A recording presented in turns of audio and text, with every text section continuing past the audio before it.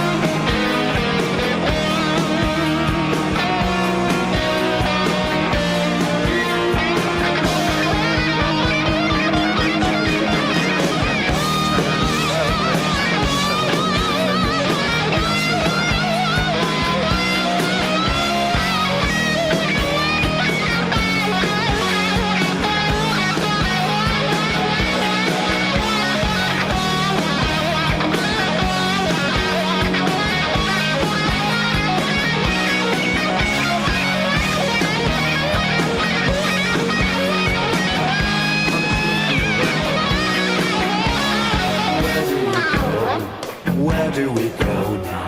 Where do we go? Where do we go?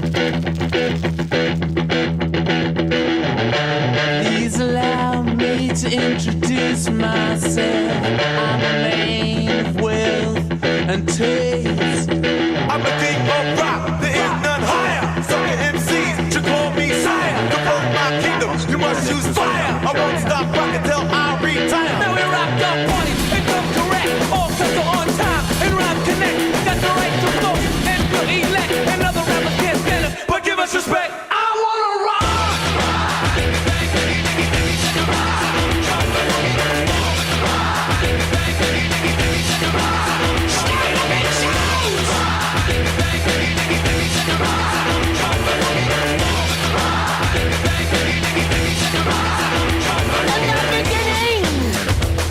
Back in 1955, man didn't know about a rock and roll show.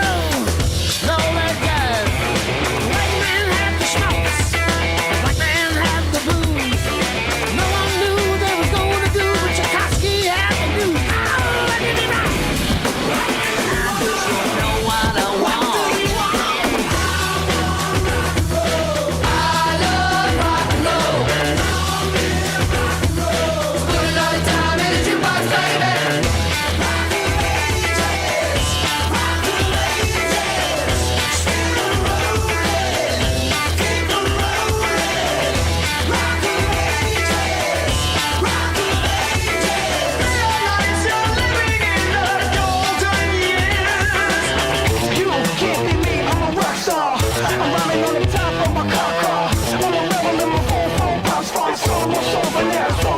And it came to pass, the rock and roll was born.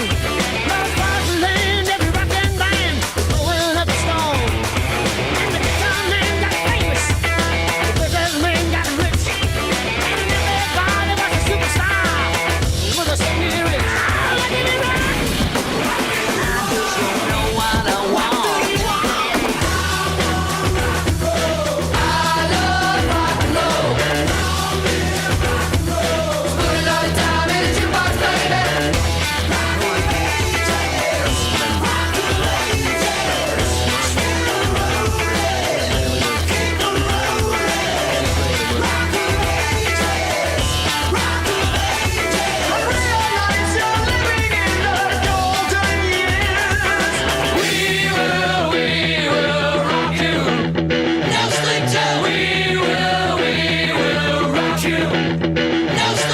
Riders on the storm.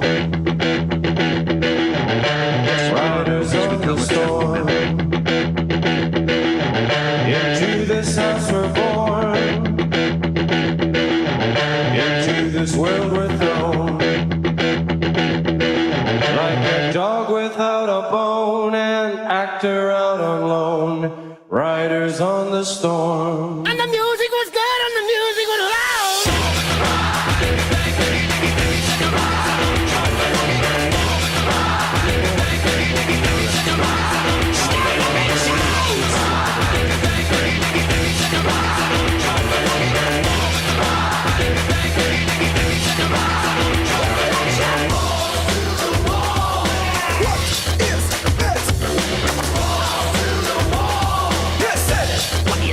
Oh Lord, yeah.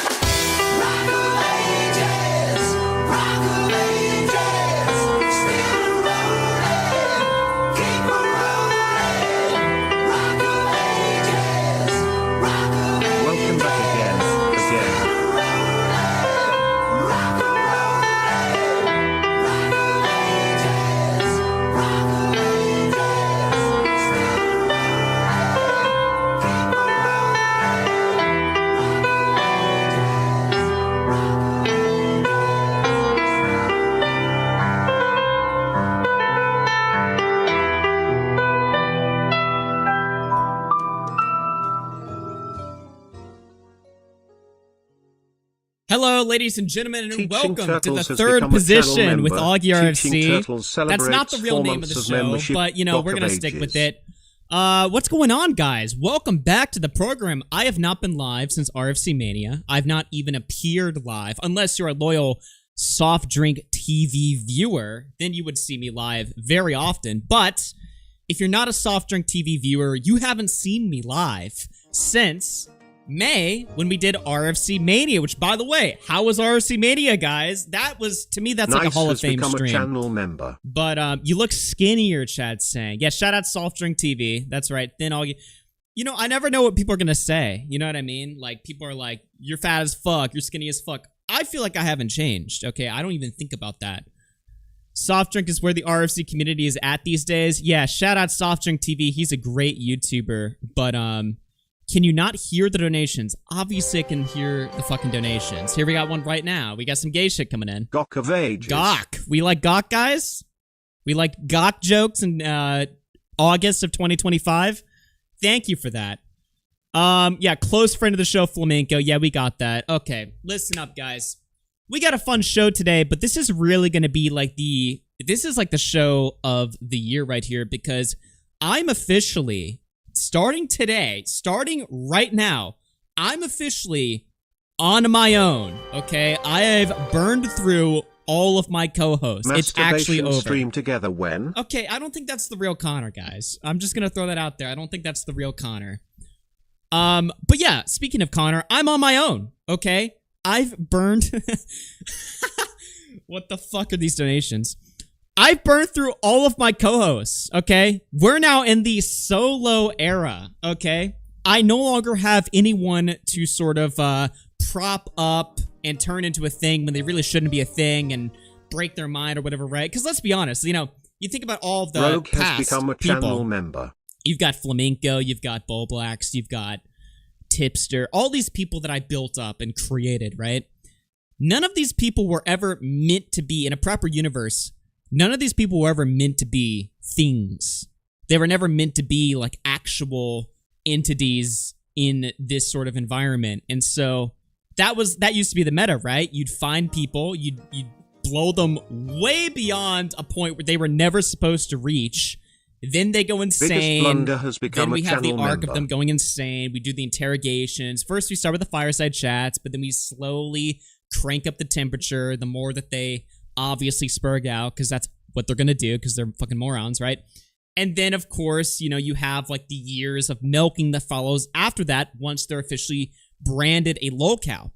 Because we don't have somebody sitting in that seat right now, because I don't have a current creation that I'm working on, who's the next commentary locale? Emerald has become a channel member. I don't want to say me, dude, but it's a tough spot. You know, I'm sitting in this chair. I'm just saying, you know, I'm not sitting here saying like bad things are going to happen, but I am scared.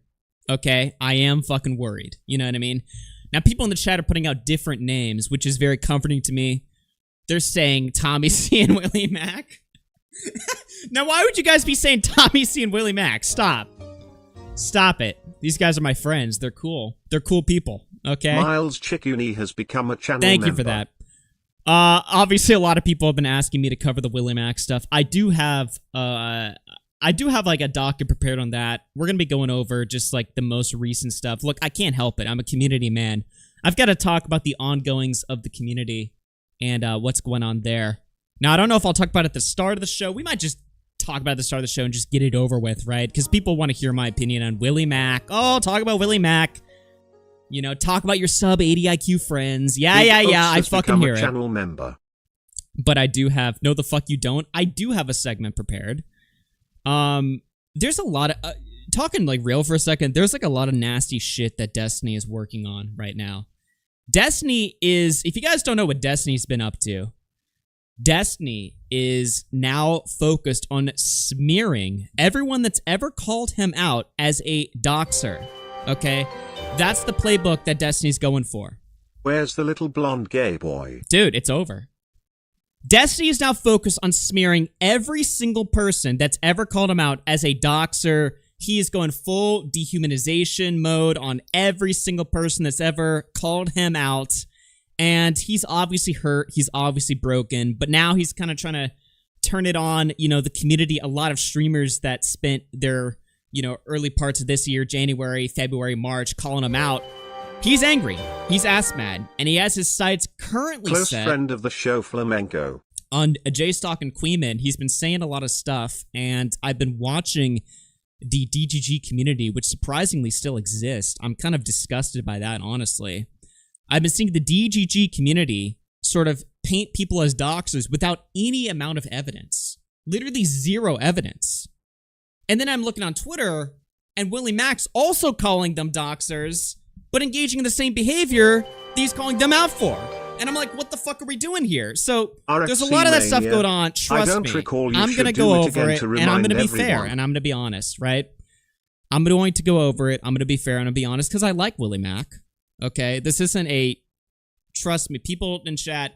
One thing I will say about this community is they're very, very bloodthirsty. Everyone's looking for, someone just to pound and just ram into the ground 20, 30 times, whatever. I'm not saying any of that, okay? I like WillyMac, but what the fuck is going on WillyMac's Twitter? What the fuck is going on?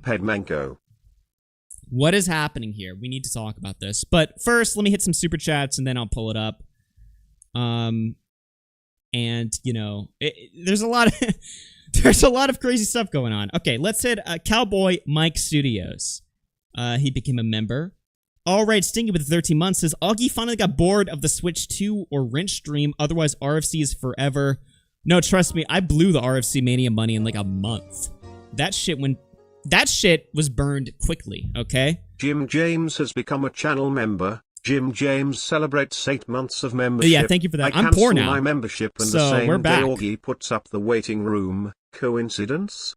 I think not. If I'm ever live, that means I'm poor, okay? Just take note of that. Crystal with the tier 1, thank you very much. Frenchie's Fry with the $1. Kiko with the 4 months, please don't leave us again. Karen with the 18 months, we are so back. Kiki Mora with the membership, thank you very much. Adderall Depressing with the 2 says, are there checkpoints on this Willy stream? Slackjaw, Willy No Good Show, one. Willy is Tiny's slave. Yeah, how many peppers are we up to right now? Let me check that. Trayton with the 11 months, thank you very much. X-Panda is still better. Confusing Opinion with the 41 months, you miss your Pookie Connor yet.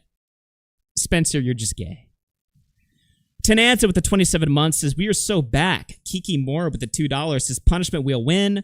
Spooky through the $2 says, bring back Connor. Tenanza with the 5 gifts, thank you very much. Mike the Bike with the 5 says, why cover drama when you can finish Doki Doki? Ahoy the Nukes through 9 months with Never the Israel Hit Sulks flags. has become a channel member. Desperado with the tier 1, thank you very much. Barely There with the 5 says, oh boy, AugieRFC here.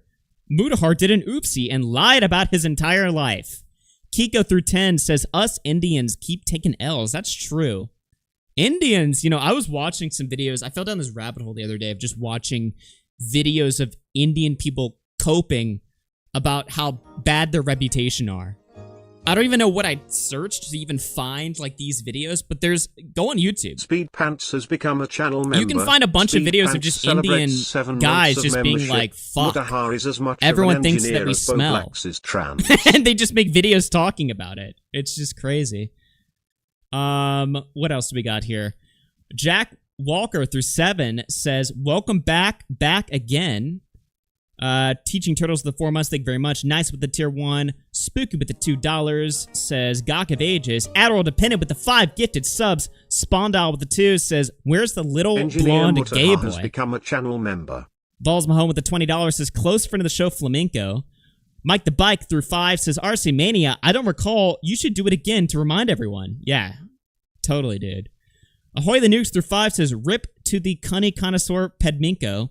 Never hits alt with a membership, thank you very much. Jim James with the 8 months says, I canceled my membership and the same day Augie puts up the waiting room. Coincidence? I think not. Infamous Fool through $2 says, Willy Slackjaw, Willy No Show, Willy is Tiny's slave. Speed Pants with the 7 months says, Mutahar is as much of an engineer as Boblax is trans. I think Boblax has done more work in being trans, to be honest. Engineer Mutahar with the tier 1, thank you very much. Desperado through 2 says, okay, the N-word. Tenanta through 2 says, it's co-host over. Smooth Criminal through 2 says, when Keem called Muta ran, hiding like he's Ant. Did Keem call Mutahar on a recent stream? Did that happen? It's co-host over. It's co-host over. It's so fucking over. Let me see here. Chat saying yes he did, and Muda ignored the call. Wow. Telling. Mystic with the 5 says, bro took Connor out back. He has never been since. Hellbent through 5 says, oh yeah, they were never meant to be. Augie after holding on to each sped for dear life. Okay. Green Machine with the 5 months says, yo, good to see you, my favorite Catholic streamer. Good to have you back. By the way, is Flamingo dead? I don't When think so. Keem called, Mutahar, hiding like he's An. I don't think Flamingo's dead, but it's funny to spread misinfo sometimes, you know? Blue Diamond with the $1, thank you very much. Rockazar with the tier 1. ASST Sailor with the 38 months says, it's time to take old Willy out back. Slow down! Okay, let's look at the evidence first. Holy fuck. Why is everyone so... You guys are, like, just too quick with this shit, you know? It's like, oh, Willy does one thing, we're supposed to just kill him now? Let's... Hold on. Alright? Jeez. Bro took Connor out back. He has never been seen We gotta since. look at the evidence, you fucking retards. Right? Wheelie's done a dozen things. Okay, well, we'll look at them. Batman through 5 says, the prodigal son returns. Atlanta's Pup with the 5 says, rent stream. Realm with the 5 says, Augie, I hoard myself out for free. I chugged that ins coom. I will never be... I will be better than any former co-host you've ever had. Yeah, Realm really wants to be like the new IRL co-host. Because he's moving here. Oh yeah, they were never meant to be. I don't know if we're going to do that. I'm kind of co-hosted out right now. Tired Cyborg with the 2 says, my FAFSA hasn't hit yet, sorry. Rue with the $10 says, here he is running back to us for rent money. Townster with the 5 says, what do you think about DK Bonanza? It's actually my favorite game this year. GigaChad switched to owners. Monkeys stay winning. I haven't had time to touch DK. I have it installed, but I just haven't played it yet. Maybe I'll stream it. Mike the Bike through 2 says, Indian rep has fallen since they got rid of a poo.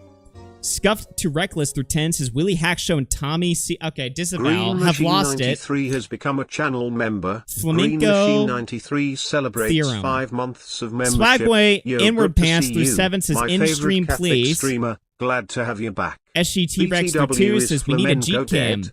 Gamer Knight with the 48 months says, milk yourself, gay boy. And Daniel Films through 27 months says, is Medicare dead? I don't know. I don't think we have confirmation on that. Okay, that's all the donations I caught up officially. Let me, oh, thank you for the 5 gifted subs. Thank you for that, Balls Mahone. All right, let's just get through this Willy stuff because people really want me to take a look at this right here. This is some interesting stuff, okay? So let me do this. Oh, let me move these donations out of the way. By the way, we are live on kick.com. I'm checking out the Kick channel. It looks like we're live. I think we are. I don't know if it's showing up. Okay, it is. Yes. So if you're watching us on Kick, welcome everybody on Kick. And go follow it because I'm going to be doing some exclusive streams over there. Okay, what are we pulling up right now? Let me pull up the first link here. So we've got a lot of stuff to take a look at. Let's just go where it all began. So Bad Empanada, apparently he doxed WillyMacShow, which is obviously deranged and unhinged. I mean, it goes out saying doxing bad guys, right? So obviously a lot of the Ethan Klein Sailor Sam has hate become accounts. a channel member. Asked Sailor Sam celebrates Nice. 38 months I'm just of gonna go ahead and membership. mute this while It's we do a time to segment or take whatever. old Willy out back. Disappointed face emoji. I'm just going to mute this right now while I do a segment, just because I want to get my words out there. So yeah, Bad Empanada doxed WillyMacShow, and obviously a lot of the Ethan Klein hate accounts, you know, are sharing the dox on Twitter, right? The prodigal son returns. Thank you for that. And Destiny, for some reason, quote tweets WillyMac, like the video of Bad Empanada doxing WillyMac. Destiny quote tweets that and says anything involving this Bad Empanada guy or anyone that supports him is justifiable in my opinion. So he's obviously supporting WillyMac here by saying what happened to him is bad, but he's doing it by quote tweeting the docs to, you can see here, 200,000 people. Which is like, what are we, like, why are we quote tweeting doxes? Saying, wow, this is really fucked up, guys, but just broadcasting them out there. And I don't think Destiny, obviously I think Destiny probably likes WillyMac, or at the very least he's neutral with WillyMac, right? he doesn't hate Willie Mac. That's the point, right? So he wasn't doing this in some sly way to fuck over Willie Mac, but like he just quote tweets it to a bunch of people, right?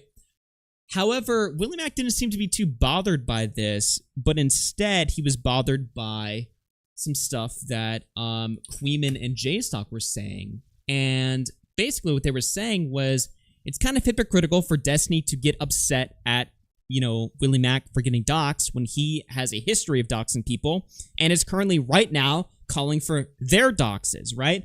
And we covered this on an old RFC show, right? I think I have the clip right now pulled up. Let me see this right here. Look at this right here. This is Destiny from back in February. We played this before, calling for people's doxes. For all of it. It's pretty cringe. It's pretty gross. I expect the behavior from Kiwi Farms. It is what it is. Like I said, communities like that will always exist, but it's really gross when people like Gisticle, whose information I hope I can find soon, are like trying to amplify or put a magnifying glass on info over there and then have it spread into the other world. That's just wild to me, but you know, for all of it. So he's actively looking for J-Stock's information based on what, by the way? What has he done? You know what I mean? Because I'm all ears to know about what he's done that deserves him getting just brutally raped and doxxed, right? But is it just because he covered him negatively? Is that it? He covered Destiny, the sex pest, you know, the consent hater Destiny, which you can say that, by the way. Destiny gets very mad when you call him a rapist, but it's like, he obviously has a problem with consent. You know, he has no issues sharing girls' shit all over the fucking internet, you know, their nudes, videos, blah, blah, blah, and also humiliating them to other people that they don't consent that, you know, material being shared to. He is a consent hater, right? Kind of like what a rapist is also a consent hater. And so is Destiny just mad that J-Stock covered that? And if there's a deeper thing going on here, I'd love to hear the argument of like why J-Stock is more of a malicious actor towards Destiny. Because right now, Destiny's trying to tell people that he's like a serial doxer or that he has a community of doxers. But then I look and he's banning the people that Destiny's specifically mentioning, right? So it's like, okay, Destiny, if you're upset at getting doxed a bunch, couldn't you just give a list of the names, like tweet the names out? Because Destiny did tweet one guy's name out that was posting bad shit, and as soon as Destiny tweeted that, the doxer got banned from the Discord server. So what are we fucking crying about here? What's the issue? Why does J-Stock need to be doxed? Can somebody explain this to me? So anyway, Queeman basically did a stream where he pointed out the fact that, yeah, Destiny is upset at Willie Mac and how Willie Mac got doxxed, but it's not like Destiny's some anti-doxing person. He loves doxing, especially right now, especially at this current moment. So what is Destiny complaining about? These are just bad actions being done to other people. These are bad actions that Destiny's okay with. That was Queeman's point. It wasn't even really a point against Willie Mac. It was mainly a point against Destiny. I don't think at any point Queeman was like, yeah, and he got doxxed, and I love that. You know? I don't think he ever said that, right? Now, the one thing I will say that Queeman did was he was commenting over Destiny's quote tweet. Destiny's quote tweeting the dox, and the dox is played on screen while Queeman is talking over it, which, I mean, I wouldn't have done. I would have just paused the video or just made sure I wasn't showing a scene where any sensitive information was being shown. So that is criticizable from that angle, right? The fact that he just kind of let the video play muted while making this point. But we start to get into some crazy territory here when this whole situation escalates. Let's see here. Before we get into that, this is WillyMacShow replying to J-Stock getting doxxed. So people found out what J-Stock looks like, right? And I've censored the information on screen, obviously. But all of Destiny's fans are just sharing that shit all over the place, right? Willie Mac replies to it. He replies to it and says, as someone who was doxxed many times recently and had it spread very rapidly, I think people should respect J-Stock's ask for privacy when it comes to his face. We both shit-talked each other, but we have left it on the internet. I just don't like seeing it spread. So, I don't like seeing it spread. Not necessary at all. So Willie replies to the dox and says it's bad, though. But then he clarifies it and says, here's another time that this happened. This is like in the past, whatever, right? Somebody just tweeted this out publicly, not even in Destiny's fucking like Twitter community. This is just like a public fucking tweet where somebody said, it's actually crazy JStock had his profile avatar drawn that way when it really should have just been this, right? And they're just they're just doxing JStock's face, right? This is from a month ago. Willie says, you should delete this. It's just doxing and a shit thing to do to someone whose worst crime is being annoying on the internet. So you have that situation there. So there is twice replying to JStock's dox, but then he got upset about fucking his docs being shared. Let me see if I have that tweet pulled up where he talks about it. Yeah, so this was the evidence, right, that JStock was doxing WillyMacShow. Was because JStock retweeted Dickers talking shit about Destiny, quote tweeting an account that was clipping Queeman.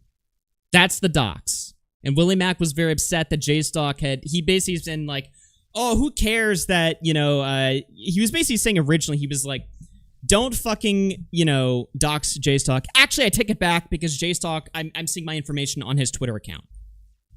I'm seeing my information on his Twitter account. And this was the information that was being shared there. I gotta be honest, we're in like 5 different degrees of separation. This is Bad Panada doxing Willy, Destiny talking about it, Queeman covering Destiny talking about it, Dickers quote tweeting the clip of Queeman, JStock retweeting it. We're in like 5 different degrees of separation here.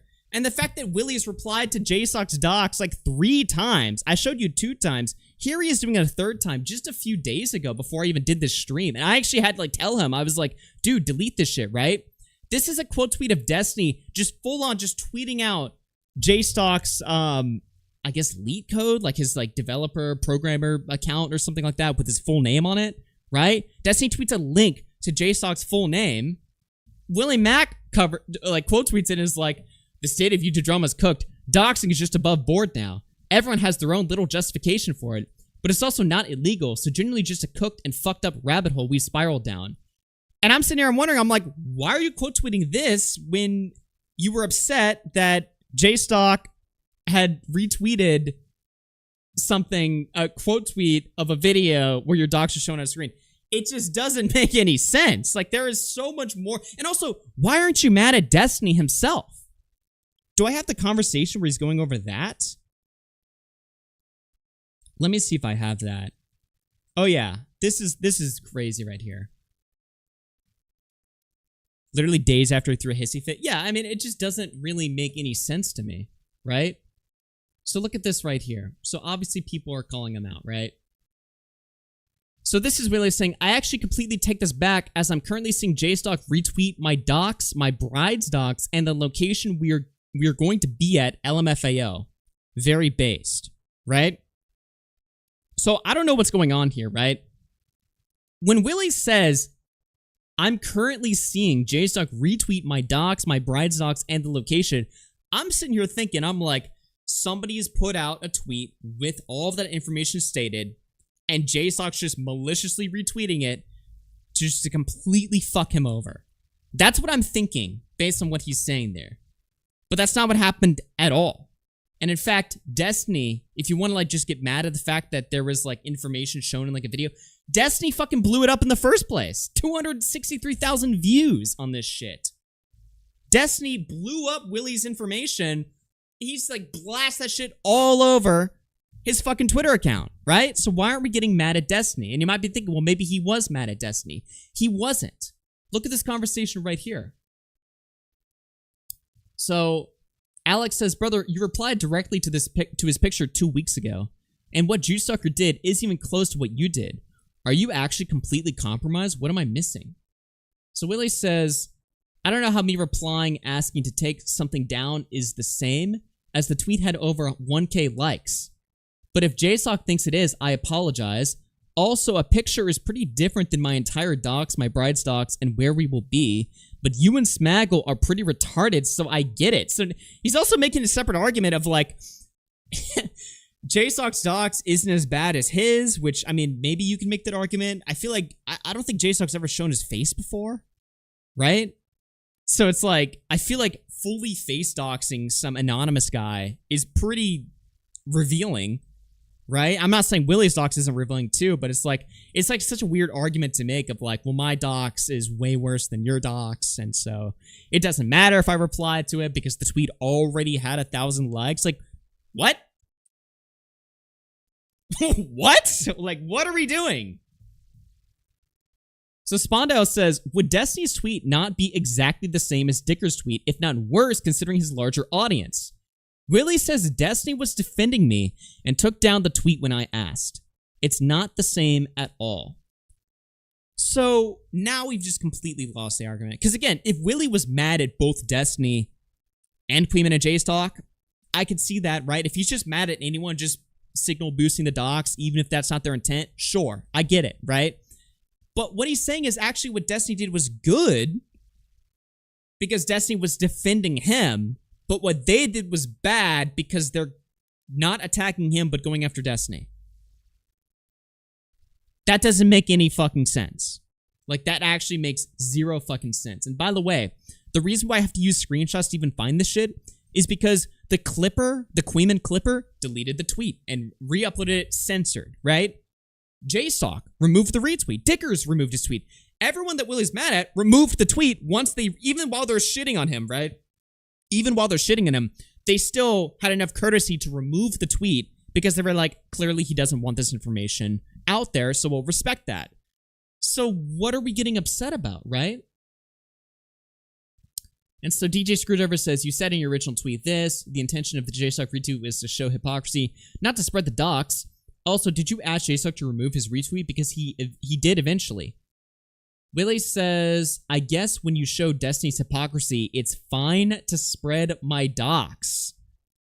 Well, I mean, according to you, it's fine to spread your docs if you're saying that it's bad. Right? I mean, what argument are we making here? This is just crazy. All he really just had to say was, hey, Queeman, asshole, did you have to, show my docs when you were making that anti-Destiny point?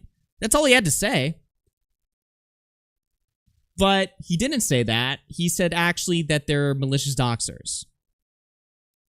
Even though that they removed it immediately once they realized he was upset. Even though he was slandering them as doxers.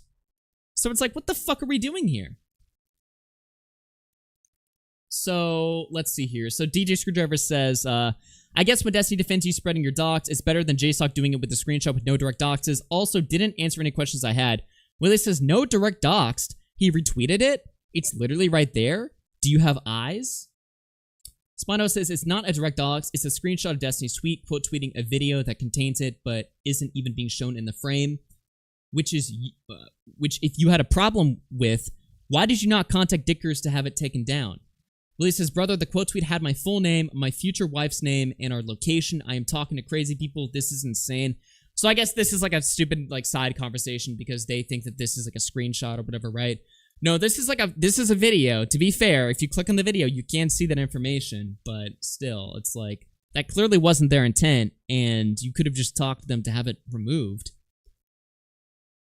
So, Spondale says, Dicker's tweet doesn't contain any of that, LMAO. And again, if you had a problem with that being shared, why did you not contact him like you did with Destiny? Willy says, Destiny was defending me. I don't know Dickers at all. This is obvious common sense. Now he's saying because he doesn't know the guy, he couldn't have reached out to him? I mean, where the fuck are we going with this? Spondale says, you guys have had prior DMs according to Dickers. It takes literally no effort to shoot a DM saying, this has my docs, can you delete it? Willy says, alright, I guess it's fine to retweet Dickers quote tweeting my docs because I have DMs with him.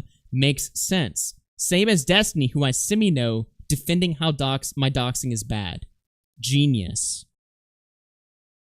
I mean, what are we doing here? Again, after this conversation took place, he did this shit that, days after. Where Destiny's just openly doxing J-Stock. He's like, here he is. Here's his name. Willy quote tweets that saying how fucked up the state of YouTube drama is because everybody's doxing each other. There's only one party that's doing the doxing. If you exclude Chaos Agents, which I don't even consider bad empanada, or like a random guy on Kiwi Farms, I don't even consider them to be on a particular side. I think they're just people that just enjoy chaos and they'll just do whatever the fuck they want, right? If you exclude those people, there's only one side that I can see that's doing the doxing. It's Destiny's side. Because again, I would love to see, like, where are the Queeman and JStalk doxing servers? How are they harboring doxers? Is there any evidence that this is happening? Blah, blah, blah. Because if you watch Destiny streams lately, that is the narrative that he is trying to fucking sell.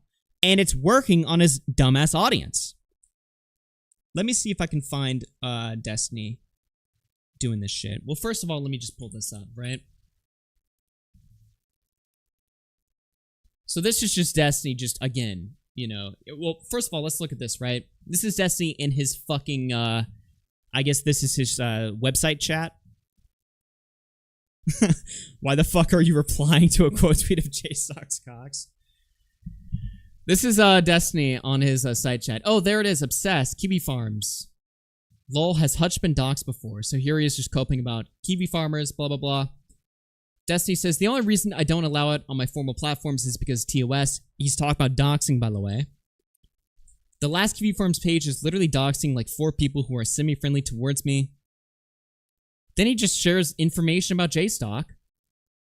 Yes, this has been confirmed for like a year. Lol. More information, like JStalk's, I assume that's his face docs or some private information there. Wait, why has this dipshit not deleted his LinkedIn yet? Sharing his LinkedIn. Then Destiny says, I have zero care in the world about doxes for literally any of these people in the spicy chat, Kiwi Farm, JStalk server. So he's just, and this is what Destiny does. He's just conflating everything into just one collective group, right? One monolithic group, you know? And if you're somebody that criticizes Destiny, if you're in JStalk's Discord server, if you're a Kiwi farmer, you're all the same. If you've doxed or if you haven't doxed, if you're anti-doxing or pro-doxing, you're all the same. He's just so desperate to just demonize anyone that's against him that he'll do this dishonest shit, while at the same time posting doxes of all of his enemies while saying that he hates doxing. It's like, what the fuck are we talking about here? It makes no fucking sense. And DGG is just eating this shit up. Here, look at this shit right here. This is Keffel's behavior? Exactly. All right. So this is Destiny alleges that JStalk and Queeman, alongside Kiwi farmers, are behind the doxing of not-so-erudite Josiah Hutch, and they are attempting to dox his editor, August. All right. I've decided that I'm going to be more active in this war now, because fuck it, because everybody else is.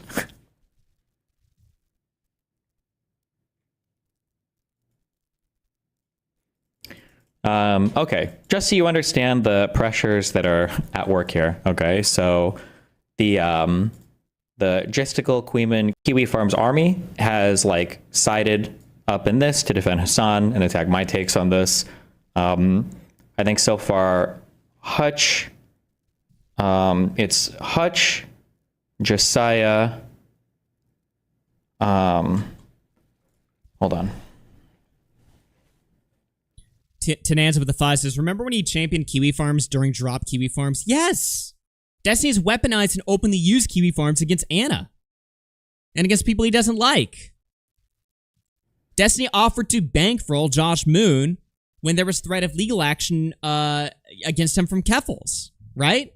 Destiny's always loved Kiwi Farms up until now. Up until his, the great hack in November.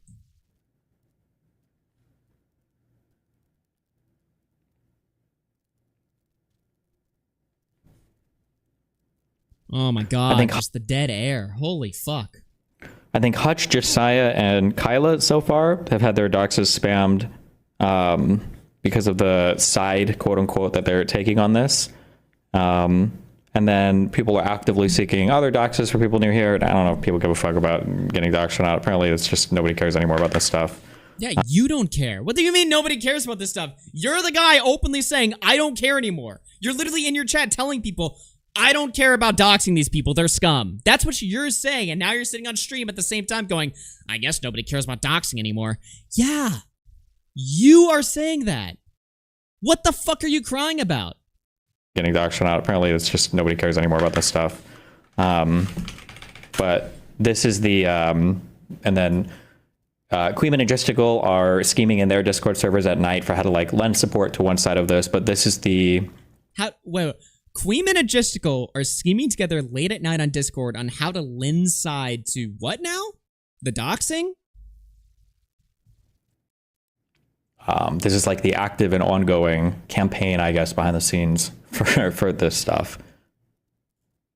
I love how he talks in such a vague, bullshitty language.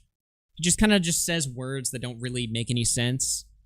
And he expects you to read between the lines, but then he also has, like, you know, an out if people are like, did you accuse JStock and Queeman of supporting this dox? Oh, that's not what I was talking about.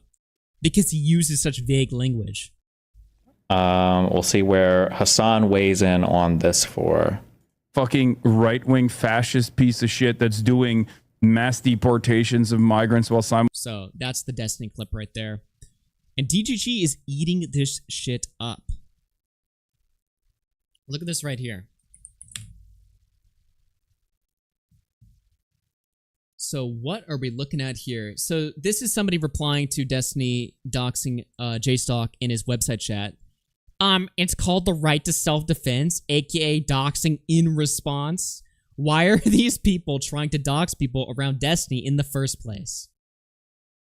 JStock says, you'd have to provide evidence of me doxing somebody or of me coordinating with people to dox others. You can't do either. The closest thing anyone can point to is me retweeting someone, Dickers, criticizing Destiny's hypocrisy about doxing, who quote tweeted someone who posted a clip of another creator criticizing Destiny's hypocrisy and doxing.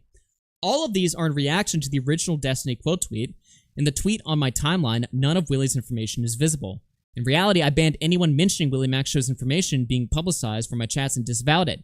The idea that moronic DGGers are attempting to say I dox anyone is laughable. But again, they don't need evidence. You know, they'll just fucking say that shit because they just listen to Destiny's marching orders. Destiny's marching orders right now is everyone that went after me is subhuman scum and they need to be fucking attacked. Right? They're doxers. No evidence. Here's Not So Erudite responding to the clip that we just watched, saying, I was also swatted. Now, why would she be saying that she was also swatted in a reply to this clip? Is she saying that JStock and Queeman had some part in her getting swatted? Or that their communities had some part in this?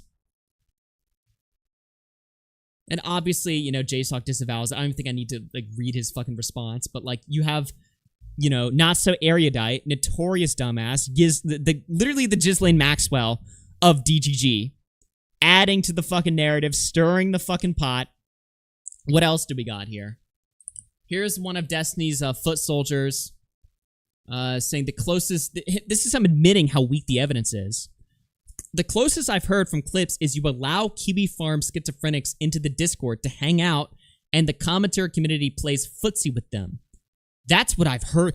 That's what I've heard so far. Now, I don't really know who this guy is, this Counterpoints Connor guy. I literally know fuck all about him. But what a fucking retarded statement, you know? Well, someone told me that the commentary community kind of plays around with doxes, you know? That's just what I've heard, though. Useless fucking statement, you know? But, I mean, it's good that he said this in one way, because he's one of Destiny's top guys, at least admitting to how weak the evidence is. So we read Kiwi Farm sometimes, and some Kiwi Farmers are in people's Discord servers. Dude, why is everyone pretending like they hate Kiwi Farms when they use that shit all the time? And also, why do people always treat Kiwi Farms as like a monolithic guy? Like Kiwi Farms is just one person, it's just one guy or whatever, right? Kiwi Farms is like, how many people use that website? Like 40,000 people, probably way more than that. You know what I mean? Like, whenever like something bad happens to you in Kiwi Farms, I love when people are just like, well, I hate Kiwi Farms now. The whole website? Everyone? The website you used to use and probably still use to this day? You don't think Destiny's going to be using information against his enemies that's posted on Kiwi Farms? You really don't think he's going to do that? He's going to have some sort of... He takes some sort of moral stance now against Kiwi Farms because he's against the website now. No! If JStock was just full-on doxed on Kiwi Farms, Destiny's going on there sharing the link. Obviously. Obviously, that's what he would do. So what are we doing here? Why are we pretending like we don't like kiwi farms? Just because there's certain people on the website that do bad things to us. No shit. It's an open forum. Do you really think Destiny, if JSOC, every private sensitive detail about JSOC was ever released on Kiwi Farms, if Null opened a thread on JSOC, maybe there's a thread there already, I don't know. You don't think Destiny would be just sending all of his goons there immediately, populating it, filling it up, sharing the material that they found? Of course he would. Obviously. But he's gonna sit here and act like he has a problem now. Bullshit. Fuck off, dude. What else do we got here? This was great. The narratives that people are coming up with is just phenomenal. Look at what this one schizo said. Again, under the same clip we just watched, right? So I wasn't in belief of this at first, but after confronting JStalk about it, I was pretty sure it was from that community. A couple months ago, because I'm a fan of Destiny in the JStalk server, someone in his community sent a letter to my home. I've moved since then. Thanks for telling us, by the way. To my house saying, I defend Destiny because I want to rape my wife and my patients. I'm going to put an X to doubt on that one. Please show us the letter. I would like to see that. Now, honestly, you should have just showed the letter. Well, I mean, he could have just written it, obviously, but it's like, bro, what are we doing here? What are we doing? This is the level of schizophrenia that still orbits Destiny. Holy fuck. What are we doing here? Does anyone in chat believe that this happened? Like, what the fuck? And even if it did happen, right? Who's responsible for that? The guy, the fucking retard that sent you the letter? Or the guy that runs a Discord server with 5,000 fucking people inside of it? This is like what Tipster did to me back in the day, right? Tipster was like, people printed out the DMs of me cheating and sent it to my house or whatever, right? Now, since then, Tipster's obviously admitted that that was a bullshit talking point to use against me, right? But this just reminds me of that, you know what I mean? Where it's just like, if something bad happens to me and it was a guy that's vaguely maybe associated with your community, I don't know. Well, then fuck you. I'm mad at you. Okay, dude. You're fucking crazy. You're fucking crazy. All these Destiny people are. They're all fucking nuts. So, I think that's all the information that I had on just the WillyMacShow / Destiny stuff. But it's a tough time to be a Destiny fan. And honestly, you know, it's good. You know, Destiny fucking sucks. You should really hate Destiny. If you're a guy that's still into Destiny, or still willing to hear him out, or you still see good things about Destiny, you need to get fucked. You need to die. Like, Destiny is like the worst person on the internet just because of how dishonest. I mean, everything he says is just a dirty, nasty lie. He's a vindictive, meth-mouthed moron who's now malicious. I mean, he's always been malicious, but, like, especially right now. So, if you don't just fully hate Destiny, and you don't want him, like, off the internet, something's wrong with you. Clearly, you don't see this guy as the massive fucking problem that he is. And I got sent something, by the way. Speaking of Destiny. Fuck, I don't know how brutal I want to go. Because it relates to his fucking... I don't know. His kid posted something on Discord about how, like, shitty of a dad he is. I don't know if I want to play that or whatever, right? But I did read it, and I was just like, what the fuck, man? It's not a leak. It's like, it's out there. Like, Destiny's kid is basically just out there talking about how shitty his dad is, and I'm just like, bro, I don't know how much I want to, like, platform stuff like that, but dude, it's so fucking bad, man. I mean, I guess if I'm talking about it, I might as well show it. But it's just like, you read shit like this. This is actually just sad. It's actually just fucking sad. Where is this shit? Here, let me pull it up. Dude, it just shows how much of a sociopath he is.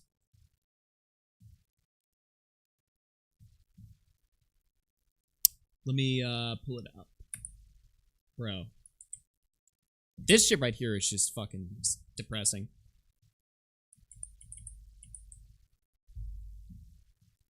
To start this off, I'm going to talk about my relationship with my father. I know it's no one's business really, but I think it's good for me to get it out there some way.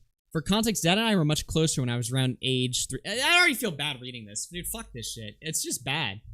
He basically just says, like, I just feel nasty reading it. You can fucking read it for yourself, but it's just like Destiny is just so like sociopathic in a way that's just disgusting, where he just doesn't give a shit about his kid, like who wasn't around for him or anything like that. And it's like, how do you read stuff like that and not just fucking hate him? The kid stuff is really sad. Kick is messaging you. Good one. I don't know. I think we get the point. I think we fucking get the point. But it's nasty. You know what I mean? I'd read it, but it actually just makes me fucking depressed. But, let's move on. Let's have some more fun here, because this is a fucking fun stream, okay? That's the Destiny stuff. Fucking hate Destiny, dude. Oh, wait, one thing real quick. Here's Willy spreading more misinfo about JStock from Destiny. Let me see here.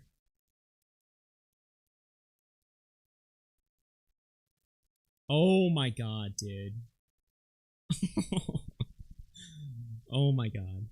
I remember this.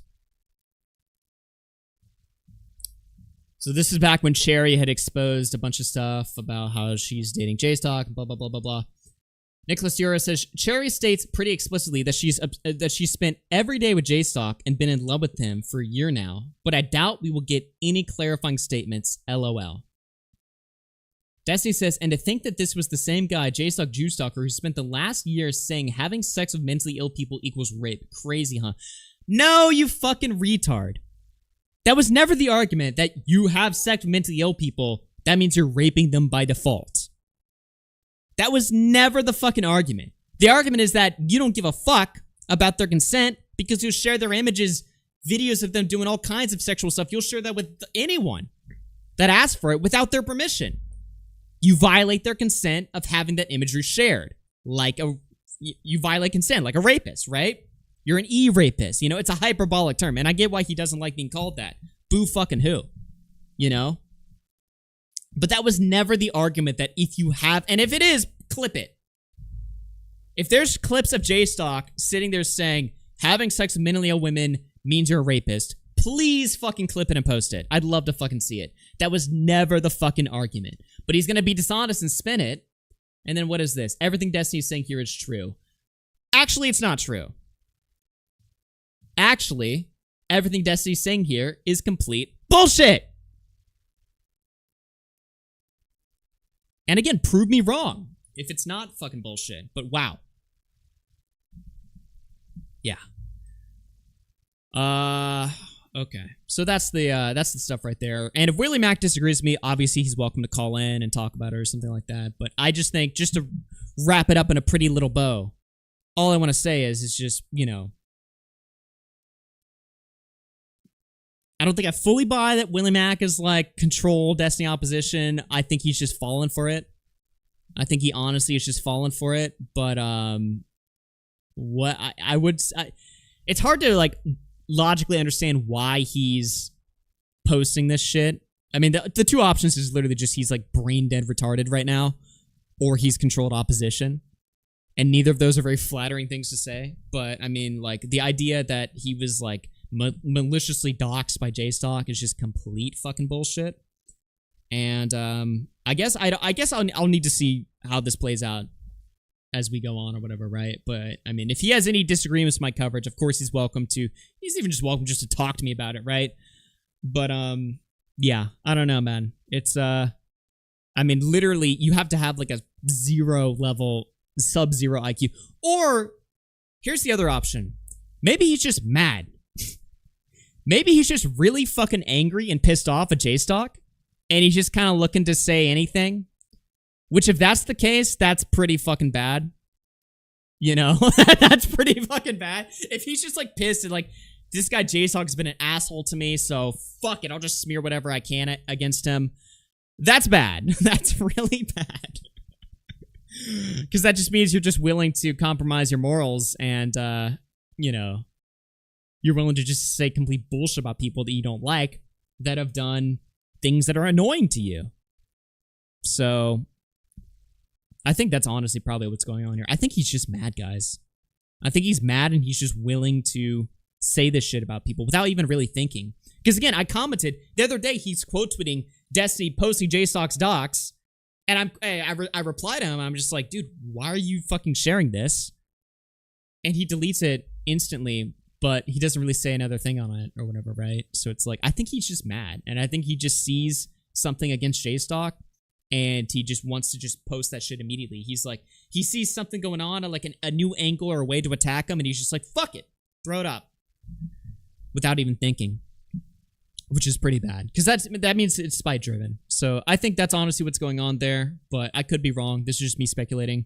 It's either spite driven, he's controlled opposition, or he's just retarded, or maybe it's a mix of all three. I don't fucking know, but these positions are definitely fucking retarded. I'll say that. So yeah. But anyway, let's wrap it up on that segment right there, and then let's move on to, let's do Flamenco next. Here, let me hit some super chats. Cammy with the 5. I'm assuming that's Cammy. Your new name, did I just dox you? You have the same profile picture. Infixed through 5 says, WillyMacShow, normal guy is never beating the compromised allegations. Elo Man through 33 months says, Augie has been kicked from the cabal. Hey, it's the 3rd position, all right? We're in no cabal. We're a single agent over here, okay? Lazy Child through 6 says, happy Friday, dog. Have a good stream. Thank you for that. Infix through 5 says, Augustus, why are you blue? Are you turning into Sonic in hopes of bringing back Bo Blacks? Bomb with the 5 says, today is a day of days. Welcome back. We missed you. Atlantis Pup with the 2 says, I gotta go play Mind Games, BRB. Crab with the 5 says, people are going to pretend their homo personal dramas aren't about Israel, but when you unravel the layers, it always comes back to Israel. Atlantis Pup through 30 months says, damn, that's a long time. Scuffed to Reckless through 5 says, can we bring back technicals and 0? That will fix the community. Tenancy through 5 says, remember when he championed Kiwi Farms during Drop Kiwi Farms? Yep. Rums for Breakfast through 5 says, that's messed up. Destiny / Bill Cosby / Epstein to say. Hopeful Blue with the premium, thank you very much. Mirrored Meta with the 5 says, it's funny that Willie grandstands about reaching out to people, but doesn't want to do it with dickers, complete hypocrite. Rum for Breakfast through 2 says, good to see the man himself streaming again. W. Monkey D. Luffy through 8 months says, Willie the old man. Jack Walker through 5 says, I'd root more for J-Suck and Queenman if they weren't whining jerk-offs. Fuck Destiny and fuck the other camp. Most of the parties here suck. Atlantis Pup through a gift membership, thank you very much. John Wynn through 9 months says, return of RFC, let's fucking go. Currently on a flight to Australia for work right now, but I gotta tune in a bit more. Damn, you have a good one. Rogue through 31 months says, 31 months and counting, long live RFC. And I think we've all caught up. Oh, Atlantis Pub with the 5 gifted. Thank you very much. CL with the 5 euros says, I only joined when I saw you in a beard and you went and shaved it off. Balls Mahone through 5 gifted. Thank you very much. And Rums for Breakfast with the 5 gifted subs. Let's fucking go. And we got a gifted sub over on Kick. Shout out to everyone watching on Kick. We got 33 viewers over there. Go follow the Kick. Because I'm going to be doing some exclusive stuff over there. But yeah, that's got to be Kane. Thank you for the gifted sub. We appreciate that. Let me turn back on donos. Let's see. When are you covering Tommy C next? Or sorry, when are you covering Tommy C? I might cover the Tommy C Chud Largest. It's a bit old to cover it now, but I might just cover it just for fun and just see what I think about that stuff. But that'll be a different stream. I've got way too much stuff to catch up on right now. All right, I'm looking at the list here. Let me see. So we got the community stuff out of the way. Well, sort of. Flamenco's kind of community. Let's get into Flamenco. I've seen a lot of people make fun of Flamenco this past week, but they didn't really go deep into it. Unless Diorio did last night. I didn't watch Diorio last night, so maybe he went deep into it. But most of you guys are aware that Flamenco's Reddit accounts got completely hacked. And when I say Reddit account, I don't mean 1. 30 Reddit accounts, all owned and operated by Flamenco, spanning from the years of 2014 to 2022, were hacked. And a lot of insane information was found on these accounts. I was actually doing a little bit of work this morning, researching it, and I was like, what in the fuck? I don't think anyone that I've seen cover this story is going as deep as we're going today. It's very fucking fun. Oh my god, the fucking clip farming already. I just have my Twitter open and instantly fucking, tweet at WillyMac, fucking rile him up. Augie, what is it? Is Augie just harassing a typical normal guy? Okay, dude, like instantly. Like while we're doing the fucking stream, just got the fucking clips pulled up. Bruh. No, we got a lot of Flamenco stuff to take a look at here. Let me have a sip here and we'll just get into it. By the way, I don't know how long the stream is going to be. I'm going to go for at least like 4 hours, but we might have to go longer because the Mutahar and the BradTaste stuff is it's probably going to take a while. But let's get into it. I'm pretty much here all day though. I'm not looking to what else do I have to do today? All right, let me pull up the Flamenco leaks. Okay. So, I guess I'll pull up Shamu's Twitter first. So, Flamenco, like I said, he got 30 Reddit accounts hacked. Much like Bo Black's, Flamenco is big on having alternate accounts. Now, the reason why he has all these alternate accounts might not be that malicious. I think the reason why, and this is just me speculating, Flamenco, understand, like, back in 2014, Flamenco was, like, 28 or something like that, right? So Flamenco's whole life for the last 10 years is basically he'll make a Reddit account, argue with some liberals, try to get some pussy, then he'll get downvoted, like, all the karma, the negative karma. I don't know how Reddit works. Like, the negative karma will hit his account, meaning that anytime that he posts on any subreddit, whether it's r/BDSM, confessions, or r/Christianity, which are two frequently visited subreddits on all of his accounts. He goes on r/BDSM confessions and r/Christianity. Whenever he posts on either of these subreddits, because he has such low negative karma, none of his posts are seen, so he has to make a new account every single time. And he's been doing this for the last 10 years. And he goes on there to spread the word of God, argue with some liberals, and also engage in cuckoldry, slave play, race fetishist, pegging, fucking probably child porn too. Probably that too. That's what he does on Reddit. And so we're going to take a look at that. So just straight off the bat though, we did get some very funny pictures of his stuff that was, that was leaked here. Most conservative Redditor, dude.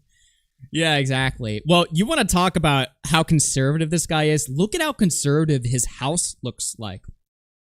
I mean, this is a conservative's house. You've got the wood paneling. It looks like it was made in the 1920s. What the fuck? I can't tell if he's inside the house or outside. I mean, this is like a very fucked up picture. It's a very fucked up house.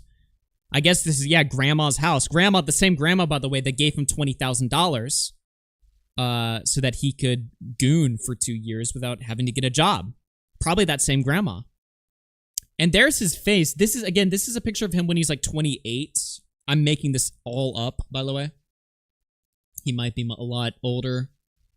But yeah, this is a picture of him where he's just staring menacingly at the camera. I guess this is him trying to look. Now, he sent this to a girl, and we'll look at the context of why he sent this picture. He did send this to a girl. Well, girl, like a slut on a Reddit. I don't know if that even qualifies as like a real girl or not, but he sent this to some slut on Reddit that he was trying to have sex with. And I guess this is, I don't know if this is him, he thinks he looks sexy here, or he just thinks he looks professional or something like that. I don't really know what his mindset was, but he did post this. What the fuck is this, man? Why does it look like that? Oh. Okay, I'm turning on TTS for this segment. This is a Riz attempt. Yes, this is a Riz attempt. Now, there was another picture here. I think Shamu had it. Oh, yes. Now, no, this was the sexy picture that he sent. This is Flamenco. This is Flamenco. I just looked at me on the green screen and it looks so retarded. What the fuck is this? Jeff the killer ass face? Hello. Hello, dude. Yeah, this is your Reddit daddy. Ladies, hit him up. You can find him on 30 different accounts. Mostly r/Flamenco TRR. Flamenco the Ralph retort. What the fuck? Guna Joker look in MF. Okay. Well, let's go through some of these DMs here, guys. Now that I've like prepped you guys here, let's go through some of these DMs. So how about now I have these listed, and again, nobody that's covered Flamenco that I've seen has gone anywhere as deep as we're about to go right now. So I have a whole list of links, and I have them all organized. Should we hit Dom and League of Legends first? Let's hit Dom and League of Legends. All right.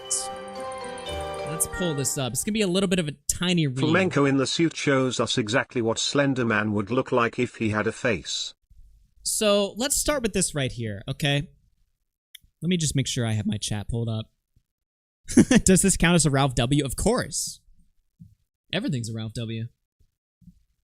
All right. So those DMs are not that great. Let's look at this. So anytime you see green text, that's Flamenco talking. White text is the girl talking. Probably Liberals dude. Sucks. WTF is that? So Flamenco says, what part of Tennessee? Near Nashville? Only 2 hours away? Yay, that's not far. Want to talk on my Kaiko talk? Can I say that word on YouTube? The fuck is that? Is that like a pedophile platform? Like, what is Kaiko talk? He says, got kick. She says, no, Skype. This is who Kinetic Kel wants to boy soprano. Ugh. Got kick? No, Skype? Snapchat? Yeah. Then yeah. Alright, we're starting slow here. I think I might be able to give you the strict, firm hand that you were looking for. Are you still looking? If you're cool with someone out of state, I'm a lot of what you're looking for. Your post history made me cringe, lol. Only looking for up to an hour from Charlottesville. Best of luck, though. Walmart Kohlberg looking A. By the way, all of these DMs, I've looked at them, he fails. The whores, the men, the cretins on Reddit, all of them end up rejecting him. It never ends up working. There's not a single DM where he looks like, because it'd be one thing if like he got his DMs leaked and he looked like a Chad, he was actually getting pussy or whatever. No, that doesn't happen here. That doesn't happen at all. This white boy got a bit too much swag. None of these work. So this girl tells him, your post history made me cringe, only looking for an hour up to Charlottesville. Best of luck, though. So here he is going back on r/politics to debate about the Jews. Then he's talking to more women. He says, I live an hour away from Johnson City. I'm game. Really? Yep. Who are you? Describe yourself to me. Thought he would be fatter. He says, a person who can give you cuddles. They say, how old are you? Do you live in Charlottesville? Are you male or female? 28, male. Oh, I was right. I guessed that completely. I was right. 28, male, in Charlottesville. Really? Just cuddling. Really? Just cuddling? Lol, if that's what you want. What the fuck is this, dude? She's like, really? You're just gonna cuddle? Messages read BDSM, but house looks like You're Granny just King. gonna cuddle? What are you, fucking... You know, what are we doing here? And Flamenco says, if that's what you want. And then he gets no response after that. No response after that. He has to move on to somebody else. Here he is talking to Rose Ella. Rose Ella. So Flamenco opens up and says, I'm a dom and like League of Legends. What the fuck? Never forget he acted younger to talk to Augie and literal child Aiden. Leave them kids alone looking like a Kevin the Sea Cucumber having ass. Dude, I'm a Dom and I like League of Legends.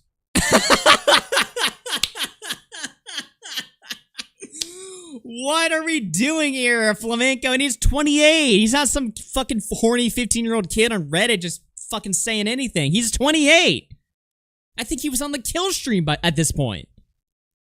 What are we doing here? And I'm so glad Alex remembers this. Dude, Flamenco tried doing this to Jada. He did. I'm so glad you remember that. Do you guys remember on the Minecraft server, right? When we were doing like Blaze SMP, Flamenco had a historical cringe moment. We actually had to sweep this up.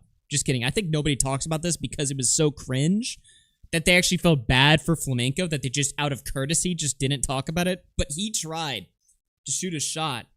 And I forget what he said, but I just remember everyone went quiet and nobody was making a noise. And then Flamenco had to break the silence and be like, "Oh, just ignore what I said." He said something like that. It was like, he was like, just ignore what I just said, guys. And we still liked him at the point, so we weren't just what we should have done is just completely, we should have destroyed him right there. We should have just raped him in that moment, but we just kind of like sat there and we're just like, okay. Didn't he say he dated Jada? Yeah. He Something thinks like that. she's 12. Oh my god, dude. Well, now you see why Flamenco, went to children. That's a joke, by the way. But now you see why is because his luck with, I assume these are adults. Maybe these are, I don't know how Reddit sex works. Like, are these people like adults? Like, are these like trafficked children? Who is he talking to on here? Is there anyone that actually uses, I don't use Reddit at all. These are all catfishes. These all gotta be dudes, right? Is Reddit like a legitimate sexting platform? Or was it at like one time and now it's not anymore? I'm the virgin here. I'm asking the questions, okay? I've never heard of people going to Reddit for this shit. They're all bots, dudes, 12-year-olds. Why the fuck would we know? I don't know. So he's autistic, right? Yes. All right, let's continue. So he says, I'm a Dom and like League of Legends. Even if we don't click, it would be nice to meet a new League of Legends friend. I can send a pic on Discord if you want to know what I look like. She says, okay, my Discord name is this. He says, added. Still interested? So he got ghosted. He got fucking ghosted. Still interested? What the fuck, dude? Still interested? What? What Did you guys see Flamenco on Predator Poachers? Holy shit, man. Flamenco and Predator Poachers? Dude, send me that. Gator retired, Flamenco hacked, Rambo humiliated, Medicare dead, not a Ralph L in sight. Yeah. How did commentary aides not clip the Jada clip? Dude, oh my god. It was because everyone blackballed it in their own minds because it was just so cringe. It wasn't even like the fun type of cringe. Now it is, but at the time it wasn't. Oh. Still interested? Still interested? What the fuck are we doing here, dude? So he sends another horror message. Tennessee is a big place. May I ask what general area you might be in? Failed. He sends another horror message. German Dungeon Kitty. Wait. German Dungeon Kitty. The German Steam group. Okay. So he sends German Dungeon Kitty a message. What do you like to play in League? Why? Why is that his go-tos? For a while, this isn't like... Keep in mind, not every DM is like this. These are just the few DMs where, like, for some reason, like, one particular day, he was very horny, and he thought that League was his opener. But it just didn't really result in anything. Here he is talking to somebody else about politics. So in the middle of sexting and talking about League, and he's horny, he's debating about Trump and stuff like that. Then he messages... Disconsolate woman. He says, I would be interested in forging a connection. She says, your post history says you are a Trump supporter. I don't think we would get along. Ugh. He says, you never know. I'm a pretty nice guy. Smiley face. I'm a pretty nice guy. So right off the bat, he is told to fuck off. But he continues. So the girl says, I mean, I'm pretty outspoken and opinionated. Are you very, very attractive? That would help a lot. Yeah, Flamingo, that would help a lot. If only you were just very, very, very attractive. All it's gonna take is just one picture and you've won her over. By the way, whore, complete whore. She opens up, she's like, we would not get along. We have completely different views. However, if you're really fucking hot, sure. Unfortunately for Flamenco, he does not have a good response to this. This is what he says. He says, that is entirely subjective, but I've never had complaints. What is this Riz, dude? She's like, are you attracted? That would help a lot. You're supposed to send a picture of yourself, right? But instead he's like, well, technically that's subjective, but I've never had any complaints. Nobody's had the opportunity to complain.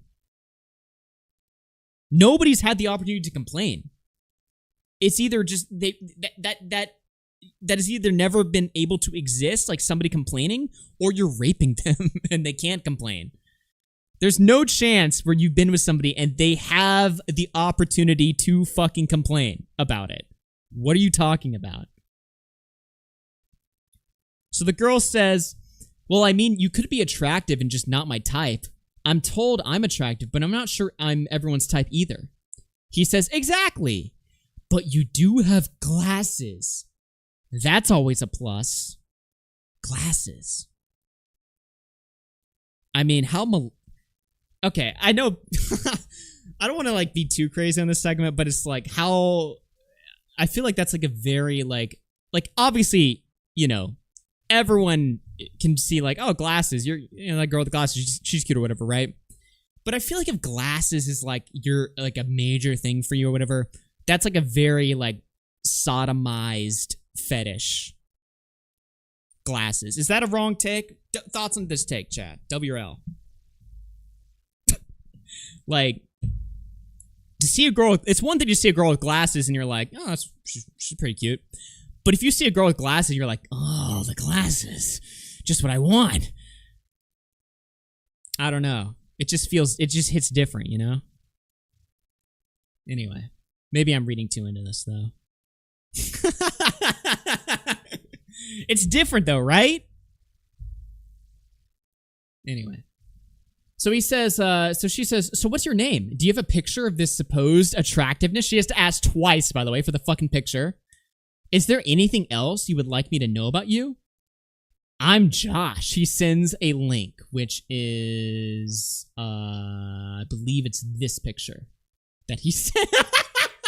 That's the picture that he sends. Man. So he sends that picture. She says, not bad, but not my type. You'd have to be like a supermodel for me to overlook being a Trump supporter. He says, darn, but I promise I'm not a monster. Dude, I promise I'm not a monster. This is like Boys Soprano era Flamenco. She says, I don't think all Trump supporters are monsters or anything. I just don't think we would get along. And I'm like really picky, so you shouldn't take anything personally. Good luck. So yeah, he gets completely fucked there. And that's that. But of course we got more. So let me see here. Let's find some more stuff. There's more DMs. Trust me, there is always more DMs. He's on r/white people Twitter. Then he says, oh, here he is talking to some girl right here. He said, I would be down to give you some captions. I'm guessing you'd want some conquered women stuff too. Woman says, yes, XXXO, Janie XXXO is my kick. So he's offering to caption porn for some woman on Reddit, I guess. He's offering to watch porn, like I guess it's like Japanese hentai, Japanese hentai, and he's offering to caption it into English for some other woman so that she can goon to it. What the fuck? What are we doing here? He's like, I'm guessing you'd like some conquered women stuff too? Yes. Send it over. Okay. So he's just spending all night just watching porn, just writing down captions, and then just sending it to these people. What the fuck are we looking at here? Here's another person. So Flamenco, hi, my name is Josh. I'm 27, almost 28. And I'd say gorillas are my favorite animal. Want to know something awesome? My sheets are made in the styles of like really soft t-shirt fabric. Okay, I don't know what that's all about. He says, I'm about an hour away, so you're just shooting a shot, no response. Here he is sending a message to somebody. Hello, I'm 27, male dominant, living in Tennessee, about 2 hours from South Carolina. My favorite animal is probably gorillas. I'm also a full-time student with a part-time job. Just thank goodness I'm not into any organizations. What do you mean by BDSM, since you seem to get Haxmirian people? has become a channel member. Haxmirian celebrates 7 months of membership. I'm so glad I wasn't around for the flamenco stuff. I despise him as much as Mr. Manchi. He's the worst. He says, what do you mean by BDSM, since you seem to get people with very vanilla taste thinking only hair pulling? I also have a snap. No response. Here he is sending a message to somebody. I'm willing to tie you up, throw you in my trunk, and drive you to a nice secluded house to make you scream and cry and make that goth eyeliner run with your tears. Then he's sending another message. Where in Tennessee are you located? Very creepy, predatory stuff right here. What the fuck, chat? Here he's saying, not in Knoxville, but about an hour away with my own place. I liked your ad and very much like the things you were interested in. I'm 29 and hope to hear from you soon. So you're seeing like these messages are like spray out over a year. Here he is saying, Crystal has become a channel member. Crystal celebrates 4 months of membership. Flam is the least dominant man ever. Why he flirting like a school outcast omg. well, you're gonna find like through reading these that Flamenco has very inconsistent fetishes. Like, he'll sit there and tell you that he's into being dominant. There's one message where he's like, I want to rape the fuck out of you. So he's into like raping and stuff like that, into being dominant.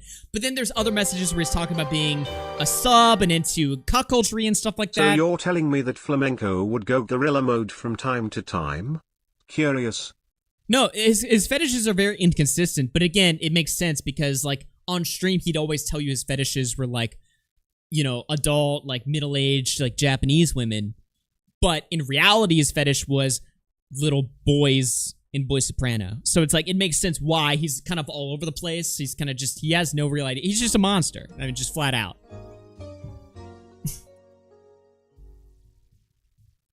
Plants has become a channel member. Plants celebrates 14 months of membership. Summer of RFC forever. Let's go. Yeah, so he's just kind of a fucking nutcase. And here's Flamenco to give the take, blah, blah, blah, blah, blah. You're co-host. What does he say? Augie's the reason why Flamenco exists. If Augie didn't platform this guy, yes. Aiden with the same take. Every time Flamenco's brought up, Aiden here with the same opinion. Remember? Which is worse? Bo Blacks at peak trans or Flamenco at peak boy soprano? I mean, obviously Flamenco's worse, right? I don't think Boblox is harming anybody. I don't know if you can say the same thing for Flamenco. It's a tougher sell for him. Aiden taking his 3-year victory lap. Aiden taking his only victory lap. I warned everybody. You warned... What? When Aiden says he warned everybody about Flamenco, what he really means is he warned everybody that Flamenco annoyed him. Not that Flamenco was like this kind of guy. I found the clip of Flamenco and Jada. Nice. I don't even know if I want to look at it. It's so crusty. But yeah, when Aiden was warning you about Flamenco, it was because he broke my Minecraft house. That's what he was warning you about. Play the clip. All right, dude. Link it on Twitter, I guess. Okay, what else do we got here? No abortion for Flam, he needs new girls to flirt for. Wow. All right, let's continue here. Thank you guys so much for the support on the stream. Hit the like button. Hit the like button.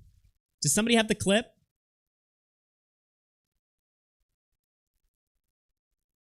Oh my god. Is this the full clip? It's only 36 seconds though. I feel like the whole thing's longer.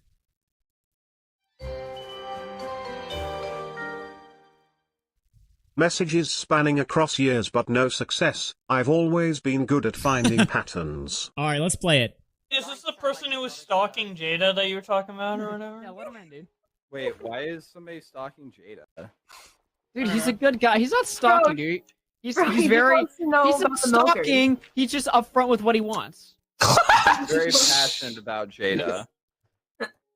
Dude, how could you shit on the homie right now? He wants in. I'm not gonna lie though, Jada is kind of cute. Nobody asked. Aiden is always right. Nobody asked for this, dude. All right. Big simping in the chat. I'm big simping in the chat. Flamenco. Yeah, is that your BWC impression? Some fucking woman Dude, Aiden too. would have shit all over you. Ugh. Kind of cute.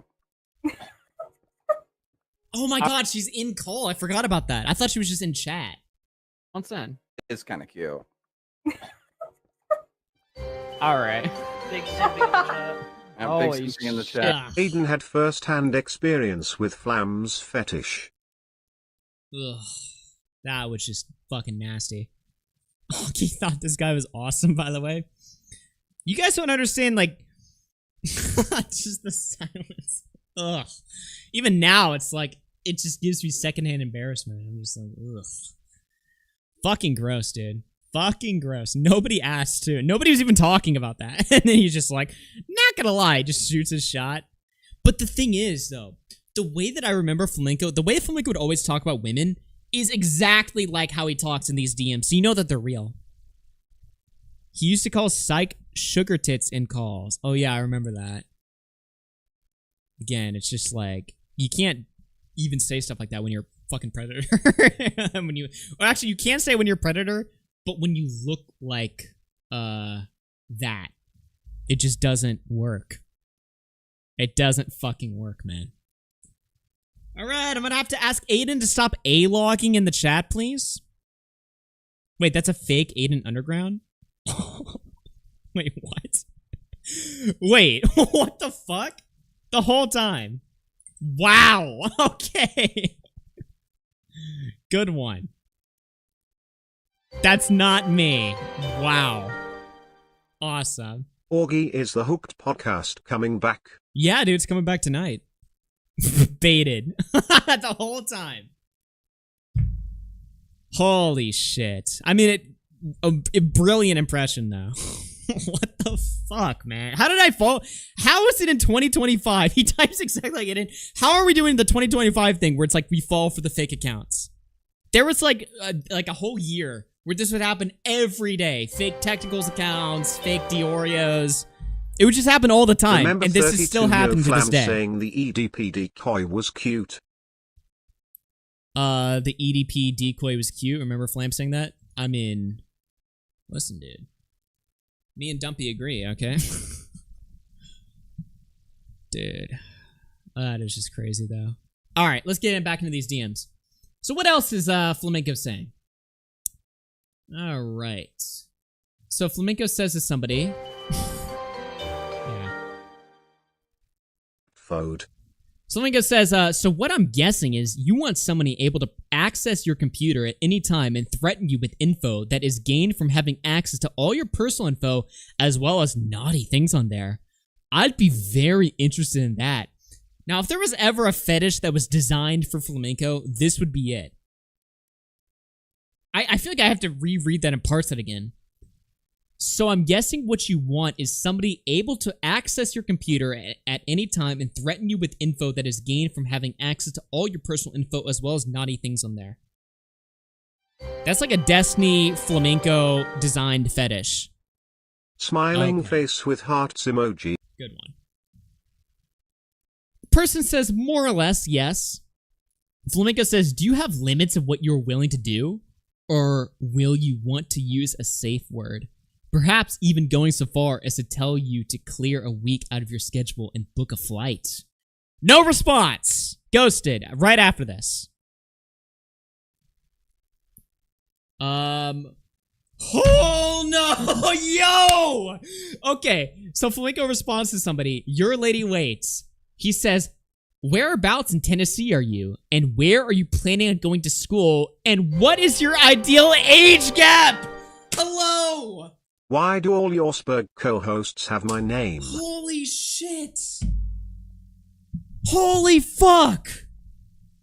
Where are you going to school and what is your ideal age gap? Hello, is this just... Dude! Dude! And this was in 2022, 3 years ago? Holy fuck! Holy shit! I mean, what do you even say to that, right? Like, what is the charitable interpretation there? That he's talking about college? Why would an age gap matter if you're both well over the... Like, why would that fucking matter, right? Obviously, he's got to be talking about something lower, right?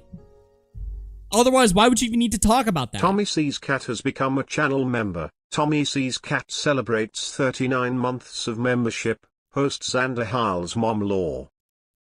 Age gaps don't matter when you're adults? Yeah, exactly. Who the fuck is talking to somebody? Like, let's say you're 28 and you're talking to somebody who's 23. Why would you be like, does this age gap bother you? Nobody... You're both adults. Like, it doesn't matter at that point. So, clearly he's talking about something much younger. Right? What the fuck, man? Flamenco could have been typing this when he wasn't talking on After Hours. Ah, so you're telling me when I was doing this is a gruesome image. You're telling me when I was doing After Hours in 2022, Boblax was in a dress, flicking the beanstalk, and Flamenco was on Reddit messaging age gaps. Are you telling me that that's what was going on? Now it's confirmed. I think I actually might want to just fucking kill myself. Like, what the fuck? Are you kidding me, man? What? I think I actually might just die now. That is horrifying. I don't even know what to say, man. I mean, I was a victim. What else can I say? I can never watch an old After Hours again. Mark Ward has become a channel member. Wow. Well, let's continue. We're doing deep research. So, Flamenco says the age gap DM. What else does he say? So this is him to somebody else. Do you live around an hour north of Knoxville? Like your ad? Not too far. Want to tell me something about you?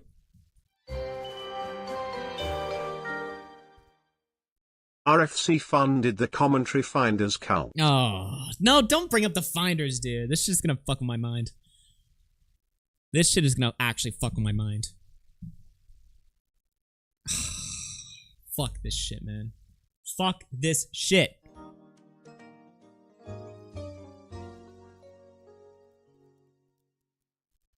Vitaly Studios has become a channel member. Vitaly Studios celebrates 11 months of membership. RIP.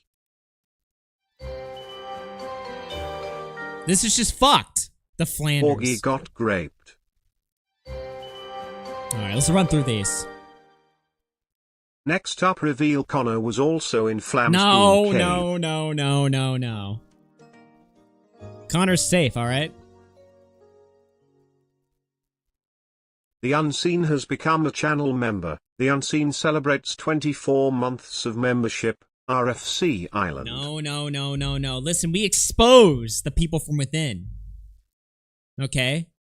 This would only be a problem if I just had them around to this day, right? Right? Alright, let's continue. So the girl says, not too far. Want to tell me something about you? Flamenco. Oh my god.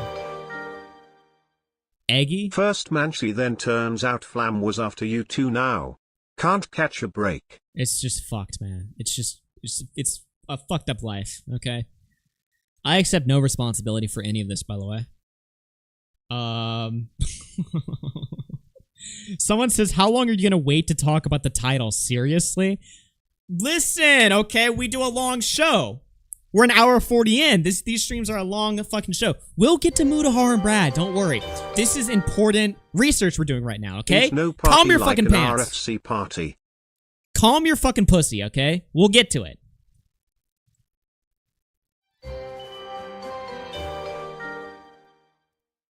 I'm leaving the community if you get a new co-host. Yeah, makes sense.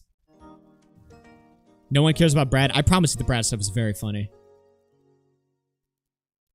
Spooky has become a channel member. Spooky celebrates 30 months of membership. If I got $1 every time someone gooned while on stream, I'd have $2, which isn't a lot, but it's weird it happened. Ugh. Tomato Man moment?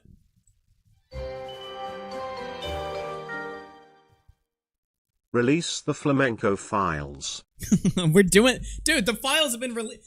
Every file you could ever have on Flamenco has been released. Like, again, this guy's been inactive. He hasn't tweeted in 2 months. And yet people still hate this guy enough to hack into 30 Reddit accounts and release it all in an organized format on Kiwi Farms. Every PDF file.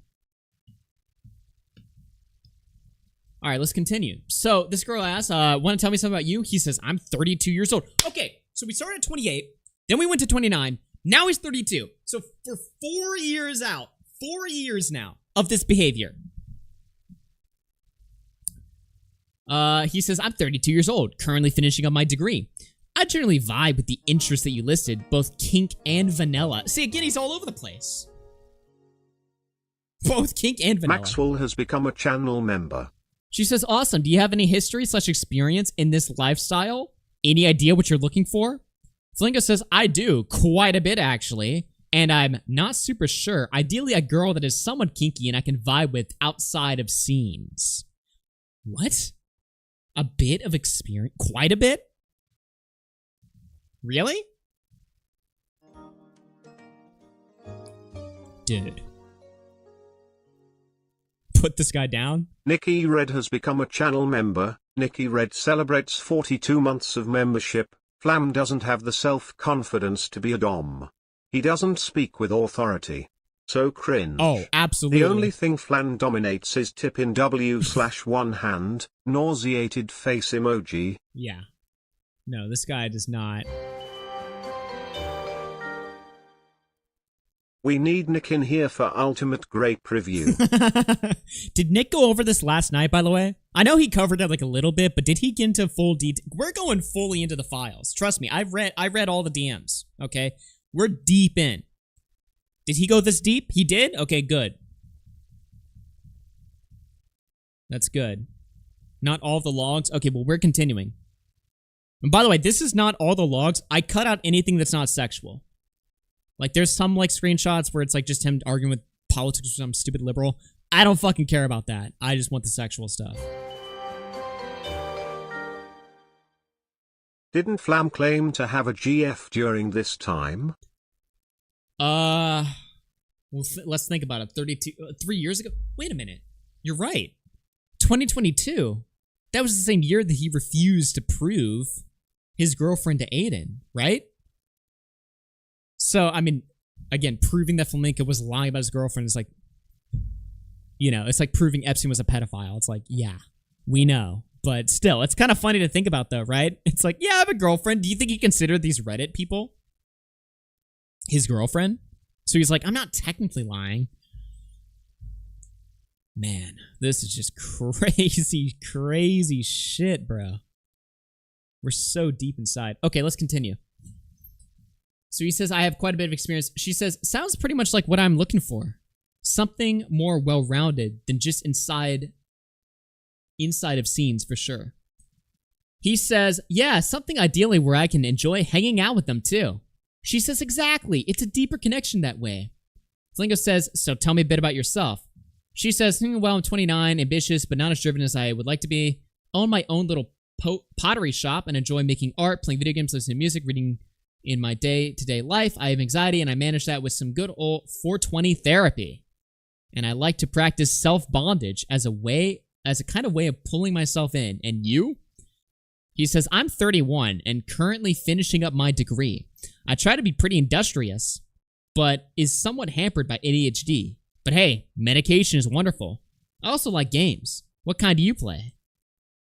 He gets no response. Then he follows it up with, guessing you like rope? He actually does get a response back. She says, haha, the brain does what the brain wants sometimes. I play a little bit of everything, but I mostly like classic games. These days I'm playing Breath of the Wild, the Borderlands franchise, Diablo. I like tabletop and roleplay games, blah, blah, blah. I prefer ones that can be done within 1 or 2 hours. Yes, I'm a big fan of ropes. Sometimes help calms me down. Flamingo says, I just got done playing a lot of Breath of the Wild and currently enjoying some Path of Exile, which is a really good Diablo clone. So what do you like about TPE?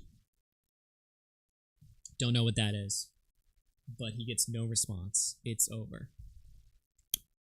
So here he is talking to Nintendo Dude 71. Heard you're looking for Flamenco. What's up? How old is Nintendo Dude? Sounds like a little kid, right? But maybe it's a guy. I don't know. Oh, here is A logging Xanderhall. Oh my god! He gets banned from Okay, if you guys don't know, Xanderhall's old username was Pig Puncher. So here he is getting banned. And by the way, Xanderhall hasn't used that name since like 2018. So Flamenco gets banned. He's A-logging Xanderhall at the same time that these DMs are happening. He gets banned from r/pigpuncher. Then he's just talking. Okay, so that's enough from that slide. So we're 2 out of 7 screenshots in. Here he is with some more stuff. You want some more stuff? Let's do it.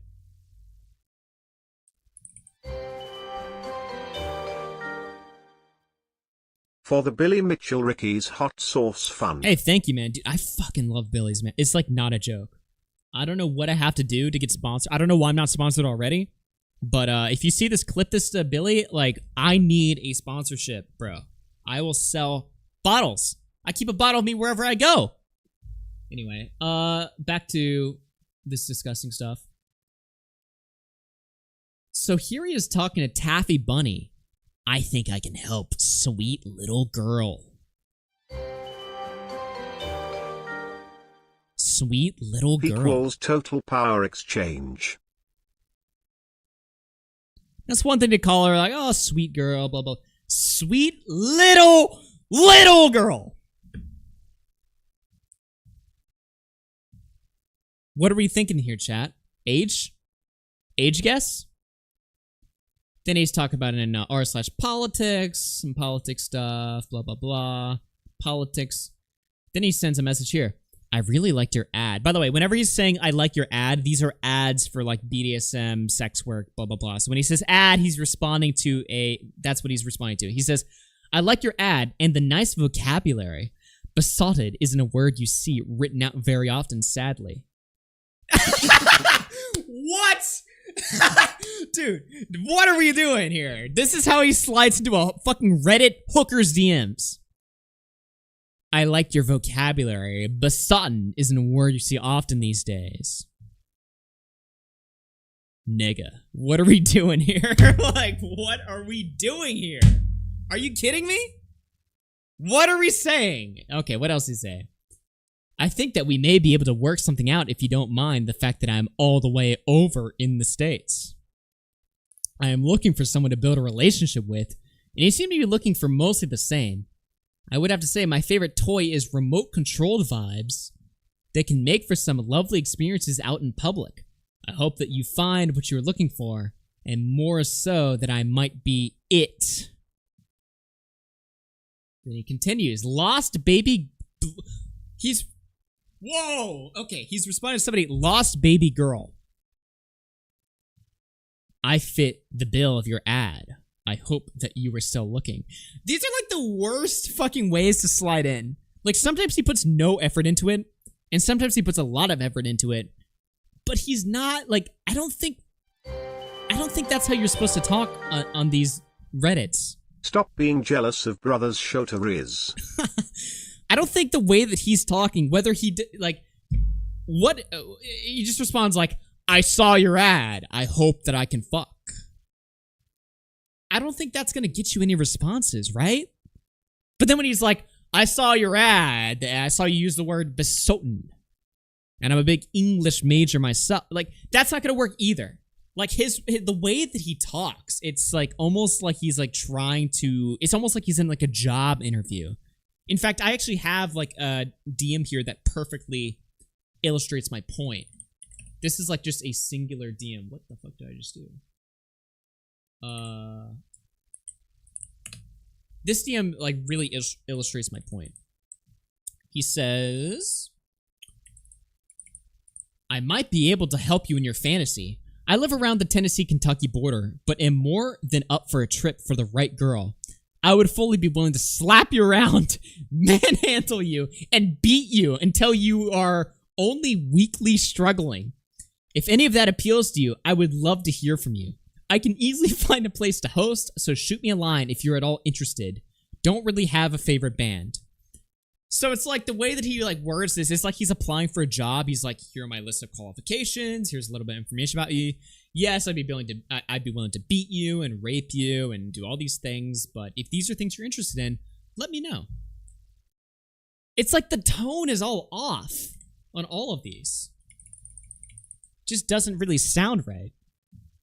Women are dripping right now. Yeah, exactly. It's like, well, I'm into beating and raping, and I'd love to make you bleed, and I'd love to just do all this or whatever. Let me know if these are things that you're interested in as well. What are we doing? Why are you talking like this?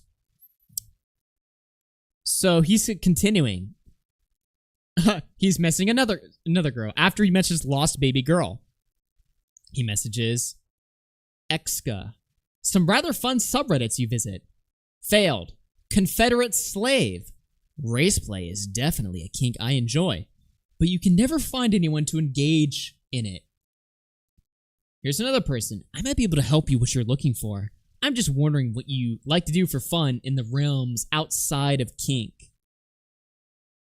Here's another one. Are you still looking for someone to put you in your place? Are you still looking for somebody to put you in your place? No response. Here's another one. Sub forever. This is who he's talking to. How goes the search? Well, I guess it keeps going because she did not message you. Here's another person. Mario Kart chick. Now again, can we get an age guess, chat? Mario Kart chick? Mario Kart chick? I feel like there's some girls, you see their username and you're kind of like, it's probably, this person is probably fucking 12, right?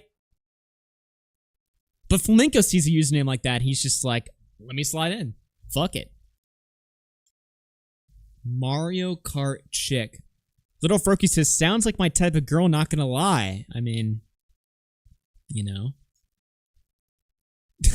These sound like girls that Zero would be interested in. So he's messaging Mario Kart chick, and he says, any chance you have Overwatch on PC? She says, no PC, completely incompetent at keyboard and mouse. He says, but you could hook up your controller to PC. Any PC games you like to play? No response. Here he is talking to Sassy Submissive. Hello. You seem like exactly what I'm looking for. An eager submissive to torment and train and use. I hope that you were still looking. She is, bro. She's still looking. Not at you.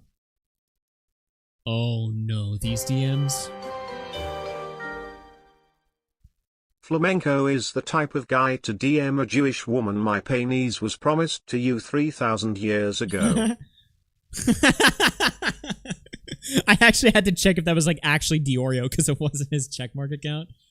Oh my god, dude. This is just gross, man. Diorio, did you look at all this shit? This is crazy, crazy shit.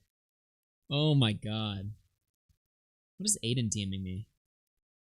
Oh, he's just DMing me clips of him owning Flamenco. Nice. Good one. Alright, let's continue. So So here's talking to somebody. So you'll notice we just went through like 20 different conversations where he's hitting up the girl and he gets no response. Here he is actually getting a pretty lengthy conversation. He says, are you sure that you don't want, or sorry, the girl says, are you sure you don't want anything in person? I am in Tennessee. Here's a picture of me. Flamingo says, nah, I wouldn't want to do anything crazy like meet up with an absolute stunning girl. Are you crazy? How are you today? Oh, and a pic deserves a pic. I'm gonna pull up that link real quick because I actually am curious what he sent. Let's see, mgr.com/s7jq. JQ2. What is the picture that he sent? Oh my god, he sent this picture? Are you kidding me? Wait, what? This picture's been around forever. Wait, what? Are you kidding me? Dude. What? The classic? High resolution, too. Dude. Okay. So he sent, and a pic deserves a pic. Definitely getting mad puss with that. One in the chat if you're dripping wet. Let's see it, dude. No, that's crazy, though. He used that pic. How did people have that pic, like, years ago, then? What the fuck, bro? Okay, well, let's continue. Actually, let me take a sip first. Dude. So he says, a pic deserves a pic. She says, haha, thank you. I like your photos as well. I mean, are you interested in something in person and long-term, like a relationship? He says, of course. Where in Tennessee are you located? Big place, XD. He was saying XD in 2017, by the way. She says, I'm in Nashville. You? He says, an hour north of Knoxville. What interested you in my ad? Also, tell me your vanilla interests. She says, how far is the distance between us? I'm not looking for anything online. He says, lol, not far enough for me to drive for the right girl. Maybe an hour or two. A car and a flexible schedule make things easy for me. Then he sends it twice. He says, so really it would be somewhat long distance thing, but with regular visits. If that appeals to you, then yay. If not, then sorry. Would that be something that interests you? No! No way! He says, sigh. Ghosted again. What the fuck? No. Oh my god. I'm okay, buddy. You clearly don't know how to talk to women, and it shows MHM. Oh my god. Holy shit. Oh, fuck. Oh, there's a fucking number on screen. Okay, well, we got the fucking laugh out of there. Sorry. Oh my god, dude. Oh, shit. Sorry, we'll edit that out of the VOD. Not the I'm sorry, DM, but that just picture the of phone Flam number. looks like a stock image. I can't unsee it, dog. Oh my god, dude. Sigh. Ghosted again. How is this real life, bro? That is just crazy shit. Okay, well, you guys think you've seen the best. I've seen the best 3 slides for last, okay? By the way, that's an old phone number that's deleted. Alright, let's continue here. Get AI to read that out. That's a Dono sound. Did you just dox Flamenco while criticizing Willy? Listen, you don't know my position on doxing. For all you know, I might be on Destiny's side on this one. I never said my position, okay? All I was saying is that it's hypocritical to complain and, you know what I mean? It's like, you don't know what I currently think about doxing. No, I'm just kidding. We'll edit that out of the fucking VOD. It's not the intent to show that, but, I mean, he's, you know. Oops. All right. I saved the best. I saved the best for last. What is this slide called? This slide is called Cuck Guy. That's what I wrote in my notes. So we're gonna get into some cuckoldry. Now, I don't know if it was like a known fact that Flamenco was into cuckoldry. I feel like that's something we all just kind of assumed, but I don't know if that was ever like an established fact. Well, we now know for a fact that Flamenco is into cuckoldry. So let's see this slide here. Hockey doesn't care. Listen, I'm just saying, if you post your fucking phone number on Reddit, what are we doing? You know? Blame the victim. If you accidentally dox somebody on stream, just blame the fucking victim. Why is her dox there? Why did you type that? You asked for it. Come on, right?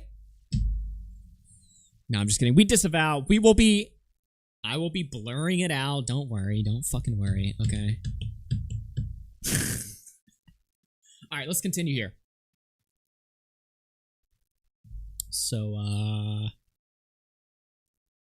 let's see here. So anyway, green text. Flamenco says, maybe I can help with what you're looking for. I'm 28 and male and of a dominant nature from Tennessee. Hope I catch your eye. He sends the famous pic that we just looked at. She says, well, it's unfortunate. My fault, really, for not putting a location in my ad. I'm located more northeast-ish from Tennessee and looking for someone fairly nearby for semi-frequent meetups. No intention of wasting your time. Good luck in your search. Sorry again. Rejected. Okay. We continue. Flamenco says, I'm sure I can provide... Oh my god. Oh my god. This is the cuck conversation. Okay. Sorry, I gotta put all my focus into this. So, Flamenco says, I'm sure I can provide you the abuse you deserve. She says, what kind of abuse do you think I deserve? Flamenco says, depends on how much you can take. She says, try me. I live for mental, physical, and verbal abuse. I crave pain and degradation. Flamenco says, nasty little fuck toy, are you? Oh my god.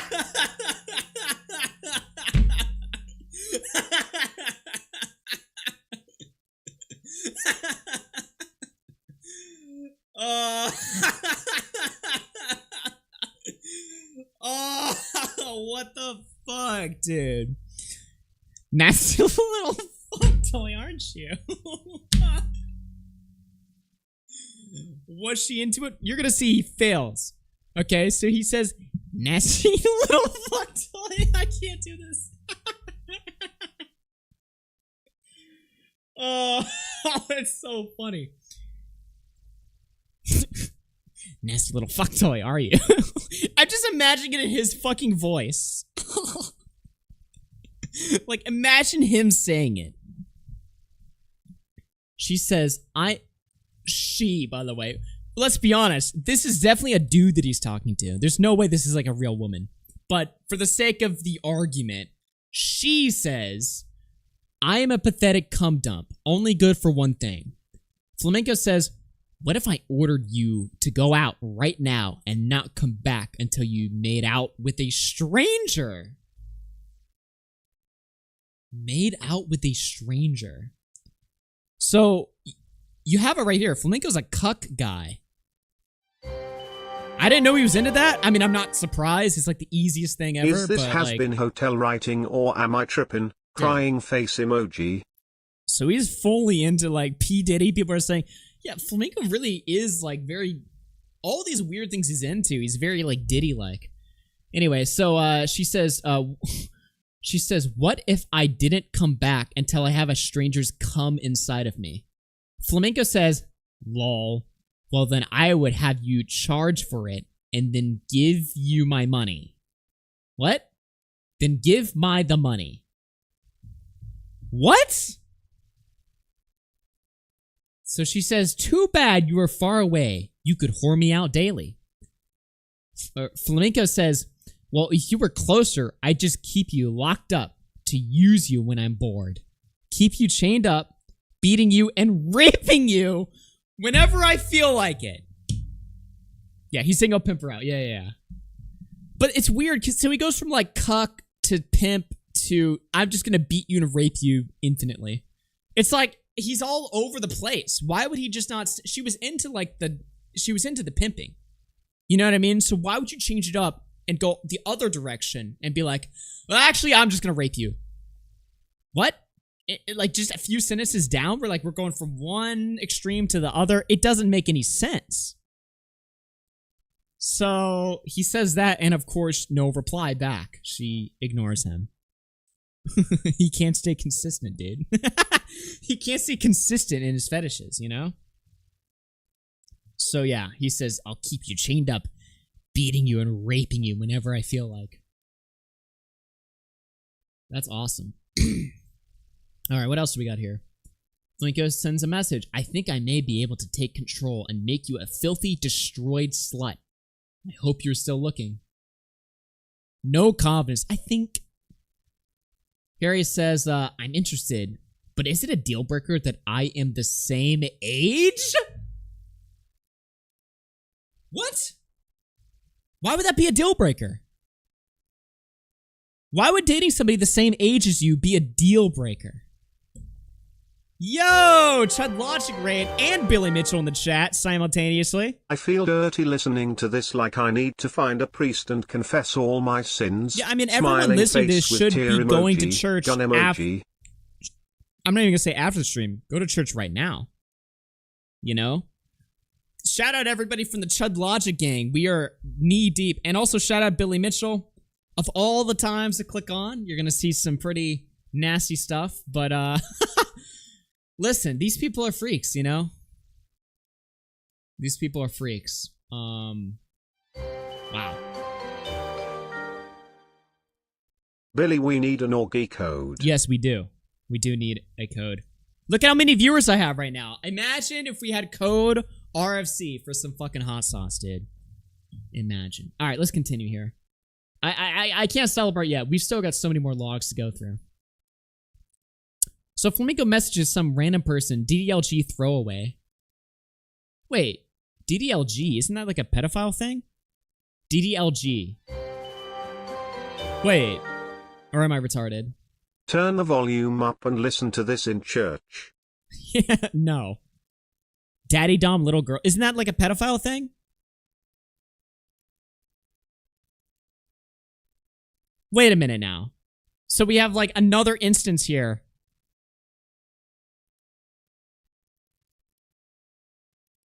Is daddy dominate little girl? So that's like, well, DDLG, that's like where they wear diapers and shit like that, right? So he's messaging a pedophile, right? I'm interested, but is it a deal breaker that I am the same age? Wait a minute now. So this is like instance number 2 that we see where Flamenco, like before we saw it where he was messaging a girl and he was like, I know you're going to school, but do you think our age difference will be terrible or something? I don't know. Now he's doing age play with somebody where they're pretending to be a little girl. And he gets caught looking at Boy Soprano and he acts like we're crazy for calling him a pedophile. What are we doing here? Grill stream featuring Ricky's hot sauce when? Dude, we gotta do it. But this is like, the songs are real. Unironically, though. Like, I didn't look too closely. I did a little bit of research, but I missed these 2 DMs or whatever, right? I didn't know we'd actually be just finding, like, definitive proof that Flamenco is, like... I mean, I'm again, it's not surprising, but it's, like, crazy to me. So he says, I'm interested, but is it a deal breaker that I'm the same age? She says, nah.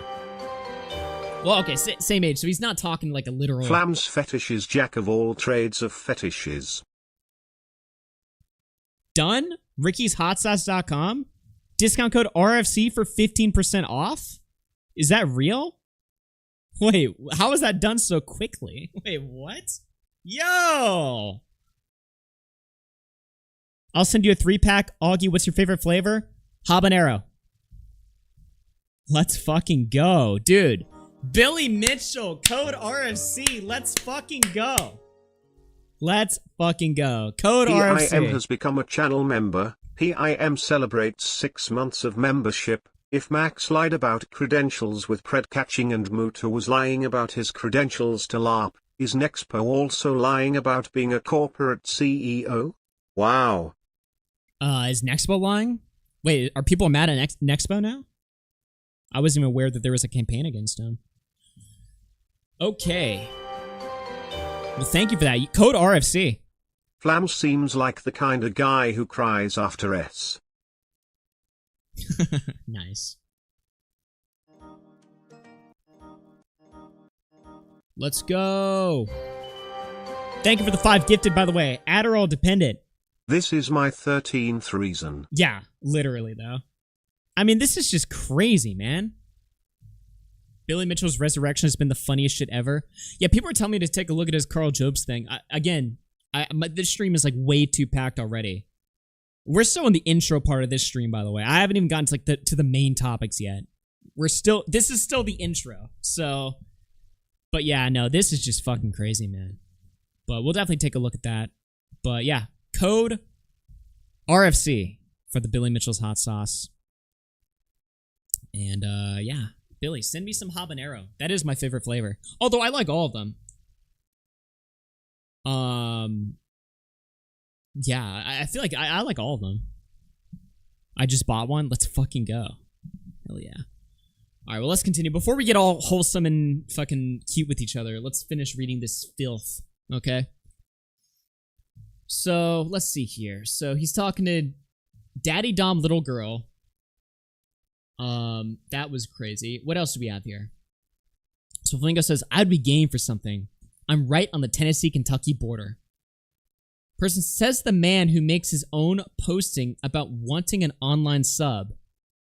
He says, hey, both have their merits and both can be oddities of fun. Guess you aren't interested? Guess you aren't interested. So this person's calling him out. They're like, hey, you keep saying like you want a sub, but you're also dominant. What's going on here? Instantly he gets fucked. And he's like, hey, I like everything. I'm a big sex guy. No response. And then he's like, I guess you're not interested anymore? Come on, man. What are we doing? Ooh, so here he is talking to Little Oddities. He says, how dark do your fantasies get? Now, when Flamingo asks you, how dark do your fantasies get? That is like one of the most intimidating, horrifying questions you could ever get asked. Flamenco walks up to you, you know, looking like this. And he's like, how dark do your fantasies get? That is not a situation you want to be in. Person says, heavy CNC, rape play, blood, degraded to the point where I'm so desperate I would do anything. Flinko says, lol, those are a few of my favorite things. Person says, mine too. Flinko says, I really like abduction. Abduction play? Abduction play? Huh? What the fuck is that?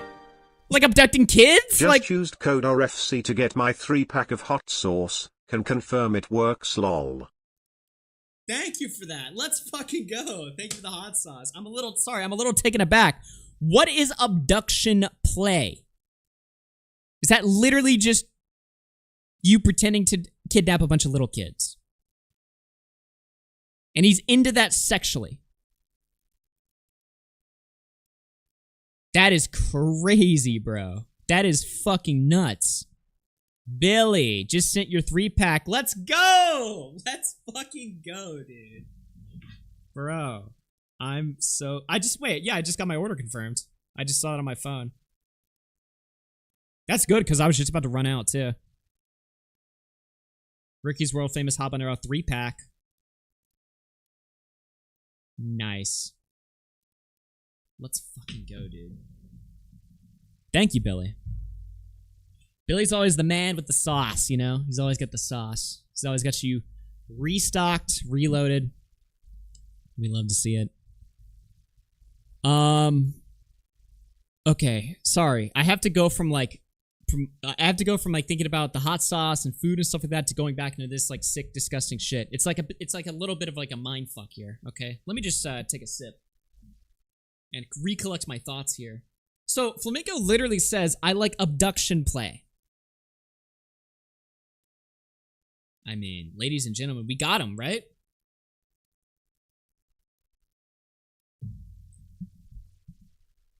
He says, I like abduction play too.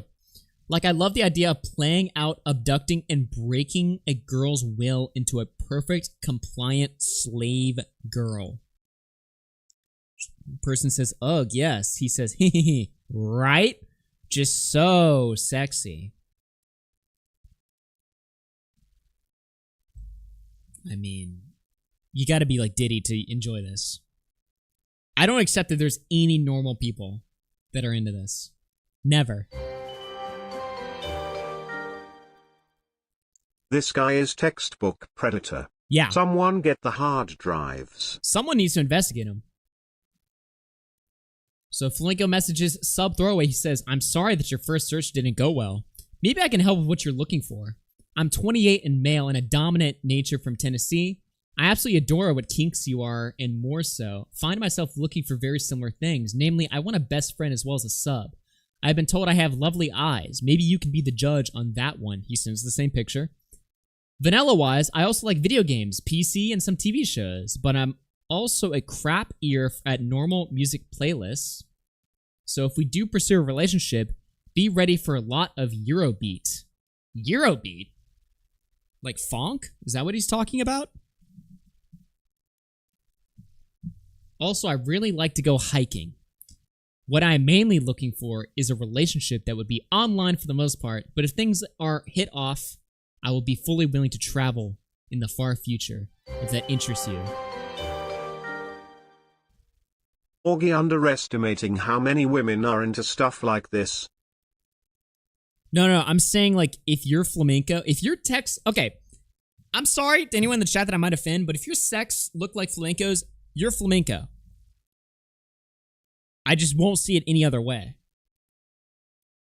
You know, you gotta be locked up and institutionalized and removed from... You shouldn't be allowed to live near a school.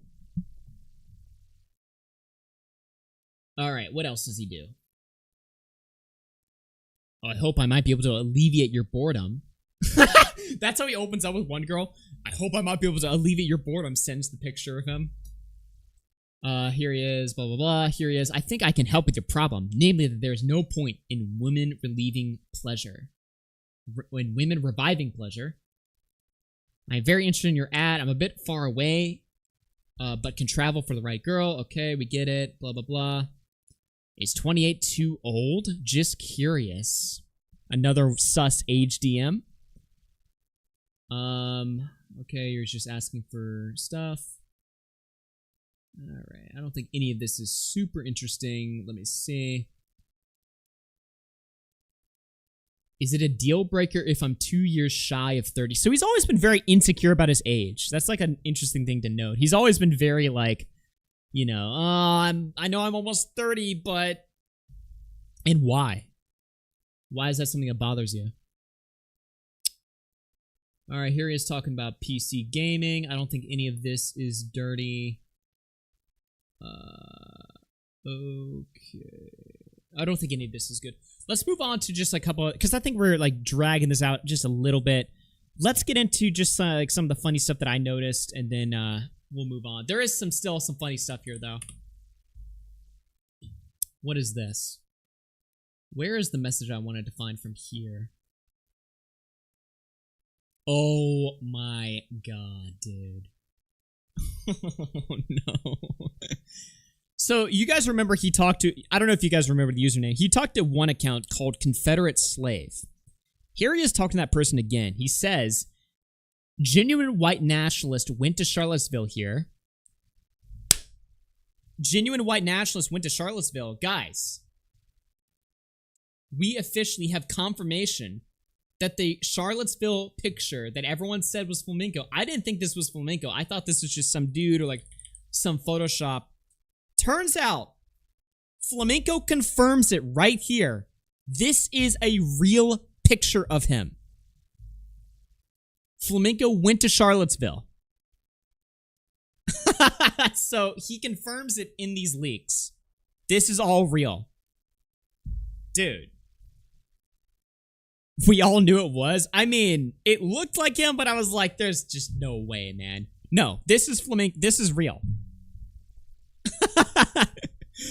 What the fuck, man?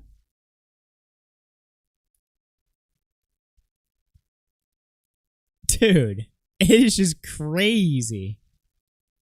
Ico Rule says, this is Stardust's best friend, by the way. I actually like that talking point. Instead of jumping on my ass and being like, wasn't this your old co-host? Didn't you create him?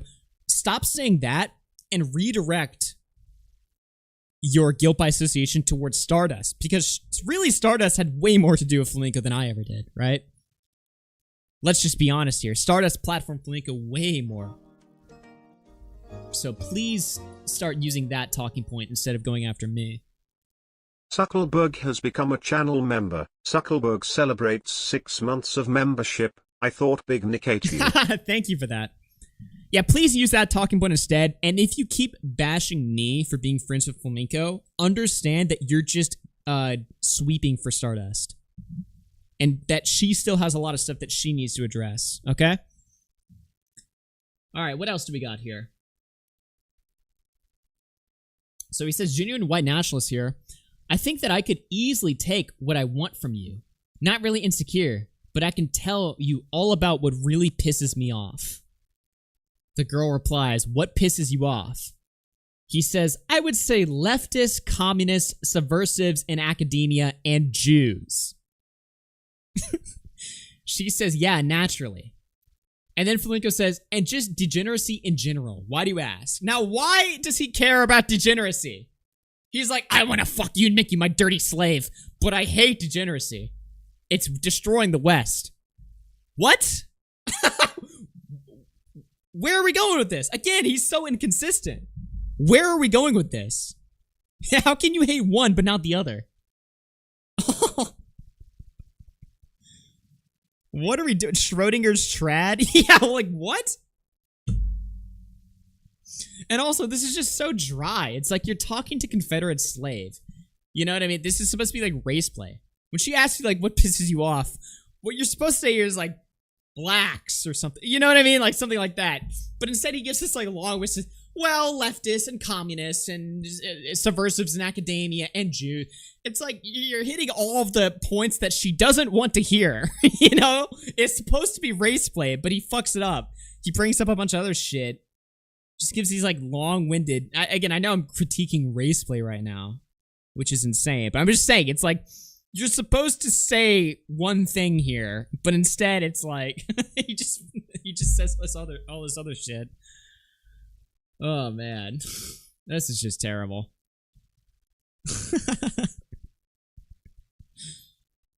And so, I think that's where that ends. We got one more here. I don't know if this is anything interesting. We'll double check this. So yeah, that's Flamenco's race play. Last thing to take a look at for our boy, our buddy, our good friend, our good guy, Flamenco. What is he up to?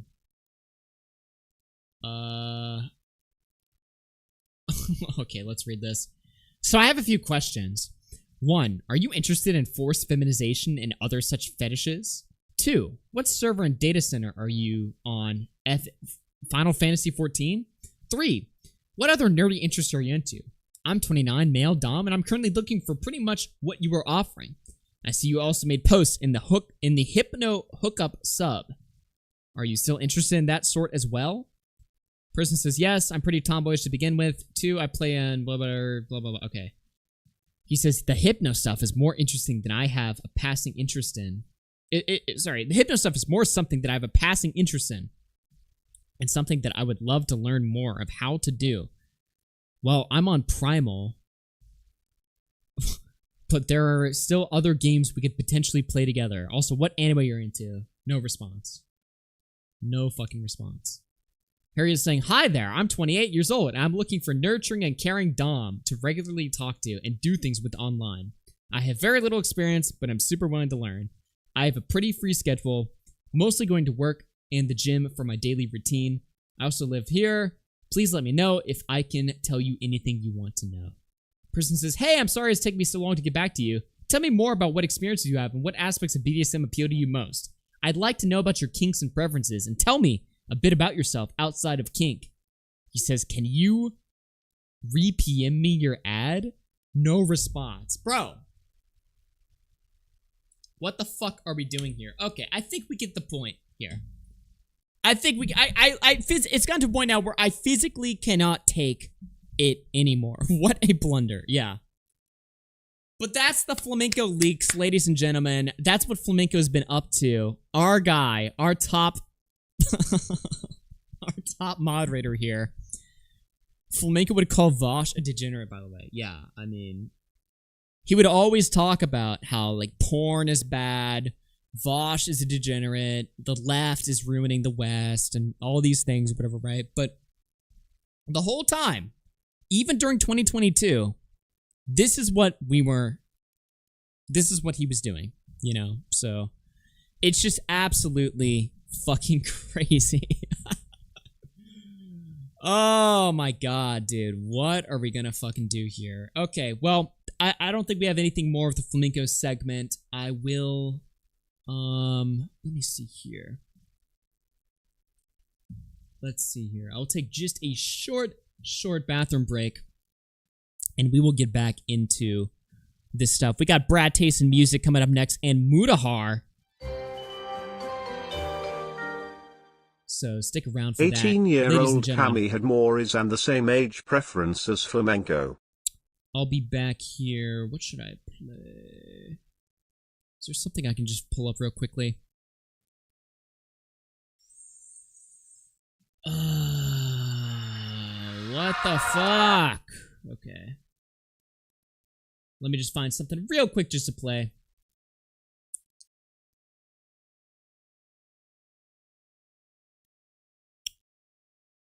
Why is my thing not loading here?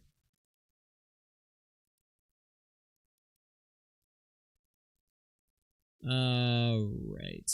My playlist, YouTube is down right now. Okay, here we go. Alright. Guys, I'll be right back. I just have to take a quick bathroom break, and we'll be right back covering some more, BradTaste and Mutahar. Stick around, everyone.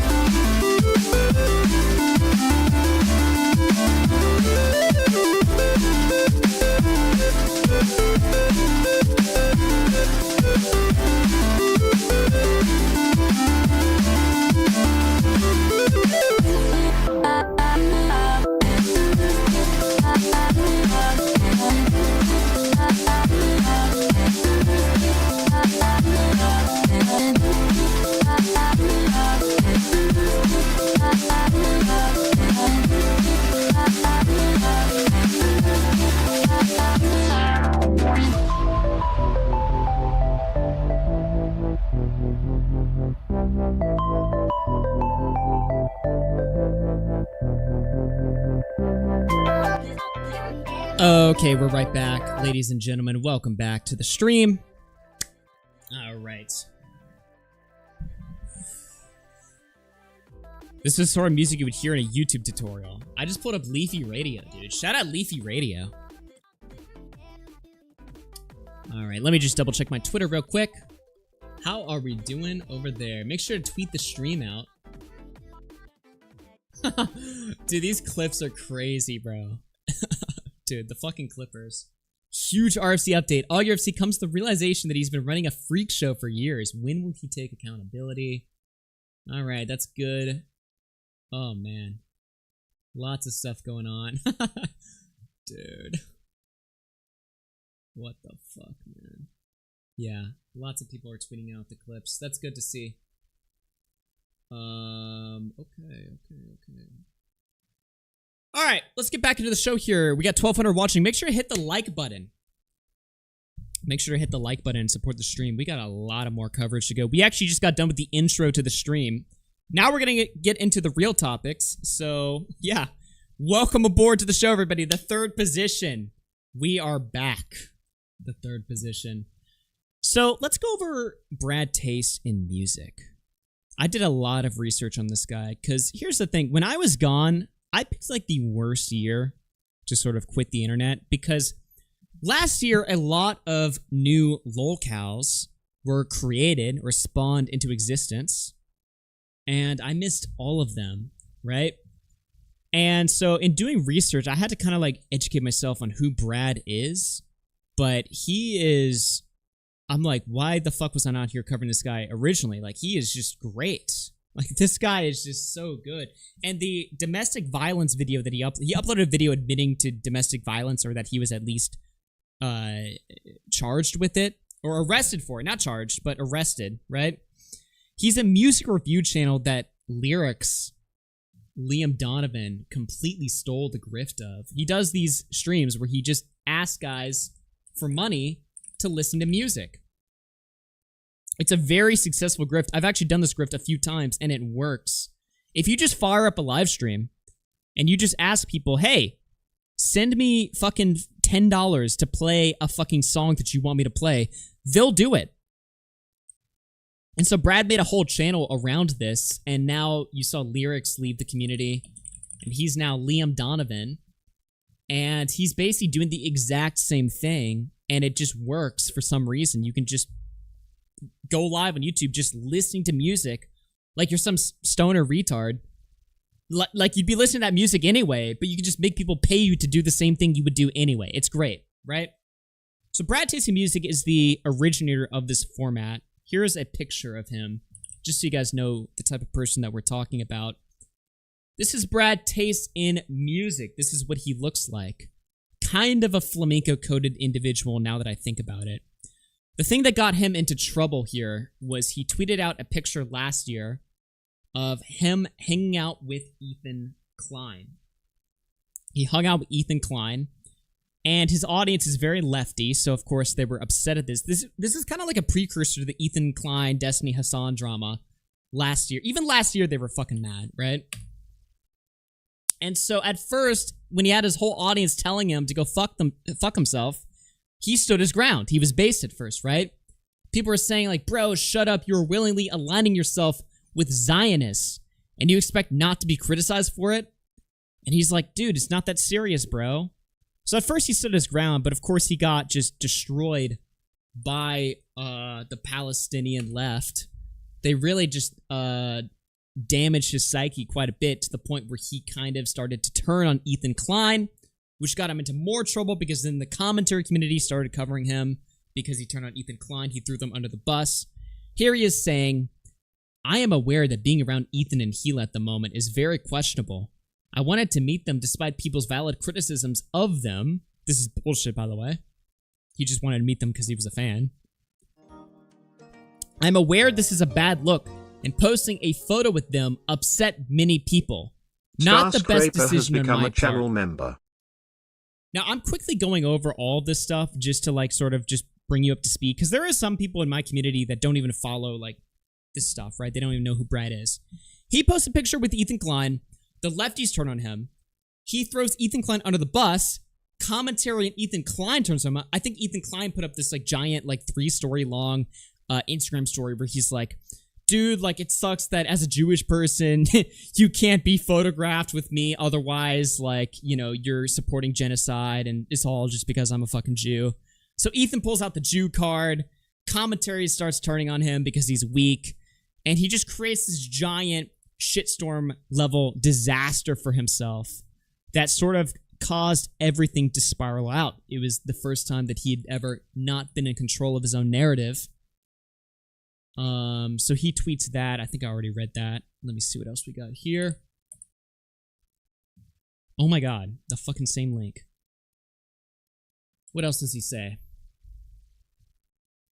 He said, I wanted to meet up with them because they were famous, and I had the opportunity to watch a creator who was a pivotal part of my childhood and of my early YouTube adventures. So he's just like sitting there coping in the timeline.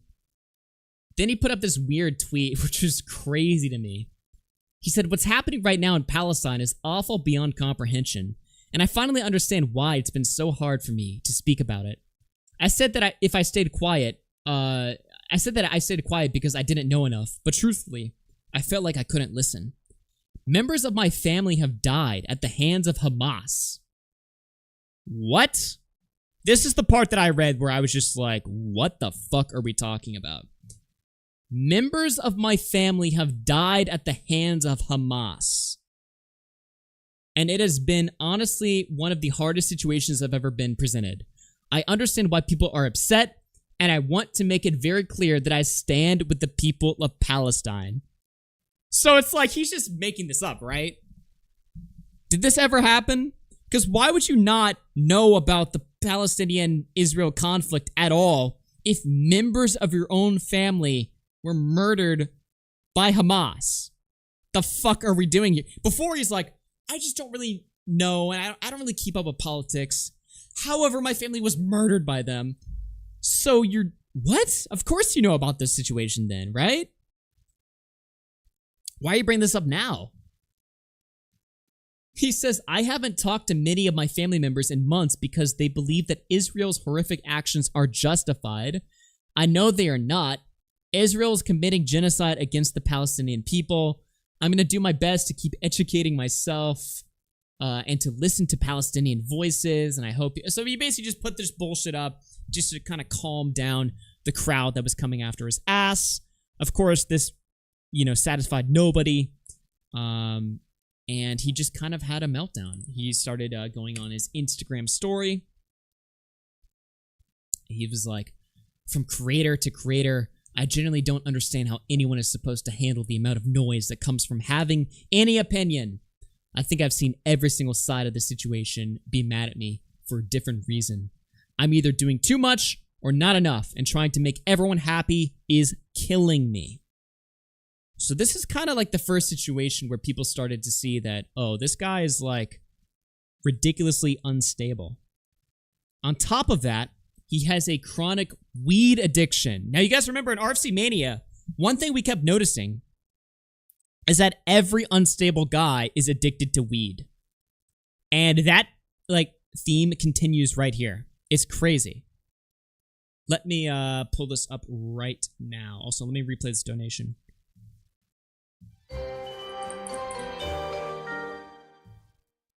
Imagine bowing down to people who support people that killed your family because people were mad at you online. Pathetic. Dude, it's crazy. This is a video that he uploaded 3 years ago. Back in 2022, long before people started to realize that he was a lolcow. Where he basically, this whole video, to summarize it, it's like, I'm a giant loser and I'm gonna try to stop being a loser. Yesterday, I did something really good for myself. I've been really struggling with doing taxes. I feel like I've fallen really behind. And yesterday, I made a spreadsheet and I tracked all my expenses for the last year. I was dreading doing this, and through the entirety of doing it, I didn't want to do it, but I did it anyways. Believe it or not, that doesn't really happen in my life anymore. In fact, a big reason I became a YouTuber is because it's a very easy job for me. It's mentally stimulating, and I can basically entertain myself and entertain other people at the same time.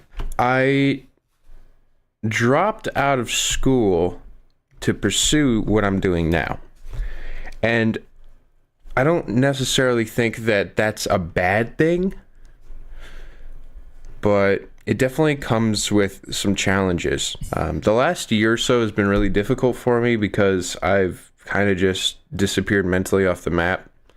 Oh God, I don't even know if I'm allowed to talk about this, but I'll talk about it anyways. I had a bad weed addiction. I discovered weed, and it was just like, it felt like it gave me a new life. And by that, I mean, I forgot everything that happened beforehand and became really isolated, and it felt like I was living on a different planet, and I became really disassociated. Right now, I'm about 5 months clean, which is awesome. But even though I'm 5 months clean, I still think about it every day. So, still got a long way to go. However, even though weed ended up becoming like a huge part of my life, my real drug of choice was video games. Ever since I discovered them, It felt like the real world didn't actually matter. Felt like living didn't actually matter. Because this thing existed that I could do for an infinite amount of time, never get tired of it, always feel stimulated, and it's a safe place that I could always go to. See, as a kid, I couldn't just run to that all the time because I had school, I had responsibilities, and you'd think I'd have more responsibilities as an adult, but no, you're wrong, actually. I ran away from every responsibility I had. And I was miserable, and I didn't know why. Okay, so I think we get the point here from that video. So, obviously when the Ethan Klein drama took place, people started looking into who the fuck is this guy? Why is he so crazy? They find this stuff here, and it's like, I saw Alex was like, can you empathize with any of this? Look, man, when you drop out of school and you become a fucking YouTube fucking stream shitter or whatever, right? You know, it is hard to grow up and become a fucking regular, stable, normal guy, right? So, on one hand, you can look at a video like this and you can be like, wow, you know, he's really opening up. He's really sharing something vulnerable. He's really, you know, speaking to the Zoomer generation. He maybe is giving them a message that they need to hear, which is that you need to stop being a loser like me. I'm going to stop being a loser and you guys must stop being a loser. Stop smoking weed. Stop playing games. You know, it comes off as a very positive message if you have no fucking idea who this is. Trust me, that's what I was thinking, at least when I was watching this. I was like, okay, well, he's a troubled guy, whatever. You're not going to think that for too much longer if you've never seen this guy before. But he is definitely a piece of shit. Trust me on this one. But people find out just some background information, like he is kind of a loser. He's a drug addict, and he's not just like, it's not just that he's addicted to weed. Plenty of people are, and they can still function just fine or whatever, right? Weed destroys this guy. It turns him into it turns him into like Etika, like the few months before Etika died or whatever, right? It kind of puts him in that state. Not just like, oh, it's just bad for him, it makes him a little bit lazy and stuff like that. No. Weed really turns him into like a different type of human in a way that it shouldn't really hit anyone else. It's kind of weird. And here's an example of that. Here he is talking about a really bad drug trip that he went on. Yo, Allie, 4 minutes ago says, hey, Brad, I heard you mentioning a struggle with disassociation. I've been having the same experience for years after a bad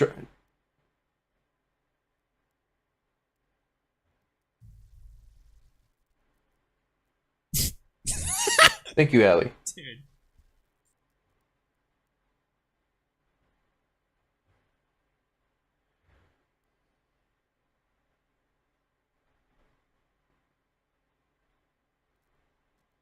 Wait for it.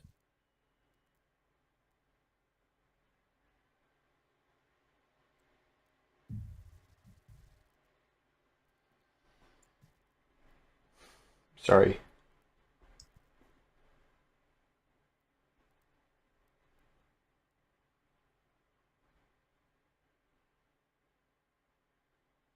Oh, look, a song I didn't listen to. I was looking for this one.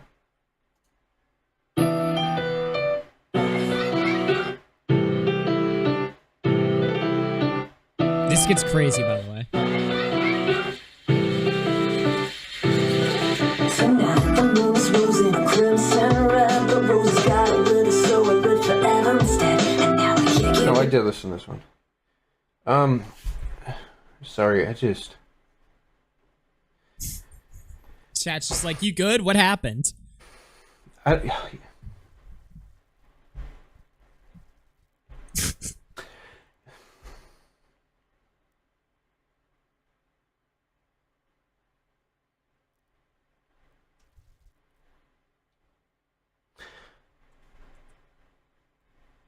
Bad drug trips are not like. It just, life doesn't really feel like a movie. You know, when something that.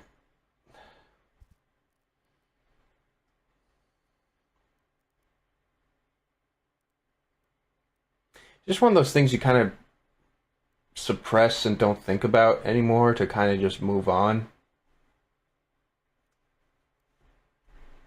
But I'll just say that I started feeling disassociative around the exact same time I had a really bad trip as well. And I'm sorry, just the mention of it is kind of just... The mention of it. Just brought it up again, I guess. Which you don't need to feel sorry about, because it's really, like, you did nothing wrong. I really appreciate it, but it's just one of those things that's going to happen. So...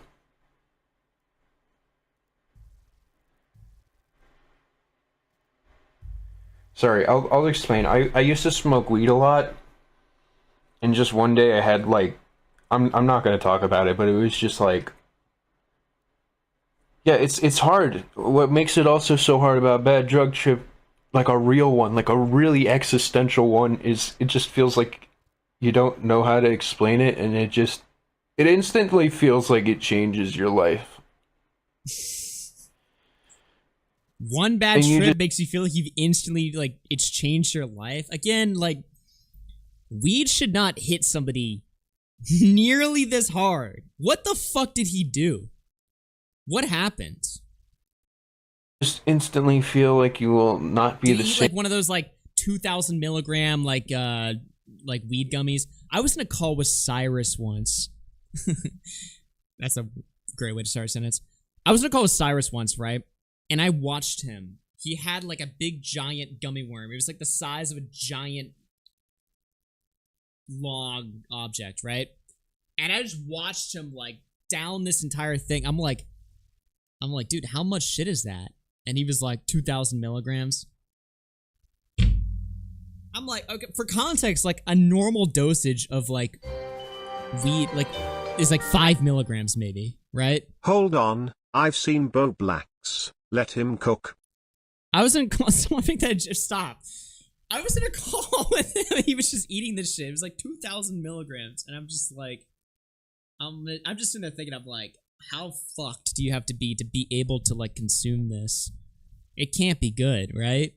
So what the fuck happened to Brad? But again, like weed is not that strong. There's no way that Brad is like the way that he's reacting. He's getting like emotional. He's fucking crying and stuff like that. It shouldn't be that bad. Like, maybe you smoke and you're like, oh, it made me a little bit paranoid. That sucks. That should be the extent of it. The fuck did Brad do? What happened? I said this shit and people were commenting that I didn't understand weed enough. Well, maybe they know weed too much. Dude, whenever you criticize weed, people get hypered. It's actually one of the things, when you smoke weed or consume weed, like edibles and stuff like that, one of the side effects of it is that it makes you feel this fiery passion inside of your heart to always defend it whenever somebody else is talking about weed in a way that's either neutral or not positive. Like, people always talk, oh, weed makes you lazy, weed gives you paranoia, stuff like that. The number one thing that weed does is it just makes you defend weed. Weed Honolulu won't make your life change, unless it's laced. LSD or anything like that is what changes our brain and life. Well, the real answer is he probably has schizophrenia. You know, Brad is probably a schizophrenic, which if you're a schizophrenic, you smoke weed, it will, like, fucking make you deranged. So he's probably just, like, a schizophrenic. But, like, yeah, it's crazy. It's absolutely crazy. Same again. It's like you feel a switch on your brain turn on. And then you... Liam Donovan schizo meltdown stream incoming. You just...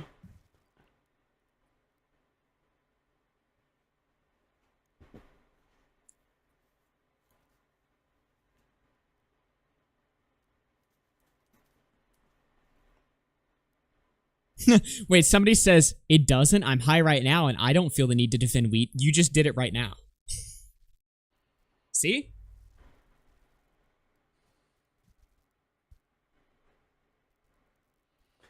It's really traumatic. One sec.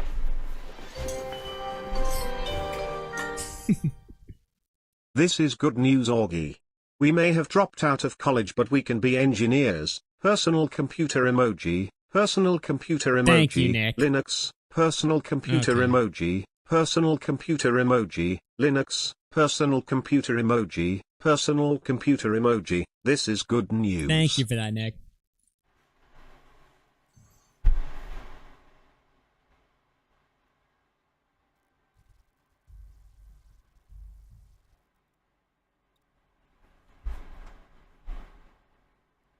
You're good, you're good.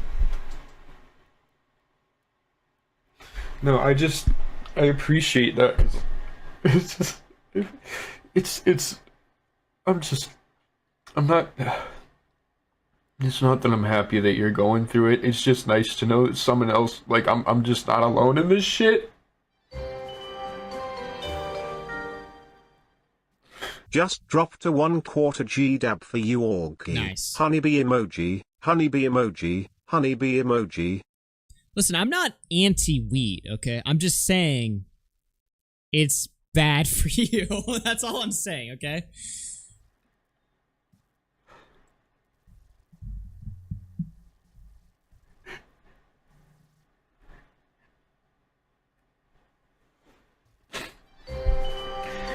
You know, it's like the craziest part about all the Sweden, she does all right.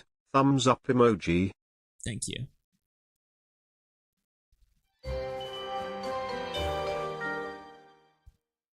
Actually, how is a weed head even supposed to respond to that argument? You can't. I fucked you. shit. You have to agree because I'm right.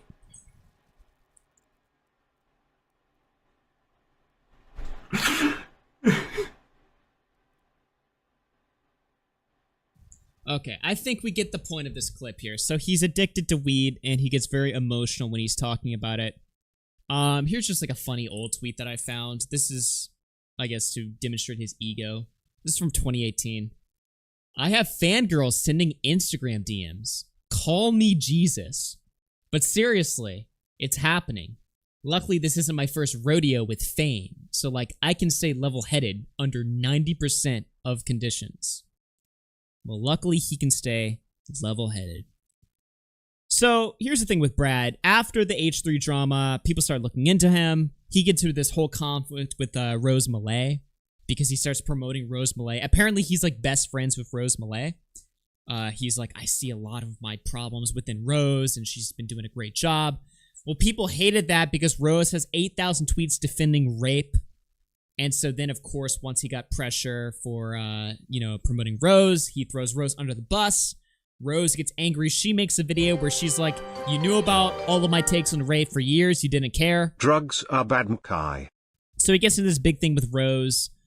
And then what happens? He also got into drama with not paying his editors, right? Apparently he like scammed one of his editors and he didn't correct the record until he was called out on Twitter. So he just goes through a horrible 2024 where just every month he's in trouble, right? And he starts uploading a bunch of these weird meltdowns onto his YouTube page. This is just to get you guys caught up on who BradTaste in music is before we get to the new stuff. Hi guys, so I was crying, so I apologize for looking like a total mess. But I just wanted to say that recently I've been just like clawing, trying to survive and keep my platform instead of getting help. And I think a big reason is because I'm just scared that I've lost my community and everything I've built. Okay. This the guy who got raped by Liam Donovan? Did he get raped by Liam Donovan? I feel like Liam Donovan's probably raping him, right? Because I hate saying his fucking name. Liam fucking took this guy's whole grift and is doing it correctly without freaking out and having meltdowns over it, right? So, but did they have like a debate? Did they have like an interaction? I don't even know about this. Did Loam? You guys seen all the fan art that his new audience draws him? They like draw him getting fucked in the ass on his subreddit. It's disgusting. And you know what? A lot of it is selfish. A lot of it is like, I deserve this. But also a lot of it's like, I care about the community and I need help. I need to get offline and I just want some reassurance from some people who care about me that like, you'll be there when I'm gone. Or when I come back, I mean. Because I want to do this the right way, but I'm scared. And I just wanted to ask for a little help and reassurance, and that's all. So thank you. If you do leave some, I appreciate you. Bye. I thought Rose Millay was cool. WTF? What did she ever do? Rose Millay is cool. I have no issue with Rose. Rose Millay, I just like, the only thing I have an issue with Rose about is how often she gets brought up in current day dramas. Like, Rose Millay is like a 2020 character that I would have been fine with that, like, ending. But for some reason, the writers keep reusing her in stupid, like, mainstream drama plots. And it gets a little bit weird. No, Rose is cool. So yeah, anyway, so I'm playing all these Brad videos. I've never seen a sloth cry. I'm playing all these Brad videos. You guys are probably getting the impression that he's like just a nice, troubled guy. That he is not... It's like, why are you picking on this guy? He's just someone that has a lot of problems, right? Actual worst take of the year, says Nick. Is Rose good? And you... Wait, what? What do you mean, bro? Alright. Let's play BradTaste Music. Let's play his new Meltdown. He uploaded a video, a 30-minute long video the other day, where he admits to getting arrested for domestic violence amidst a bunch of other things. And really, this video is just him lamenting the past year that he's had. Let's see what he's up to today. So I want to try to explain to you guys what's going on through my head, because it's pretty interesting. I had to just go to my computer and hit record because I know I have to make this video. And not for the reason that you think I have to make this video, like I'm saving my reputation. But because if I don't make this video, I'm going to keep thinking about it. Like, for some reason, like 11 months ago when like everything went down with my channel, I've just been like contemplating the perfect video, you know, that'll fix it all.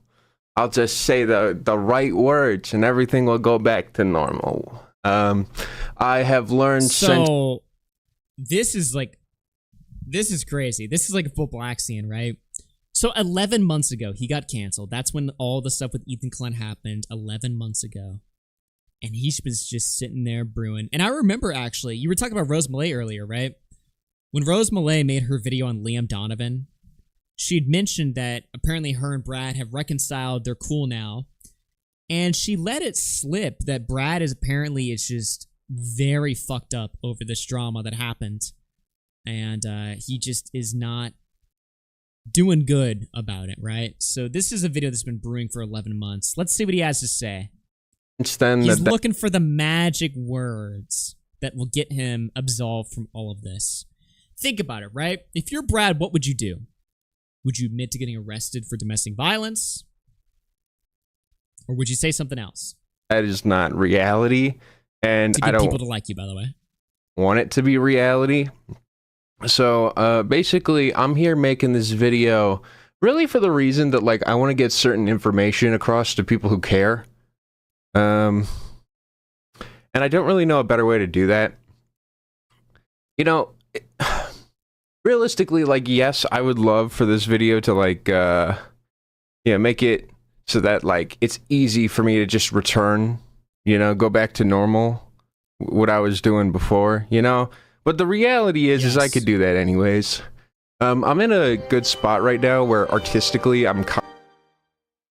Why is Pitbull at the top? I'm assuming that's like what the re-uploader put there, but I don't fucking know. Maybe Brad put it there. Confident enough in myself to where if I started making content, I believe that people would enjoy it enough to basically just assume on their own that I'm doing good. I really don't need a video telling them I'm doing good, you know, for them to understand it. Like, I could just go the sneaky underground, you know. Brad always looks like he just got out of the shower, but forgot to turn on the water. Yeah. There's some people that just always look dirty. They just always look dirty and greasy, you know? mysterious artist route that, like, honestly, I've seen everybody do. Everybody's doing it. But I decided no. This guy is so crazy. So, despite how much I really am struggling, let's talk.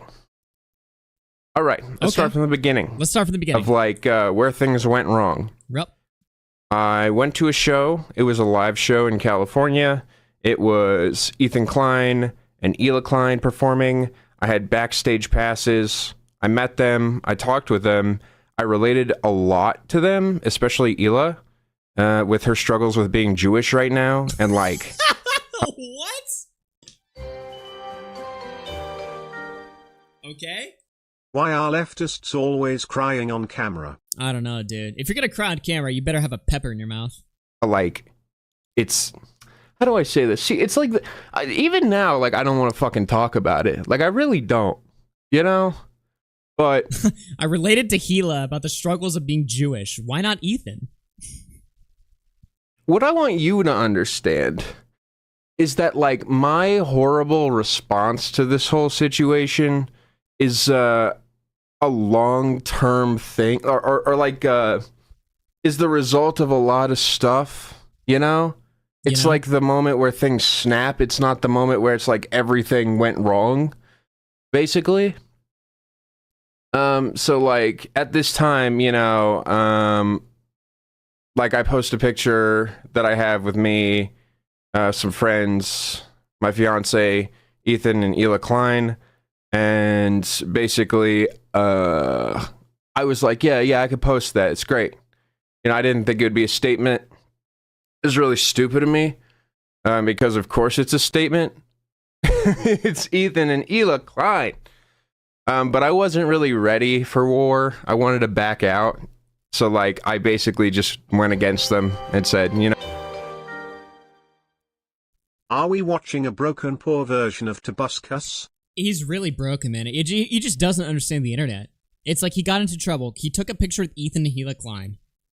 One particular corner of the internet, these, like, extreme leftist Palestine people, one corner of the internet really doesn't like Ethan Klein.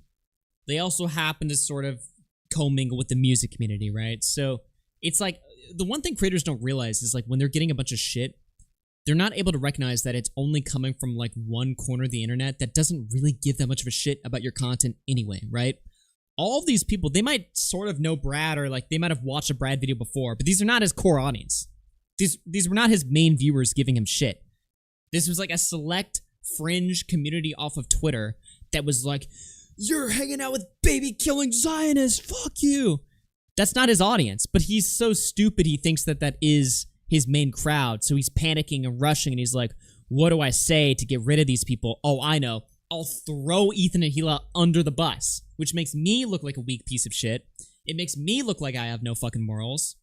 It pisses off Ethan Klein and Hila, but sure, magically, I'm sure they'll accept what I have to say. It's like they have no understanding of communities and audiences and what actual threats, you know, to their livelihood and their income actually look like. You know what? I need to back out. I can't. He thought the entire internet turned on him when in reality it was like 20 people on Twitter. Yeah, exactly. Every time, most of the time when creators are getting like endless amounts of shit, usually it's from a very hyper politicized, charged up version of a community that maybe is adjacent to what they do, but it really isn't that big of a fucking deal. You know, it really isn't that big of a fucking deal. But again, these creators are so stupid that they don't understand what's going on, so they just sort of panic. They're like, give me the magical words. Everyone just wants like an easy way out. Give me the magical words I can say to get myself out of this hell that I'm in. The hell being 2 people fucking crying on Twitter. Can't do this. You know, this is too hot. And then everyone called me a pussy. Which, I mean, to be fair, like, I kind of was. But also at the same time, I thought that my choice was understandable. Like, I had a family to take care of, you know? Like, I didn't want this to become my life. The problem is... And it became, now it's become your life. That easy to get out. So it actually was that easy to get out of it. Again, all you could have said was fuck all, nothing. All you didn't even have to put out a statement where you're like, yeah, suck my dick, I'll hang out with Ethan whenever I want. You don't even have to piss them off. Just ignore it, make your music streams, and move on. It's literally that easy. But he's so delusional even now that he thinks like, well, there's nothing I could have done. I was always going to be fucked. No. Yeah. You know, people are talking about it. I'm a hot topic.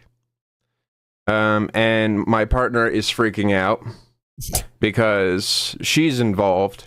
You know, she's a part of the whole equation. And I start trying to, you know, say things to fix it. And when I try to help, it basically results in her screaming and crying that things are getting worse and that it's all my fault. Do you really think this guy, when he's talking to his girlfriend, she's like worried or upset? Do you really think he's like the calm, rational voice in the equation and she's just yelling at him regardless and making his life miserable? Or do you think he's the one screaming and yelling and just saying crazy shit? She's just looking for like an ounce of stability.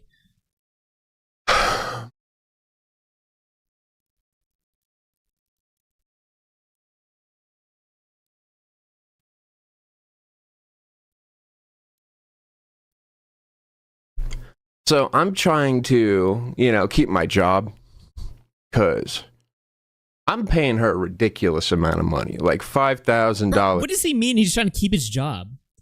When a bunch of people are mad that he took a picture of Ethan Klein, how was that affecting his job? Was he losing subs at a massive rate? He's like skipping ahead from the story because, yeah, people did start to unsub after months and months and months of no music streams, no music reviews, no creative videos at all, and instead just months and months of videos where they all look like this.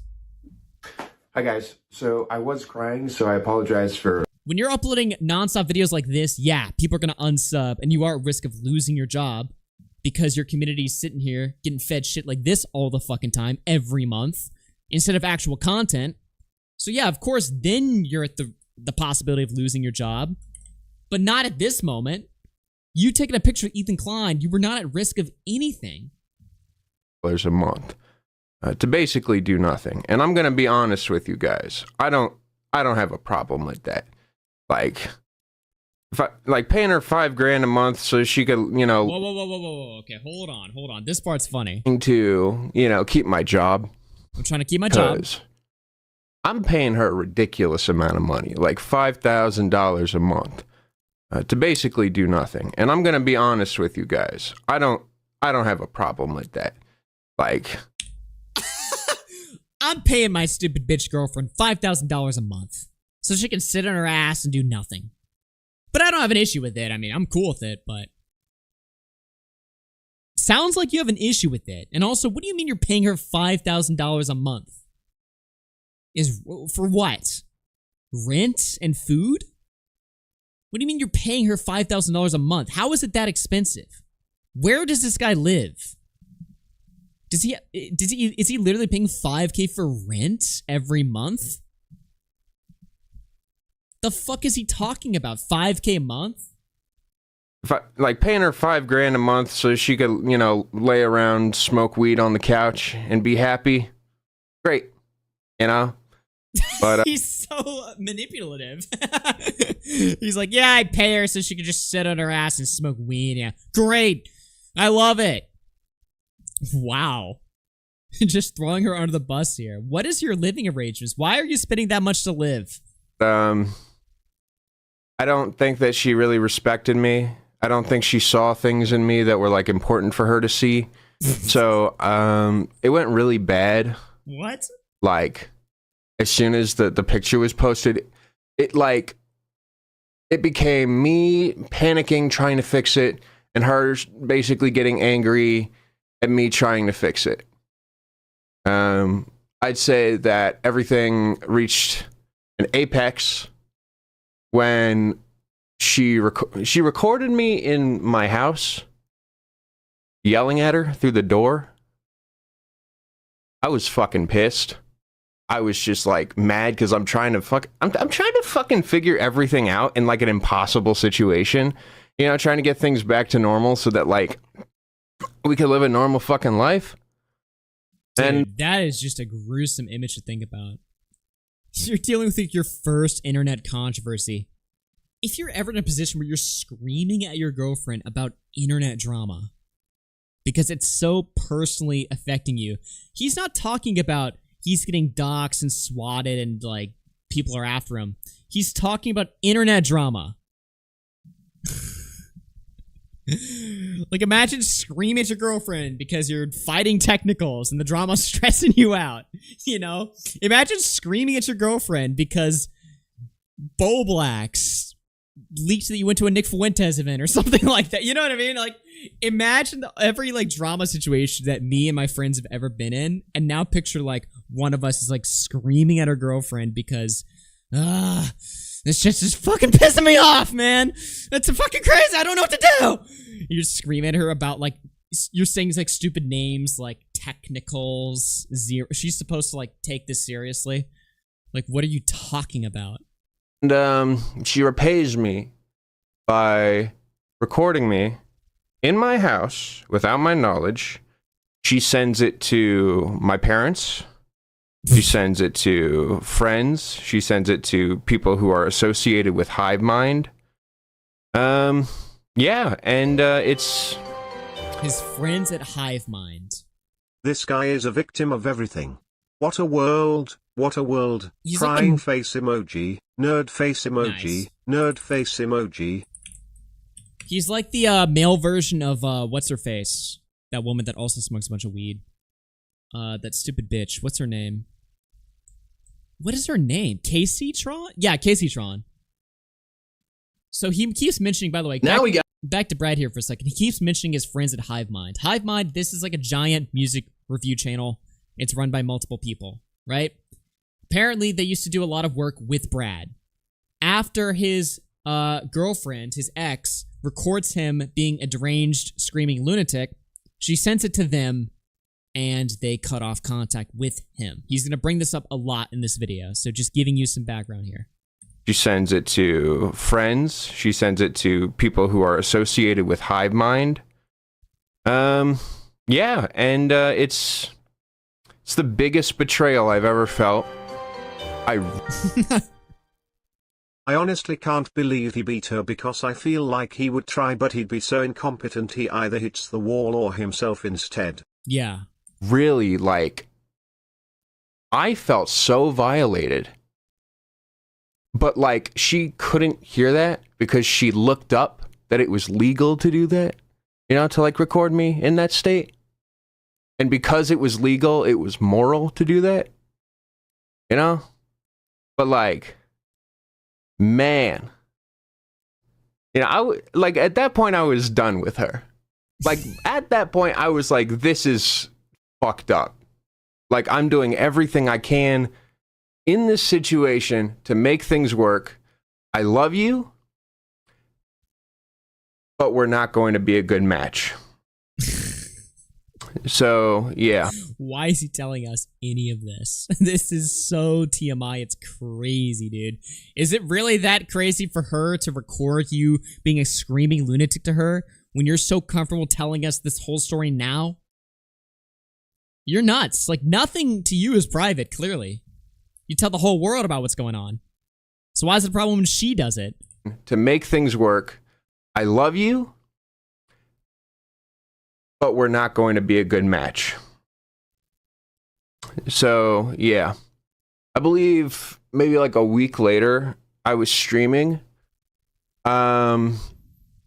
when I said, I remember I was like doing a stream and then I left. I go to the kitchen. Casey soon to be homeless working the corner Tron. Nah.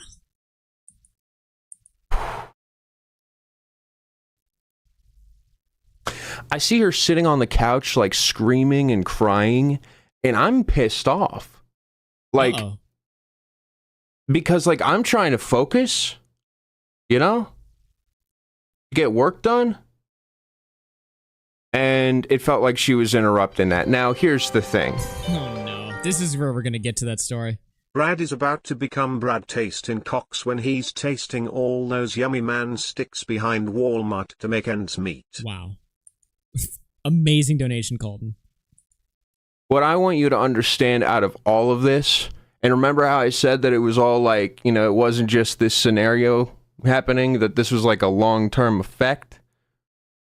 Well, I was so obsessed with my work. I became like completely locked into that. Maybe just talk about this stuff to close friends and family, instead of the internet big This guy's got no friends, dude. This guy's got no friends. That's gonna become very apparent when you watch this. Work. Someone says in the chat, he sounds like a domestic abuser when he says this. Yeah, exactly. I mean, you listen to a guy tell a story like this, he sounds like the type of guy that is just, you know, obscuring every detail. Like, you're getting a sort of a picture of what happened, but like, you definitely know that like all the finer details that he's providing from his end are complete bullshit. Wasn't just this scenario happening, that this was like a long-term effect. Well, I was so obsessed with my work. So he was locked in. He was so obsessed with his work. Even though for the last year he's been barely doing anything, right? He's kind of in and then he's out, then he has these meltdowns and stuff like that. But in this particular day, today was the day he was locked in. And she's crying in the other room. And he gets so enraged at her tears. This is what happens next. I became like completely locked into that. To the point of where she has told me that she felt completely invisible in the relationship. Yeah, my response to her crying was screaming at her. Okay. Which was bad, but my justification was, I am streaming right now. I can't have you like screaming and crying like in the house. You know, I told her to go basically stay with her mother, who lived like 5 minutes away. Instead of doing that, she... So his only like mode of like diplomacy. His girlfriend's crying. He's just screaming at her, "You fucking bitch! Go home! Go to your mother!" Ah! He's just like reeing at her. That's his only that's his only mode of response. Got me kicked. Okay, so I'm like doing this thing where I'm like, you need to go to your mom's house. She's like, you know, fuck you, this is my house too. And I'm like, I pay all the bills. This is all important. This is all important. Okay, sure, he pays all the bills, but if that's the agreed upon arrangement that they have, hey, come move in with me. I'm a big YouTuber making 10 grand a month watching music. Come live with me. If that's the agreed upon arrangement, you can't cry about it now. You can't be like, you don't do anything. You agreed to let her live with you. You didn't say like, come live with me, you work a job, I work a job, we split the rent, blah, blah, blah. No. You were like, come live with me, I'm big fucking YouTuber, fucking daddy, I'll take care of everything. Now he's crying about it because he's making no money, because he's not doing anything productive. Trust me. I pay the bills for this entire place, you know. Like, so he'll use that as like leverage against her. He'll be like, I pay the bills, I'm responsible for everything, so fuck you, bitch. Right? That's what he'll do as like manipulation, even though that's the agreed upon arrangement from the beginning. Somebody says my audio's too low. How does it sound now? I'm keeping it up. You don't contribute shit to the equation. Get out.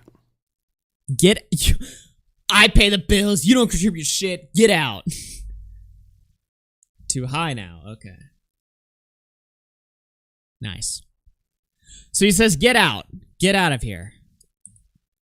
She calls the cops on me, and they... Okay, I'm calling bullshit. There's no way that just him screaming is what results in her calling the cops. Now, we don't know, because we're not there. You know what I mean? We're not there for this situation.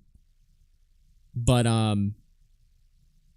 yeah. So he's just saying, oh my god.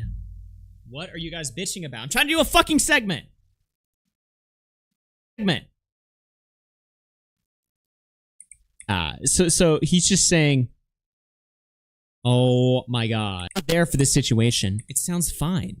The fuck are you guys talking about? It sounds fine. The fuck are you guys talking about? It sounds fine. Okay. Holy shit, you guys are fucking retarded. All right, go back. Redo the segment. You fuckers. It's important. This is all important. Trust me.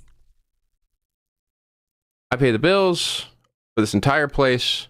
You know, like I'm keeping it up. You don't contribute shit to the equation. Get out. She calls the cops on me and they have me arrested. Okay, I don't believe that. And again, we don't know, right? None of us were there. But here's the thing. I don't fucking believe for a second that all he did was raise his voice and that resulted in the cops being called. Thank you for that. Redo the stream. For domestic violence. For domestic violence. That is really where the story all starts.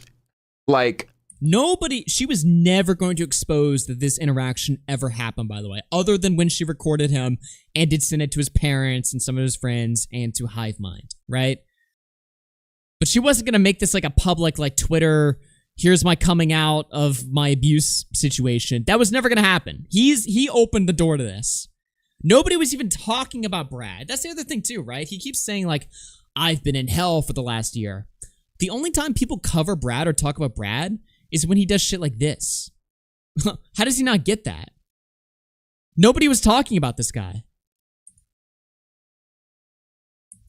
You know, I'm in a jail cell. This was like, literally, there's like a clip of me that's like me talking about how I don't feel safe in my home. And then like an hour later, I'm in jail. You know? It's crazy. And I don't want to fucking say any of this. You don't? Then why are you? I want to talk about this. It makes me look bad. Yes. But it makes you look horrible. I'm also now realizing that I don't really care because that's what happened. Those are, you know, that's what I did. He doesn't care. These are the choices I made. Anyways, yeah, so once that happens, the relationship is over. I'm just like, yeah. So, you know, I moved back home and I go to rehab because, like, something's wrong, you know? Wow.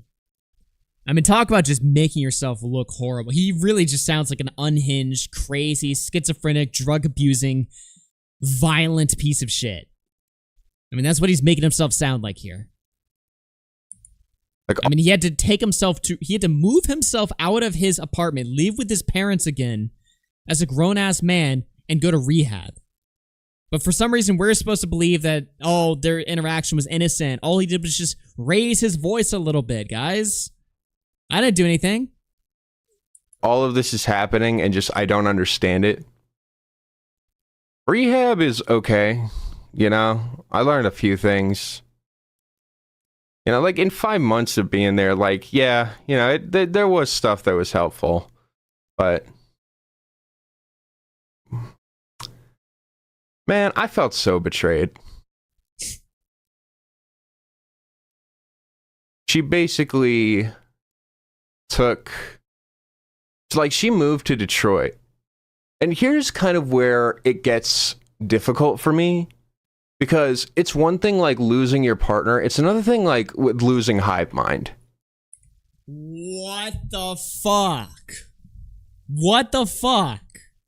It's one thing to lose your girlfriend, but damn. These guys won't collaborate with me anymore. You know? Fuck.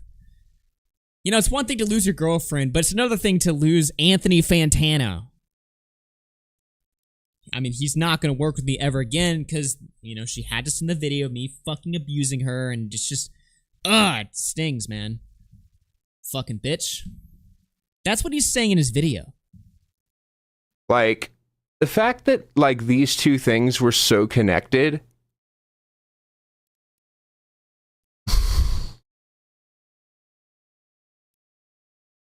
I almost killed myself over it. Like, okay. Where's he going? What the fuck? Oh no. I had this. Oh my god, dude. And I had pills. However, good news is this happened 3 months ago, and there's this much alcohol in the bottle. Why is it still in your room? Oh my god, this is just so terrible. It means something went well. It means something's going right. I just don't even have commentary for this.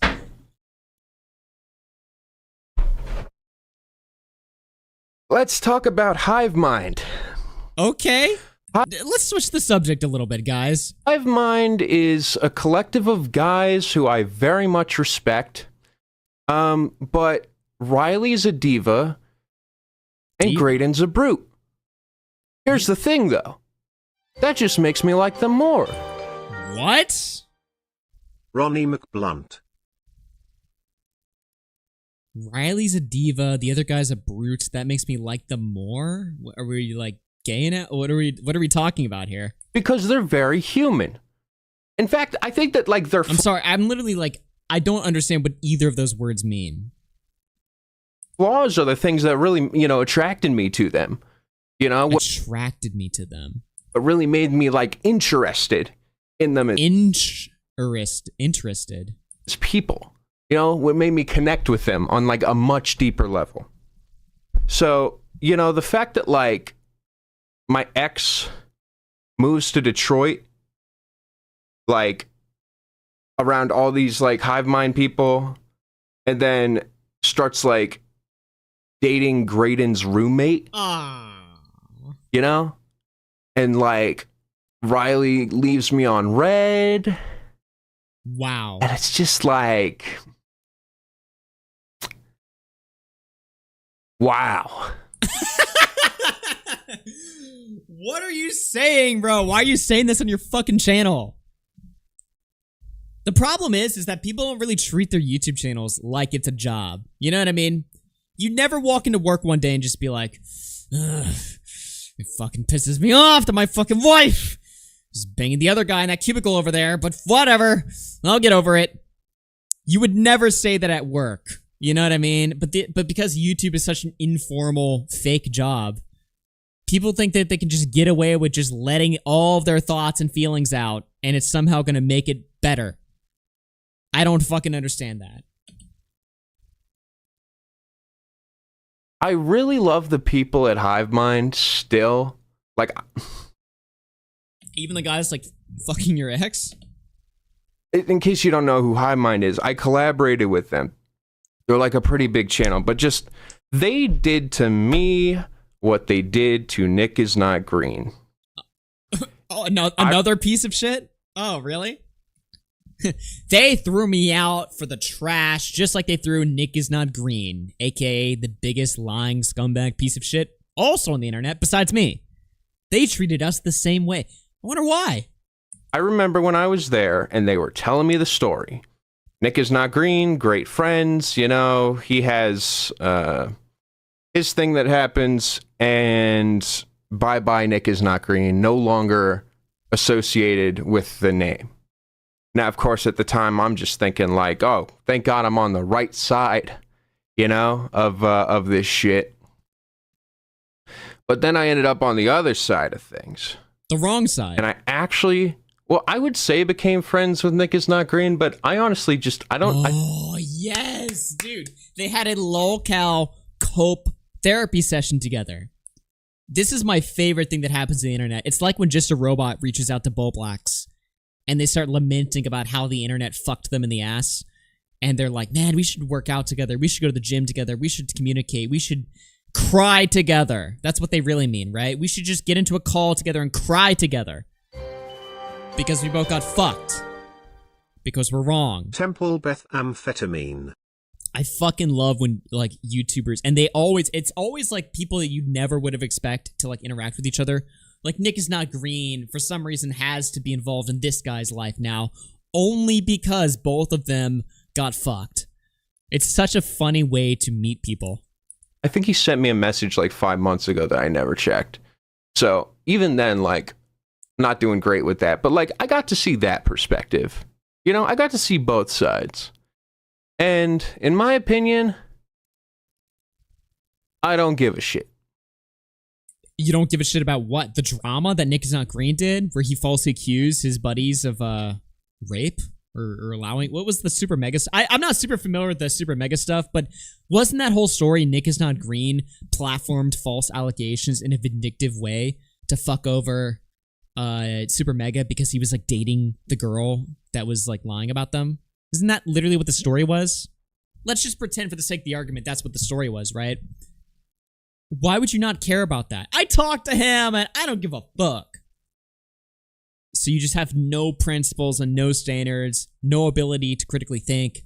You're just a complete moron who will latch yourself to the worst people on the website only because you can share in the fact that you both got fucked and you lost everything because of your own stupidity or vindictiveness or whatever else caused you to be this way. Weed. Whatever. Moving on. Let's talk about where things start getting good.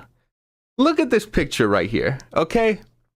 Now, I'm going to explain this picture later, but this is a bee being, that's dead. It's being carried by an ant. This guy is crazy. I'm sorry, dude. What are we doing here? What? I'm going to show you this picture of a bee being carried by an ant. Take it away. Okay. All right. I saw this with my own two eyes in nature. A bee being carried by an ant down a line. Okay. All right. Like that was, that's some life-changing stuff. It's weird. It's like, it's really symbolic to me. But, maybe it's like, maybe I feel like it's a symbol of me somehow overcoming, a lot of stuff that's been going on. What are you talking about? It starts with 4 months ago when I decided to stop. That was it? That's the reason? I expected some amazing metaphor of like life and philosophy. Like the bee is, the ant is carrying the bee, and that's like, I don't even know what you could say to that. It's just such a stupid picture. I expected some life-changing metaphor. Yeah, exactly. This guy needs to be committed. And stop working. It basically came down to, I can't do this anymore. I can't fucking do it anymore. Like, something is wrong. Yes. Yes, something is very, very wrong with you and your mind. Something is deeply upset there. So I'm like, I don't really know what is wrong. I just feel like I shouldn't stream. So instead I start watching movies. And I kind of come to the idea that like, I don't really know if I should work because I really don't want to. Are you just a complete fucking like loser? I was about to say another word there. Are you just a useless waste of fucking seed? What do you mean you don't want to work because you don't feel like it? So I just kind of keep sitting around all day watching movies. So you're just a waste. And then it's like the stuff with my ex, and then like with Hive Mind, and how that's all connected. I can't get it out of my head. I fucking can't. It's like all of his problems are like the most basic shit that everyone has to deal with. Some people don't like you. Your girlfriend breaks up with you. That's pretty much all he's had to deal with, right? Like in terms of like major life struggles. It's like some people don't like you and your ex fucking broke up with you. And he's sitting here acting like, I can't work now. I just can't. I'm just not made to work. I guess I'll just sit around and watch movies for the rest of my life. Dude, shame on his parents for even allowing him to move back in. He should be homeless. Guys like this should actually be homeless. It's like no matter what I do, that's like my ex leaving to go and like be a part of Hive Mind and fuck Graydon's roommate, Why are you thinking about that and saying it out loud? Ugh, my fucking stupid bitch. Actually, now she's fucking Grayson over there in Detroit. And he's like saying this out loud and sharing it in a fucking public YouTube video that hundreds of thousands of people are gonna see, not on his channel, but just overall from all the people reacting to this. Damn it. Now she's fucking him, and he's like thinking about it more. Like, yeah, well, I wasn't taking it so well. So, just thinking every day how I was going to kill myself, and then eventually came up with... Don't do that. Drinking and pills. Well, drinking and pills. Then my cousin came and visited, and everything changed. This was the moment where it all turned around. Oh. I'm driving with him. I live in Arizona. And so I'm driving with him in the car, and he is oohing and awing at the world around him, and I'm like, what are you even talking about? This is like this brown, dead, like shitty spot. Like, how are you finding anything of beauty here? You know, and then we go upstate, and he's talking to my dad, and he's like connecting with my dad in a way that I've never connected to my dad. Okay, well that explains a fucking lot. Okay, so he's gonna tell some deep story about how he was just driving around with his friend, and his friend was like, the world is so beautiful. Look at how bright the sky is. And then they're hanging out with his dad, and he's just having a conversation, sharing some beers with his dad, and meanwhile Brad's just sitting there like, I've never talked to my fucking dad. Who gives a fuck? Just seething in the background. And he's like very peppy and optimistic. And then I'm having dinner with him and my mom. Oh yeah, that's the other thing. I had to move back in with my parents. That was another big reason I wanted to kill myself. Wow. I was like, I went from like big shot to... Why would you want to kill yourself if your parents let you move back in and they just let you sit around and watch YouTube all day? Or sorry, movies. Why would you want to kill yourself? You're in your paradise, right? Didn't you explain in that other video that video games, like the ultimate escapism, that allows you to just kind of do whatever you want? You're in the... It sounds like this guy is really just born to be a NEET, to be honest with you. It seems like that's where he thrives. You know, back to the place where I thought I was running from, where I thought that it was like, this is where all the problems were. Ugh. Junk Draw Gaming has become a channel member. Junk Draw Gaming celebrates 10 months of membership. Augie, have you been too busy watching movies to stream for the last 2 months? Yeah, dude, lots of movies. I'm a movie guy now. It was actually funny because I was driving around my friends the other day, and they were oohing and awing at their phone on how great Flamenco and BradTaste and music and Mutahar are, and I was like, fuck! And I felt the inspiration right there to go live and cover them. My cousin invites me to go to Switzerland and Egypt with him. And reluctantly, but quickly, I answer yes. Because I know how important this is. If this is like going to do what I think it is. And I mean, I already wanted to die. So like what is there to lose at this point, right? Ugh, so it's such a disgusting thing for a man to say, like, well, especially when he sounds like this. Well, I already wanted to die, so who gives a fuck? Ugh. Oh. Time comes, I leave the country. Amazing. Switzerland is absolutely gorgeous. Being around people who don't speak the same language as you is really nice, because, like, I didn't feel anxious. As if, like, everybody... Come on, dude. He was watching me, you know? Just, like, I always feel like I have to connect with people, you know? And when they're not speaking English, like, there's no chance for me to connect with them. Because I was fucking lonely. I had no friends out here. I didn't know how to talk to people. Like, I literally felt like I couldn't get out of this, you know?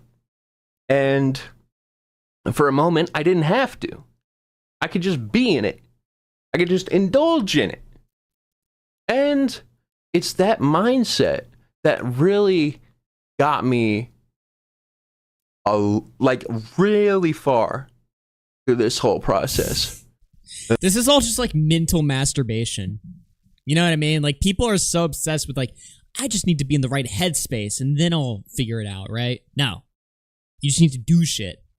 You don't need to be in the right headspace. You don't need to, like, I need to just look at a pretty picture and I'll figure it out. I need to watch a fucking bee carry an ant and I'll figure it out. Well, I just need to be in a different country and I'll figure it out or whatever, right? No. Fuck you. This is all just stupid, pointless mental masturbation bullshit where it's like you feel good in the moment. This is like people that watch motivational content on YouTube, but they don't do anything else.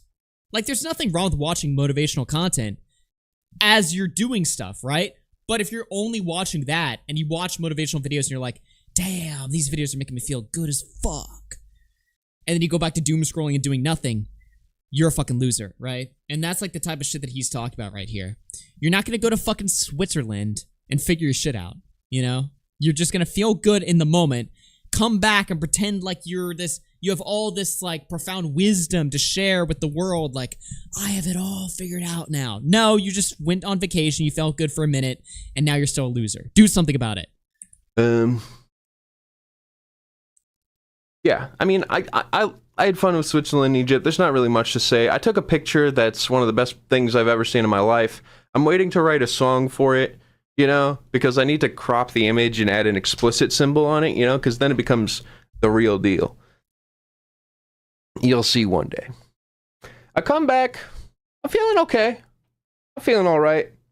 But I have a plan B in case that happens. And that's that I had a second vacation planned. Oh my god. The second trip was to Minnesota. Just wasting mommy and daddy's money on stupid shit just to feel good. The basic. Fuck you. Fuck you. If you don't watch a video like this and hate the guy making this video, you need to start hating. Because it's like people like this that are just waste. They just waste away. And they're not even self-aware about it. Basically sleep in a music studio with a bunch of people that Dylan, basically, you know, he's friends with. And we're all going to stay in this music studio while Dylan records music. And, you know, with doing this, I connected with people and I found like a family through it. And I realized, oh, there are people like me. I can connect to people. This is like, you know, not only that, but I could connect to people who are interested in the same thing as me. Who has to be told this as a grown-ass man? Who has to figure this out? There's people like me that have the same interests? Damn. Damn. Shut up. It doesn't need to be online.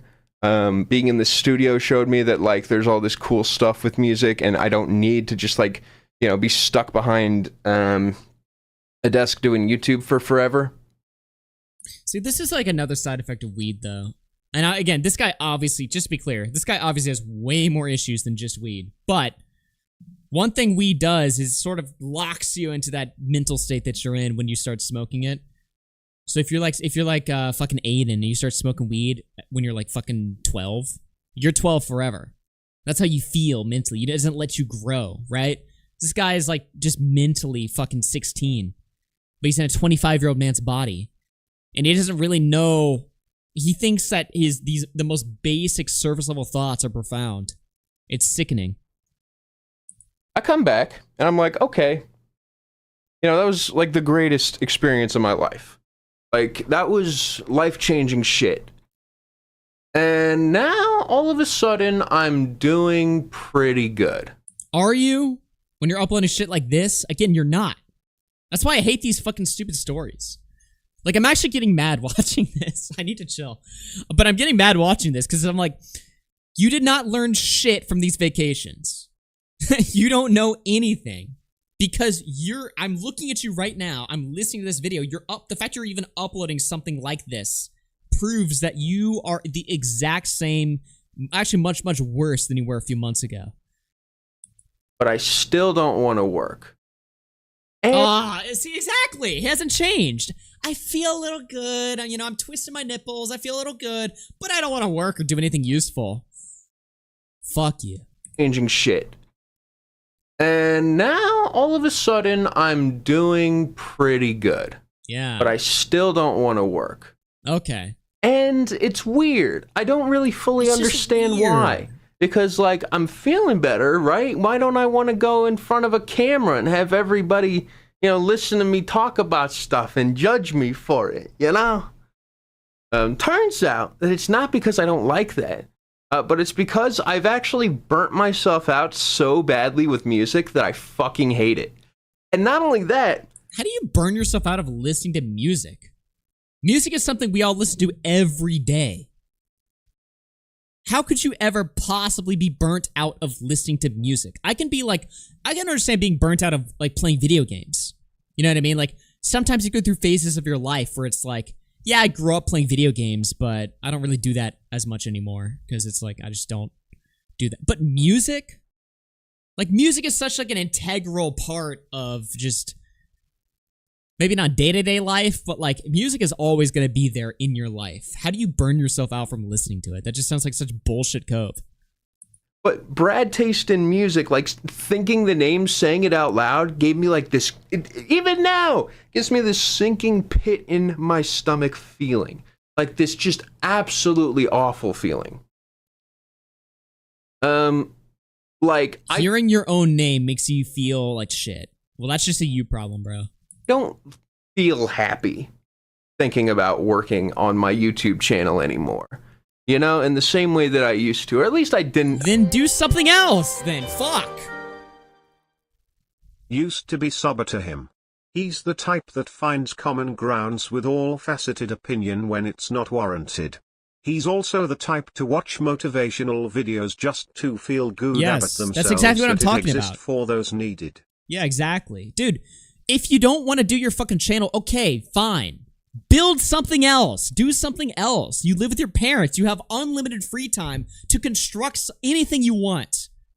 Or you can just get a job normally. But if you want to build something, right? You have all the time in the world, but you spend it doing this stupid shit. Bitching. Fuck you. Dude, this guy is just so annoying. Build something. Do something, you fucking loser. Or get a job. I'll say that, like, right now, it's better. But, like, 2 months ago, it was pretty much... Dude, it has never been easier in the fucking world to use the internet and just get rich. Especially if you're using YouTube.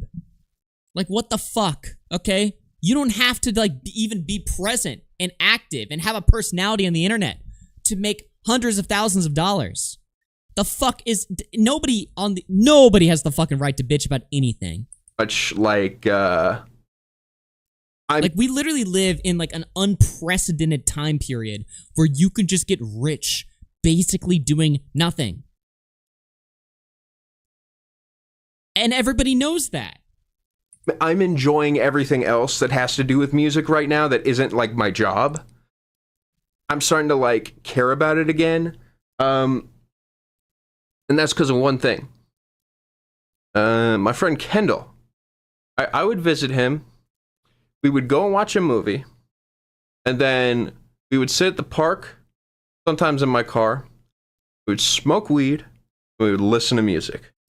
And watching him react to the shit that I was playing, and hearing how it was making me feel, and seeing his reaction, and just like, it was amazing. It was just what I needed. So... after that, I started, I wasn't even thinking about music after that moment. Or, I'm sorry, YouTube after that moment. It just became, how do I entertain this guy? So I just started driving and listening to music, thinking like, okay, will this song like go hard, being high in a car with him, And I ended up just like saving a bunch of songs. Okay, so he's driving while intoxicated, so fucking arrest this guy. That I felt would work in that environment. Specifically for that environment. That's a DUI. And then, and then I'd share them with him. But he's not always available. And every single day I'm out, like, for hours, just driving with no destination. Arrest him. Unironically, arrest him. He's useless. He doesn't do shit. I'm not like a DUI snitch or anything like that, but if you're a guy like this who's just completely useless, lock him up. The fuck? Listening to music. I need other people to hang out with, so I have other friends who, once again, I can just like sit in the car with and listen to music and chill out and show them things, and all of a sudden I'm starting to find, you know, that interest in all this stuff that I cared about before, and I'm starting to remember why it is that I like it. You know, it's on a good path. And then I do something that, okay, let's just say a week ago. It's the reason I'm making this video, because I finally feel like I'm actually ready to make this video. A week ago was where, like, it all came together. Remember how I said I never really had that real connection with my dad? Well, I wondered if it was because, like, he never had someone in his life just, like, unconditionally listen and want to be around him and just give him attention. You know, just pay attention to him. What are you talking about? I did that, and it was magic. It was incredible. I now have a real relationship with my dad, and a lot of that was built on, like we would wake up, and we would go and we'd drive up a mountain, and there was this exact bench. We would, you know, in the trunk of my car, we had like tribal drums and a gong, you know, different sticks to hit things with. And I was making music in nature with my dad. Just hitting sticks against a thing like a retard? Like, what do you... You drove up to a mountain, you're like, woo! It's like a moron. What a wholesome story, dude. You know? And just like connecting and like improvising. And it was great. Like, it was good shit. Like, I discovered, like, you know, through this time with my dad, that he is, I'm just gonna say it, like, a musical genius. What the fuck? I'm sorry, I can't get over this story. We drove up to a mountain, just hitting sticks on a gong, and just listening, boom, and we're like, whoa, dude. And then I discovered my dad is a musical genius. Dude, you guys just sound like a bunch of just stoned out losers. What the fuck? Which I'm like perfectly comfortable saying, because I've heard how he puts sounds together, and it's like nothing I've ever heard. It's immaculate. Like it's at the I should have thrown him off that mountain when I had the chance. Okay. Dude, thank you for that. Highest degree. You know, which is amazing, because I thought my dad was just an asshole when he said that my music wasn't good, you know, or the stuff that I liked he wasn't like connecting with. But then, like, I actually finally heard and saw what he saw, and it all made sense. I was like, oh shit, you really are looking for frequency. Like, you're looking for nesting. You're looking for the gayest shit I've ever heard. Environment, atmosphere. Like, more than I get it. You're looking for atmosphere. Anything. And amazingly, that's what I look for the most out of anything. So we just artistically clicked. And yeah, so he's going back to work. Looks like I'm supposed to be going. Dude, I feel like if this guy, like, somehow, like, just swallowed up his social anxiety, if he went to a bar for the first time, he would be, like, just intellectually blown away at the perceived genius that he thinks he would see at, like, a bar.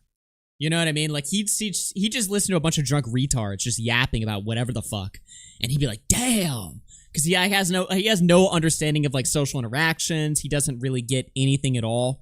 I feel like if you just put him around, like, the biggest morons on earth, he'd just sit there and be like, just because they're able to talk, that's all it takes to impress this guy. Like, that's literally all it takes. Going back to work. But I'm gonna be honest, I might not even go to work. I don't even think I care enough, to be honest. Yeah, especially if I post this video. I'm definitely, I don't know what the hell I'm doing. Alright, let's think. Wow. What have I not mentioned yet?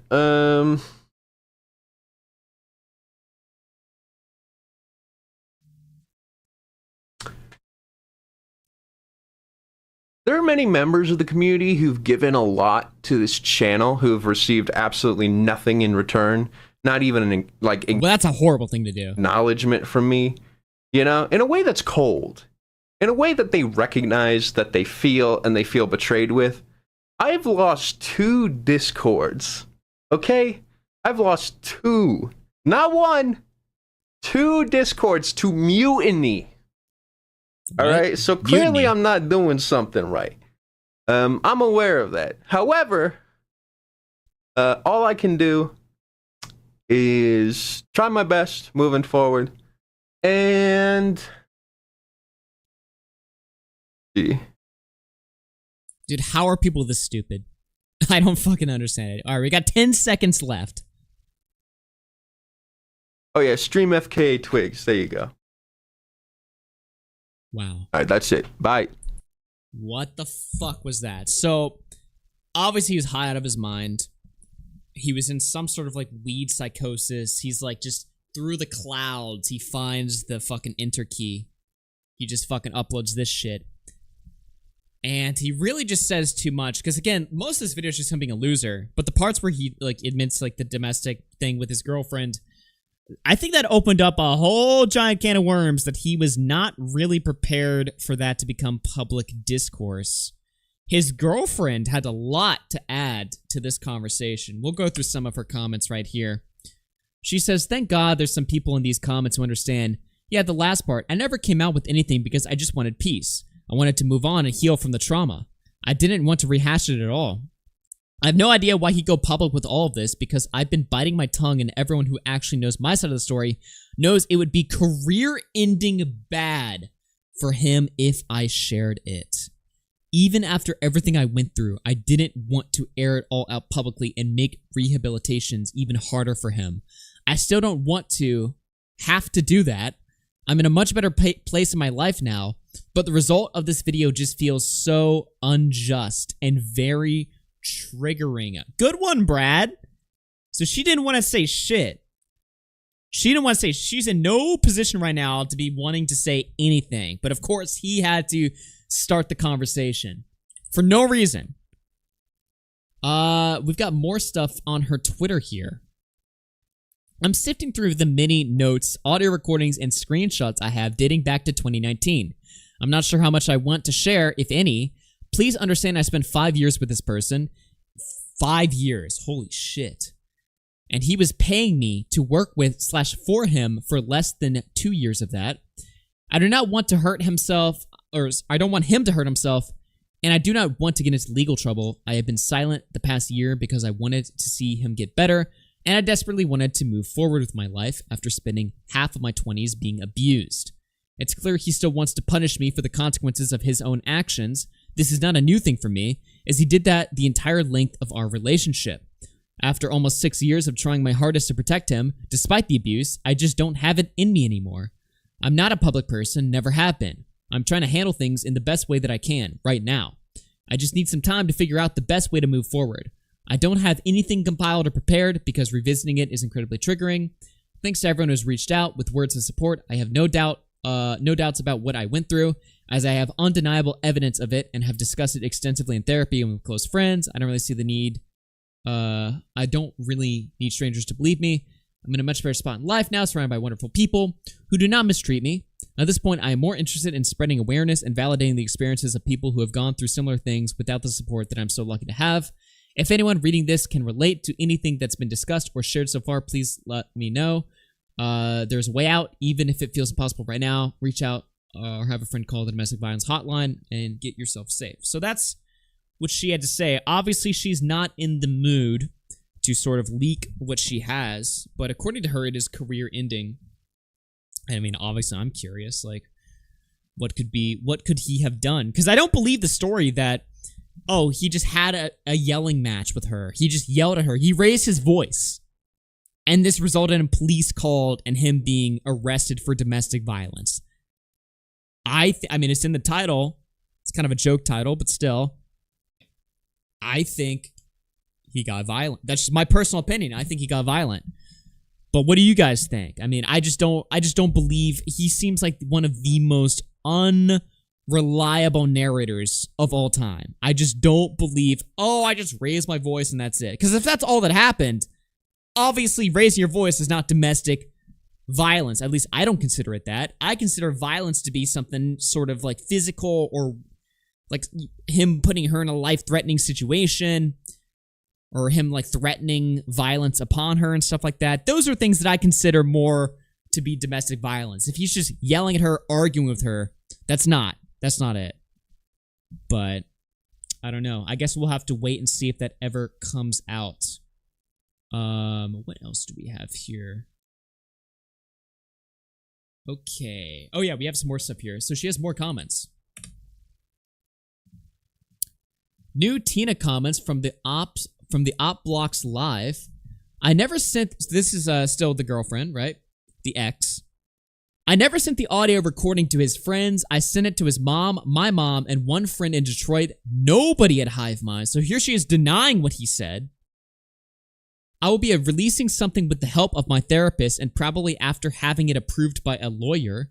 But I'm also working on getting some police reports too. I have evidence of abuse dating back to 2019, long before he was signing my paychecks. For the last year and a half of our relationship, yeah, I was essentially his manager, PR, bookkeeper, caretaker, etc. I'll explain more in time for sure. I've been biting my tongue for so long. I wanted to see him be rehabilitated. The doctor I was working for at the time as a medical assistant moved out of state and my chronic pain was getting much worse. He essentially begged me to quit my job. Lots of evidence, lots and lots.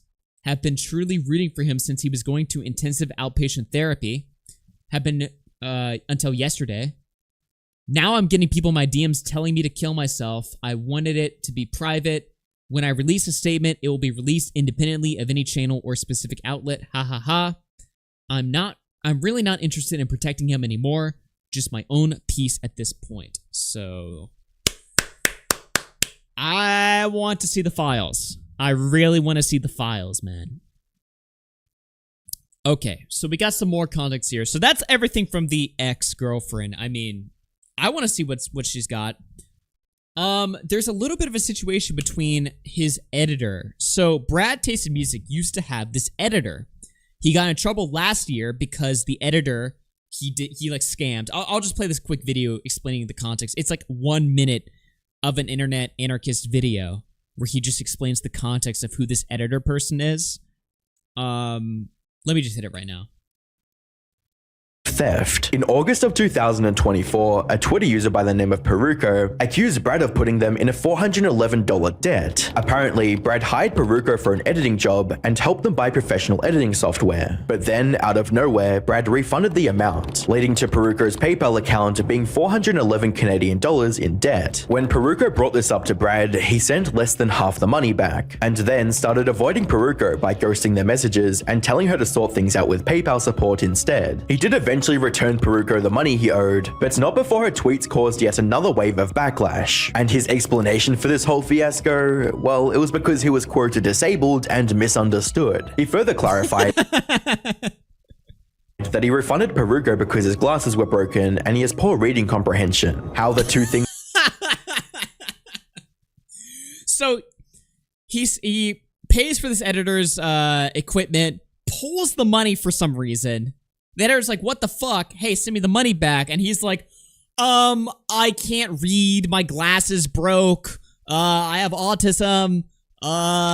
Shit, I have poor reading comprehension, blah, blah, blah. Basically, any excuse he can pull out of his ass, okay? So, but this all happened a year ago. This is all a year-old situation. So why are we talking about the editor now? Well, the editor has more information regarding the arrest. Let's see what the editor had to say. So this is Peruko. A bit after the incident between me and Brad, I had tried, of course, the incident being the fact that, you know, he almost scammed this person out of $400. Augie returning his blessing. Yo! Now I can donate to both my favorite commentary YouTubers. Thank you, man. Appreciate the donation. So, this is a bit after the incident of the almost scamming, right? I tried to reach out to him to clear up the air between us involving the money situation. He was dismissive to me, so I gave up. A few days later, after I received a DM from a third party telling me that Brad wanted to talk, I did. In there, he apologized to me, saying that what I did was what I had to do. I mentioned that I shouldn't have had to went publicly as quickly as I did, and things worked fine. I told him I wasn't interested in pursuing a proper friendship again, and we went on from there. A few days later, however, I received a phone call from Brad from in front of the police station. He was screaming and crying and told me he was just arrested for domestic abuse. He told me he just screamed at her, but I was skeptical and figured there had to be missing details. I stayed on the phone with him until he was at a hotel and safe. He told me things that his fiancée had done, but without much detail. He mentioned that she turned the Hive Mind crew against him and bragged into his face that nobody likes you anymore. He pleaded with me to not talk to his fiancée, which I didn't in part because I didn't really have a proper way of reaching out to her, but heard from a third party who did talk to her that all she did was film her yelling, him yelling, I assume, and send it to Hive Mind. After that, the situation went quiet, but the whole thing continued to bother me. So many details didn't add up to me. Eventually, I realized that Brad wasn't someone I wanted to keep connections with, considering the incident between us and what I had just learned. I later cut off contact with him and tried to put the whole thing behind me. However, one thing continued to bother me, and that was the online association I currently had with someone who I learned was convicted of domestic violence. I wanted that connection gone, so I tried to email Brad professionally, asking for the removal of any videos featuring me. However, I didn't receive a response from him directly. Instead, he tells someone else that I should have apologized for slandering him, and he owes me no favors, and that he wasn't going to take those videos down. I saw the response and realized there was no use fighting it and left it be.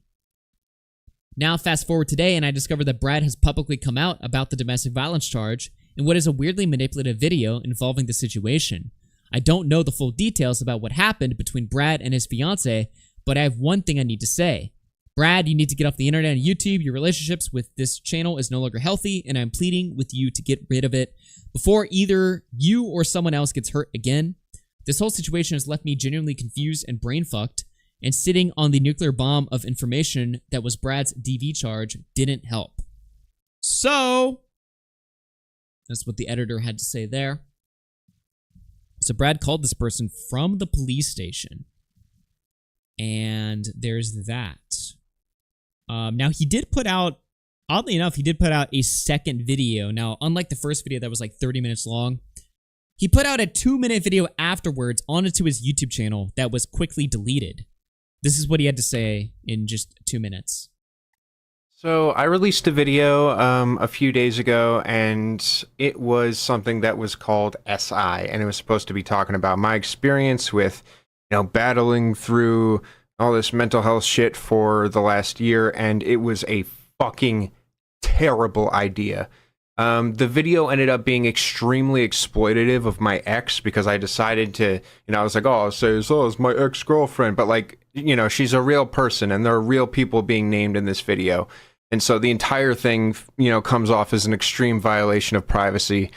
And I can completely understand why people are upset because it is honestly, I think, one of the worst things possibly ever uploaded to the internet.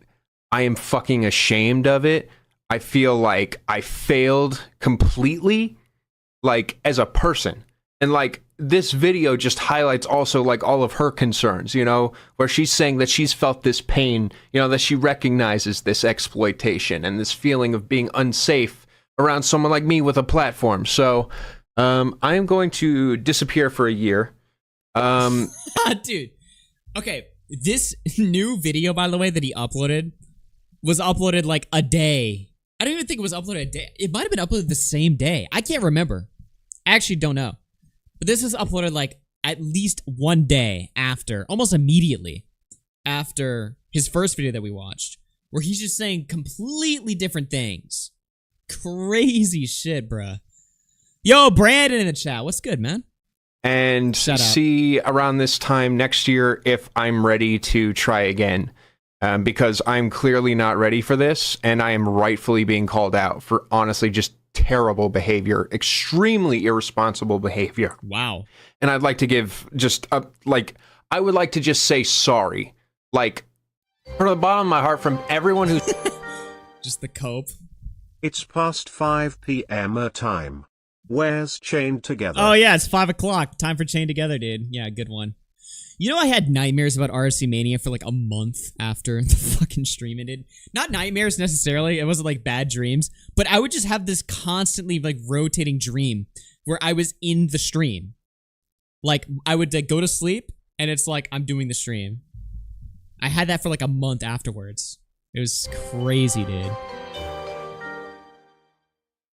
I used to watch Brad's streams in 2023. I remember a moment where he stepped out for a minute to yell at Tino as a joke. I think about that a lot now. Dude, that's crazy. Do you remember like what stream that was? Like, if you could clip that? Because that might be worth taking a look at again, but he probably deletes his streams. But yeah.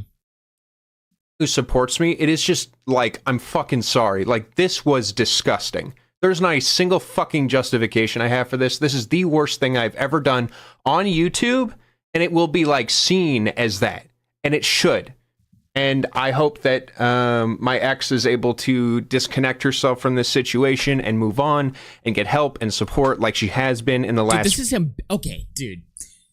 This is why I want to see the Brad files released so badly. This is like his like plea for help, where he's just like, please don't release what you have on me. Holy fuck, I know what I did was horrible. I know what I did was insane. And if the internet knows about it, I am just even more fucked than I could possibly imagine. He is just begging on his hands and knees that this info on him does not come out. And it just makes me wonder, like, even more, like, what did he really do? Did he just yell? Is that it? Is his biggest crime in the world yelling? I don't think so.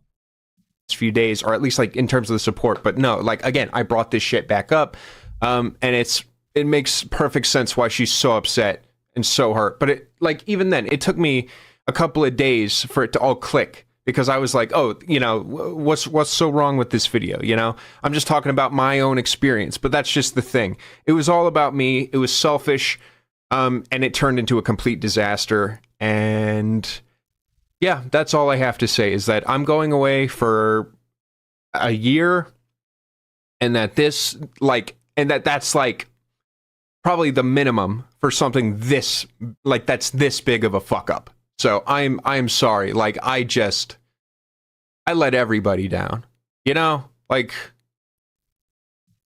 yeah. So peace. Okay. So he's really taking accountability there in a deleted video. Why was this video deleted? Does that mean he takes everything back? Like, he's going to be back in just a few days to cover music again? Why is this a deleted video? Why is this the video where he comes out, he's like, I mistreated my ex horribly, I'm a piece of shit, I'm taking a year off? Okay, that's great, but why do I have to go on Reddit to find the evidence that this video was ever even uploaded? Why did he delete this shit? Shouldn't this be like this standing message that he wants everyone to know, make sure that they saw? It makes no fucking sense. So, I don't know. There's that. But I'm pretty sure that's just all the Brad stuff we have for now. Okay. Well, shit. Yeah, BradTaste in music. I never covered the guy before, but he is crazy. Like, he is like a crazy fucking lolcow, and I want the files to be released so badly. All right, guys. We've got Mutahar as our final segment coming up next. Mutahar. This is going to be a good one. I prepared heavily for the Brad segment, but I didn't prepare that heavily for the Mutahar segment. I'm just kind of looking just to kind of react to it for the first time. Connor was telling me this is brutal. I mean, Mutahar's entire existence basically has now been proven to just be like totally fraudulent behavior. He's Indian pirate software now. Like, everyone, and not this isn't just some story that like is very niche and being just covered by like tiny commentary channels.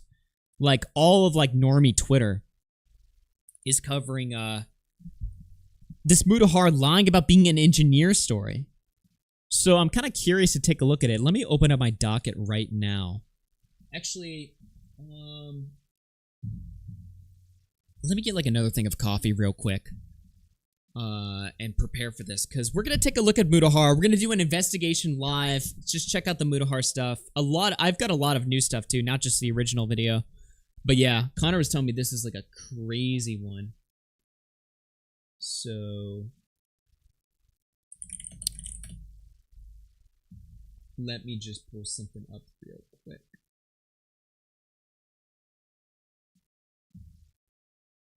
All right, I'll be right back. I'm just going to go to the bathroom real quick, get some coffee. I'll be back in like 2 minutes. Don't go anywhere. Be right back.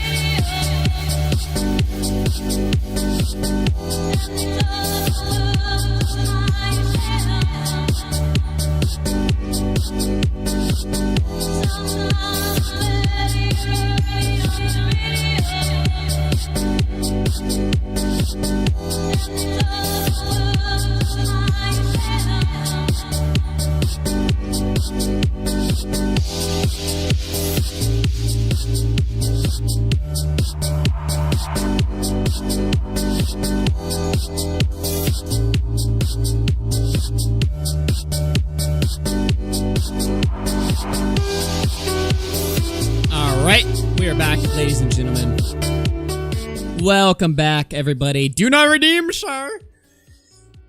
All right, we got Mutahar coming up. I'll try not to be racist for this segment. I like Indians; they're cool. Okay. By the way, I just want to announce. I don't know. I probably should have done this at the beginning of the stream, but this stream will be up, just public. I'm just keeping all my streams up publicly now.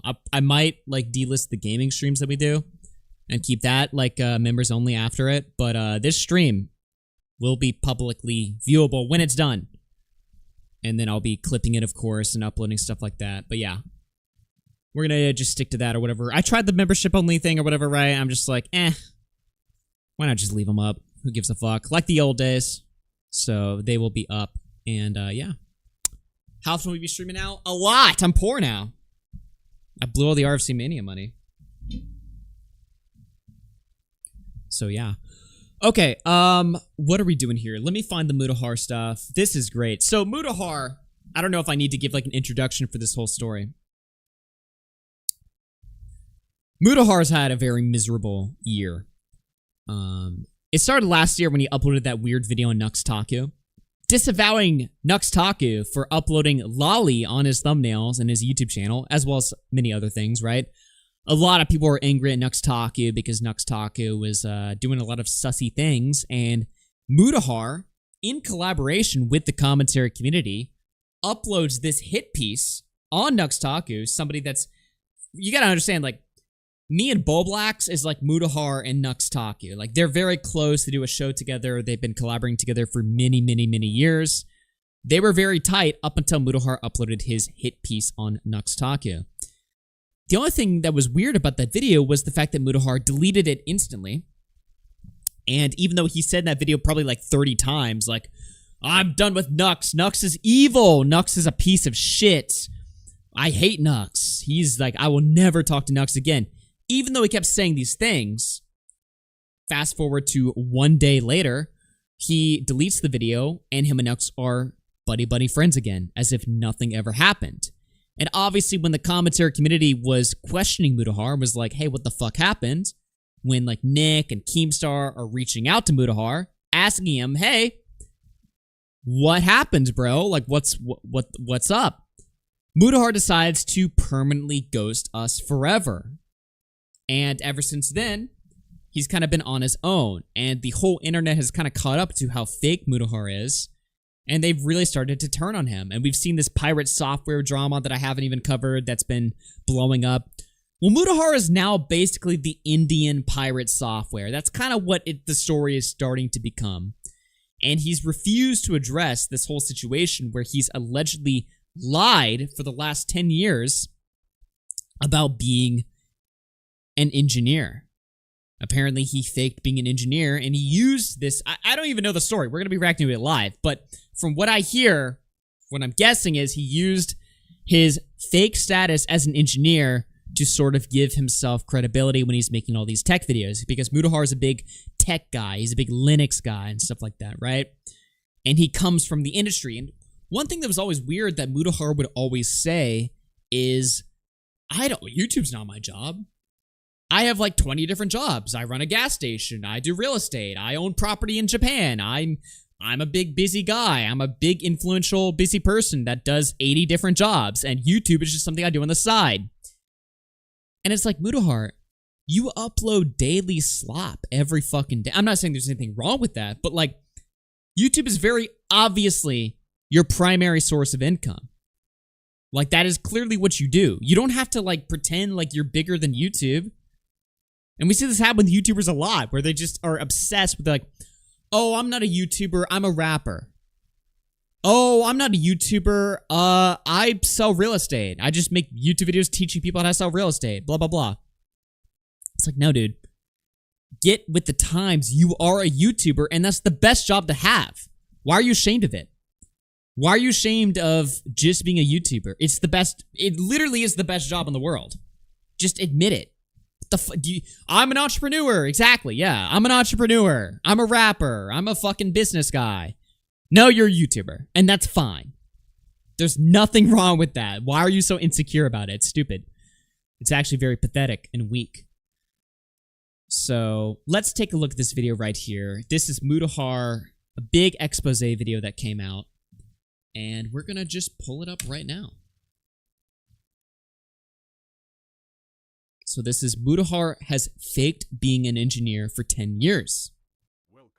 I'm Nicandros. If you've been following Some Ordinary Gamers or Mutahar's behavior the past year or so, you might have noticed that something is up. He quits Twitter suddenly, causing people to panic, and then rejoins Twitter quietly months later. He says he won't buy a Nintendo Switch 2, and then instantly buys one when it comes out. There was even that time he disavowed his longtime friend, Nuxtaku, but then he took the video down and apologized. Apparently he overreacted to a video criticizing him for watching lowly hentai. Dude, the Switch 2 Mutahar drama was insane. I actually have that pulled up. We might take a look at that after this video, right? Mutahar, so everyone was hating on the Switch 2, and they were uploading these like morally grand city videos. Don't buy a Switch 2! You're supporting evil Nintendo. Mutahar made one of these stupid videos, and then as soon as the Switch 2 came out, he bought it. Mutahar saying he is an engineer is like Augie saying he is going to stream soon. Wow. Good one, dude. No, all these stupid YouTubers came out and was like, the Switch 2 is too expensive, don't buy it. Including Mutahar. Mutahar literally said you should boycott Nintendo, and then he buys it immediately. And so obviously everyone's going like, what the fuck? You told us not to buy this. Why do you have one? And he uploads an apology video. It's so stupid. Just tell everyone, I just want to play the Switch 2. That's all you have to say. Yeah, I made this stupid video, morally outraged about Nintendo. Let's just be honest, guys. I wanted to play Mario Kart. Because that's the only reason why anyone bought a Switch 2. Just admit that. Just be like, honestly, guys, I just want to play Mario Kart. But no, he uploads a groveling apology video. But that's, you know, that's a separate story. We're going to focus on this video first, but it's just so stupid. ...tie with Nuxtaku, and not for any... Chat. Do not redeem. Do not redeem. Do not redeem. Oh, one other thing about Mutahar before... Sorry, I keep talking before we watch this, but one other thing about Mutahar. So I mentioned before about how Mutahar has been ghosting all of us, right? He's been ghosting all of us, and it's not like a thing where it's like, oh, what? You feel like you're entitled to Mutahar talking to you? No, that's not the argument, but I do feel like it is kind of weird for him to work with Nicholas Diorio on a video condemning Nux, but then delete it the next day and ghost Nicholas Diorio forever after that. Is when Nick's just asking, hey, what happened here? I think that that's fucking weird, right? And so he's been ghosting all of us. I did my stream shitting on Mutahar, but before I did my stream, I actually reached out to Mutahar. And I was like, hey man, we're going to cover your new drama. Do you want to come on and explain it? I sent him that DM. He doesn't respond to it, obviously. I wasn't expecting him to respond to that, right? A few months go by, and it's Mutahar's birthday. And I send Mutahar a DM just out of my own, as like almost like a social experiment. I'm just like, hey, happy birthday, man. Just curious to see if he's going to respond to it, or if he's going to be like, Augie's a commentary guy. I swear that community off. I'm not going to talk to them. So I sent him a DM. And he's like, hey, thanks, man. Even though my previous DM to him is, hey, do you want to come on the stream and address the drama? I send that, no response. It's his birthday. I'm like, happy birthday, just to see if you'd even engage with it. And he did. He responded to it. I'm just like, okay, what are you doing then? Honeybee emoji. Why aren't you like just talk? Emoji, honeybee emoji. Honeybee emoji. It was so fucking funny to me. Just like how he responded to my DM, like when I wish him happy birthday, he responds to that. But it's like, okay, well, clearly you're human, you're alive, you're there, you can type on your keyboard, so can we talk about the other stuff? Or are you just gonna be like weirdly silent about it? Like what is that all about? Well, he chose the silent path, and see how well that's working out for him. People are digging up more and more shit about him, including this video. Anyway, I'll play it now. I've been rambling a lot, but I just thought that was a very fucking funny story of just how he'll respond to one thing but not the other. To a video criticizing him for watching lowly hentai with Naxtaku, and not for anything else. Wait, you showed more in those videos?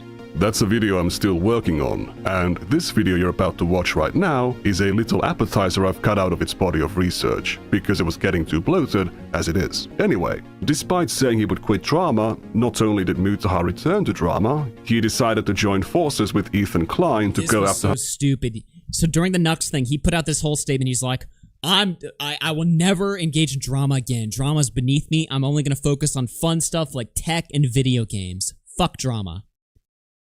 But then a few months later, Ethan Klein is talking about suing Noah Samson, and Mutahar immediately joins in and celebrates that. Now, I don't think that lawsuit went anywhere because I don't think you can sue a guy for him just saying that you're a genocide supporter, which is what Noah Samson said, which is obviously not true. But again, I don't think that's like a suable claim.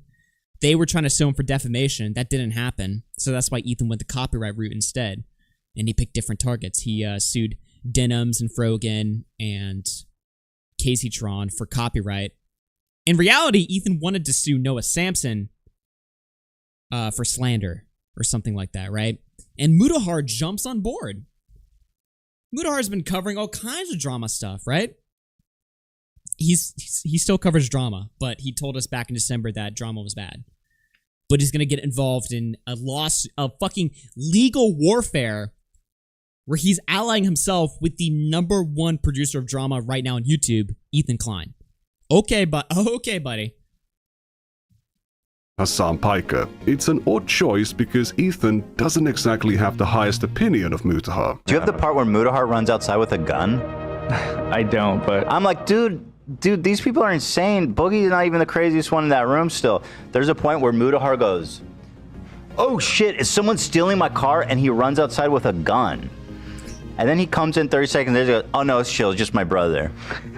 Oh my God. Like, this pseudo badass weird fucking shtick he's doing is not it. And frankly, he's so mean-spirited and nasty, and he has this weird thing where he needs to act like cool and that he's so successful and rich. He tells Boogie, dude, why don't you upload more? I upload every day and YouTube's not even my job. I was like, shut the fuck up, bro. I think he thinks his real job is being a day trader. I might be wrong about that, but I mean, that's pretty funny. Dude, Ethan, this is Mutahar's partner in crime. Yo, Jimbo Zoomer with the 463 viewer raid on Kick. What's going on, Jimbo? Jughead raid. Holy shit, the YouTube chat's just gonna be exploded with people. We got a big giant raid on fucking Kick. Let's fucking go. Yeah, this is my first dual stream. I'm live on YouTube and Kick. We're covering Mutahar. So welcome aboard, everybody. Shout out to all the people. What's going on, guys? Yeah. Let's see. Oh, wait, Kick support send me a message. Hi, AugieRFC. We hope this message finds you well. We are writing to kindly ask for a moment of your time to check your email inbox. Wait, what? Okay, when people in my chat were telling me, hey, Kick's trying to reach out to you, I assumed that that was like an obvious troll. What the fuck are they saying? Oh shit, they're mad? At the multi-streaming? The multi-stream toggle in your creator dashboard is switched off. Oh, oops. You can use /multi on. Okay, sorry. Whoops. First time multi-streaming, they're mad. Wow. What do I say? Multi on? Multi-stream has been enabled. Okay, okay. Well, at least they sent me an email instead of fucking ban me. Okay, anyway, we're all set there. Thank you guys for the raid. We're talking about Mutahar. What was I saying? Oh, yeah. So, Ethan Klein. Say what you will about Ethan Klein, right? But he just completely shreds Mutahar here, right? Because, again, Mutahar is so insecure about just being a fucking YouTuber. YouTube is the best job. And so, Ethan Klein's reacting to a clip where Mutahar's on Lolcow Live. They're just doing a podcast. It's Mutahar, Boogie, Keemstar. They're just talking shit, right? All of a sudden, Mutahar gets a knock on his door. And he's like, oh shit! He grabs his gun, like, dramatically. And he's like, 1 second, guys. I have to go defend myself. And he runs out of the room. He grabs his gun. And then he comes back moments later and he's just like, oh, my bad, guys. It's just my brother knocking. The fuck was that dramatic exit for? Like, Ethan's completely right here when it's just like, yeah, this guy is just so desperate to sort of like just look a certain way. He wants to look cool and badass and like he's like this big businessman. He's running different, you know, he's running different companies and stuff like that. He's not. He's just a YouTuber. He's a daily slop uploader. And again, that's fine. Just upload the fucking slop. Just be that guy. But he can't. He's insecure. And I don't know why. Is it like an Indian thing? I'm just kidding. I'm just kidding. I'm just kidding. But why is he so insecure, right? Like, what's up with that? But like, yes, it is. Shut up. I'm gonna get so much shit for that. Bro, I'm uploading every day. Ugh, I really got turned off by Mutahar in that one, man. Really did. So Mutahar is a poser. And by the way, that's Ethan Klein shit-talking him from a year ago. It's Ethan Klein shit-talking him from a year ago. Now Mutahar, or at the very least in 3 months ago, Mutahar was willing to get into a lawsuit with Ethan Klein where they sue Noah Sampson because Noah Sampson uploaded a video calling Mutahar and Ethan Klein genocide supporters. Right? They were going to sue Noah Sampson for making the claim. This might be an unpopular take, at least on YouTube, right? You can't sue somebody for calling you a fucking genocide supporter. Is that a crazy take? I feel like you sue people if they call you like a pedophile wrongly, or they call you like a rapist or something like that. If somebody just makes a video where they're like, you like Israel, you can't sue somebody for that. That should not be, and if you can, that shouldn't be allowed. That just feels like it's an opinion, it's the truth. Regardless, it just seems like a flimsy lawsuit that I could never fucking support, you know? We're gonna sue Noah Sampson because he uploaded a video calling us Israel genocide supporters. Okay. Good luck with that. And he lies about having a job outside of YouTube. Those are pretty heavy accusations. But who has the time to watch through over a decade of videos and streams to check if he's telling a consistent story? I certainly don't, but I know a much faster way of achieving the same end result with only a few hours of effort. I can just search all of his video transcripts at once for certain keywords and timeline the claims he's made. I play video games and scratch my balls most days when I'm not working. I wake up, I scratch my balls, I do my job, and then I fucking play some video games. I wake up, scratch my balls, play some Mass Effect. Why does he keep saying that? Why is he just obsessed with saying that? Make a video and like I'm just a regular guy, dude. I just wake up and scratch my balls. on my stock work, and that's it. I wake up, I scratch my balls, and I play some Mass Effect. This is 4 clips of him saying the same thing. Okay? I wake up every day. I do my job. I scratch my balls. 5 clips of him saying the same thing. I play around with Linux, some video games, and that's my life, dude. Before we get into it, isn't this stalking? Isn't this a violation of privacy? No. I am going by information Mutahar has made public through pieces of media he's voluntarily published on his YouTube channel, or public media appearances he has consented to. I'm also using information from a video that shows his LinkedIn page, which is something he seems to be cool with. He can do whatever he wants in his private life, but if he's claiming to be a doctor or an engineer to make his perspectives more valuable to an audience, validating the truthfulness of these claims about his life become a matter of public interest. If a history channel was receiving undisclosed funding from a foreign state, publishing that information would be in the public interest, even if that knowledge was gained through violations of privacy. Violating someone's privacy to humiliate them by exposing their porn browsing habits would not be in the public interest. But I haven't gone there. Okay, so this is just the disclaimer so Nick Andrews can wipe his ass and be like, I'm not doxing him. This is basically just, I'm not doxing him.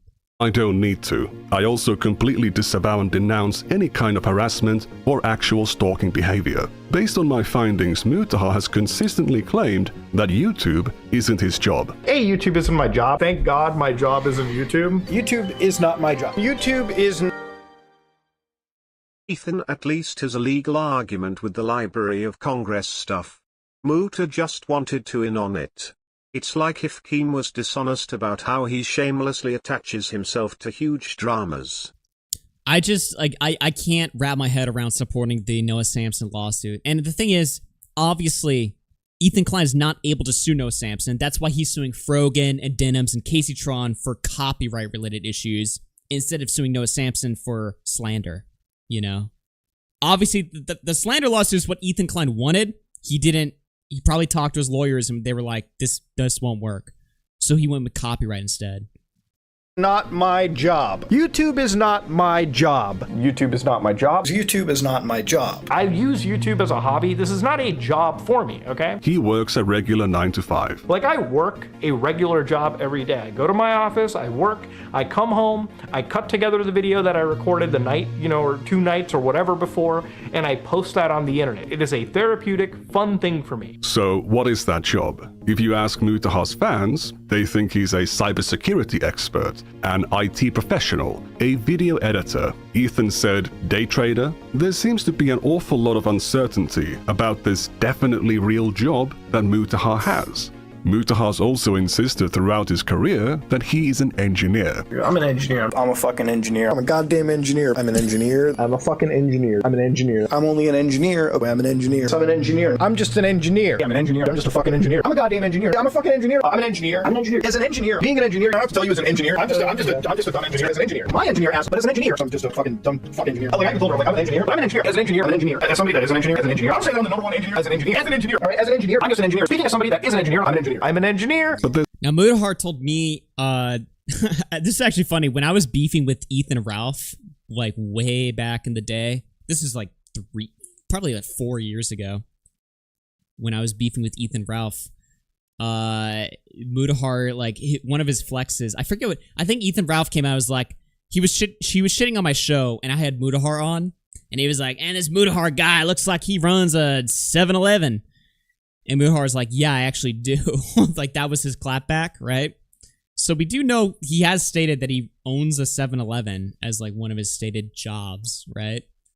So I don't know if that gets brought up in this video. It's very funny.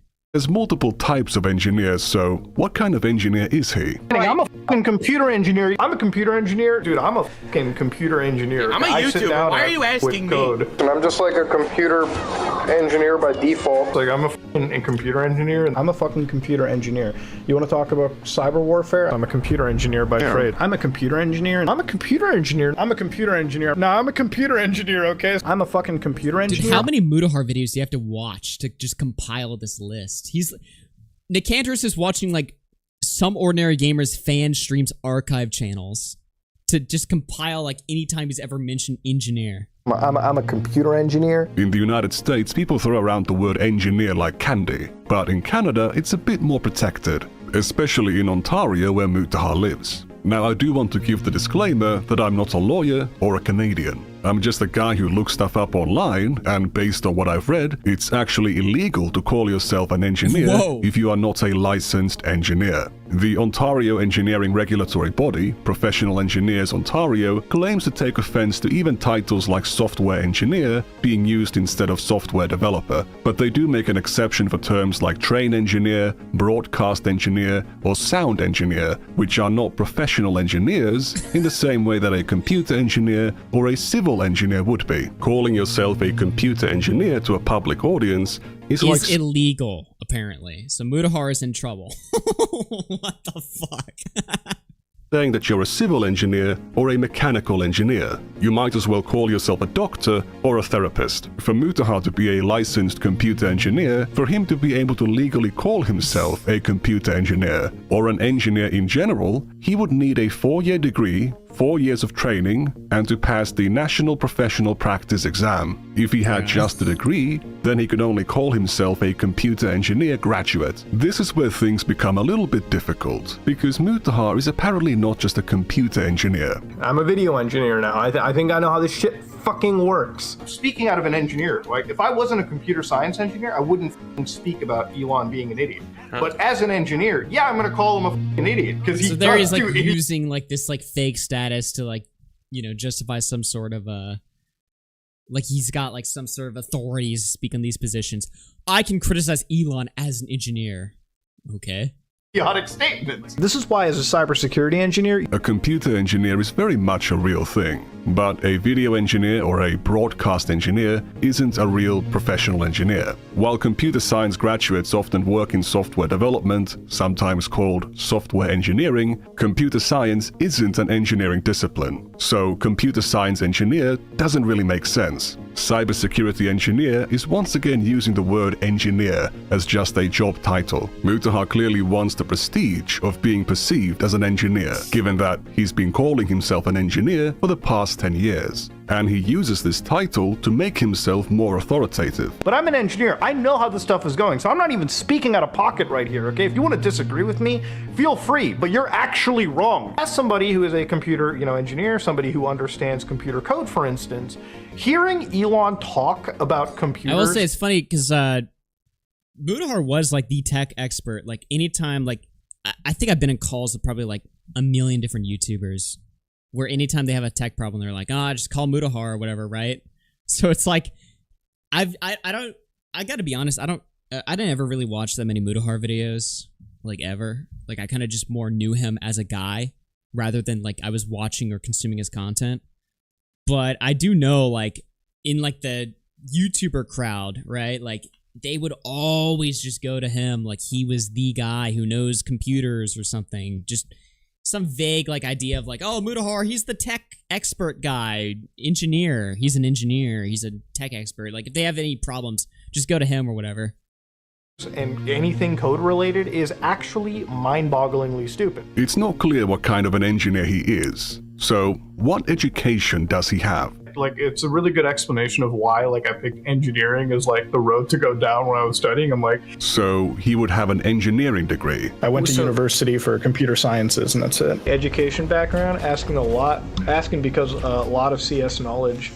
Yeah, well, I did computer engineering when I fucking went to college. That's what I did. Okay, so at least a computer science degree. I thought when I got into university for a while, and I dropped out like a semester in because I was like, okay, no. Oh, he dropped out after a semester. Like, I'm a dropout myself. I've never finished university, but I'm not going to dog on like school. You know what I mean? Like, if you're going to learn to be valuable. Yeah, if you're going to be an engineer, if you're going to be a doctor, a lawyer, if you're going to be in the STEM field, you need to go to university, okay? You need to go to university to be an engineer, but Mutahar is a dropout. He has no degree.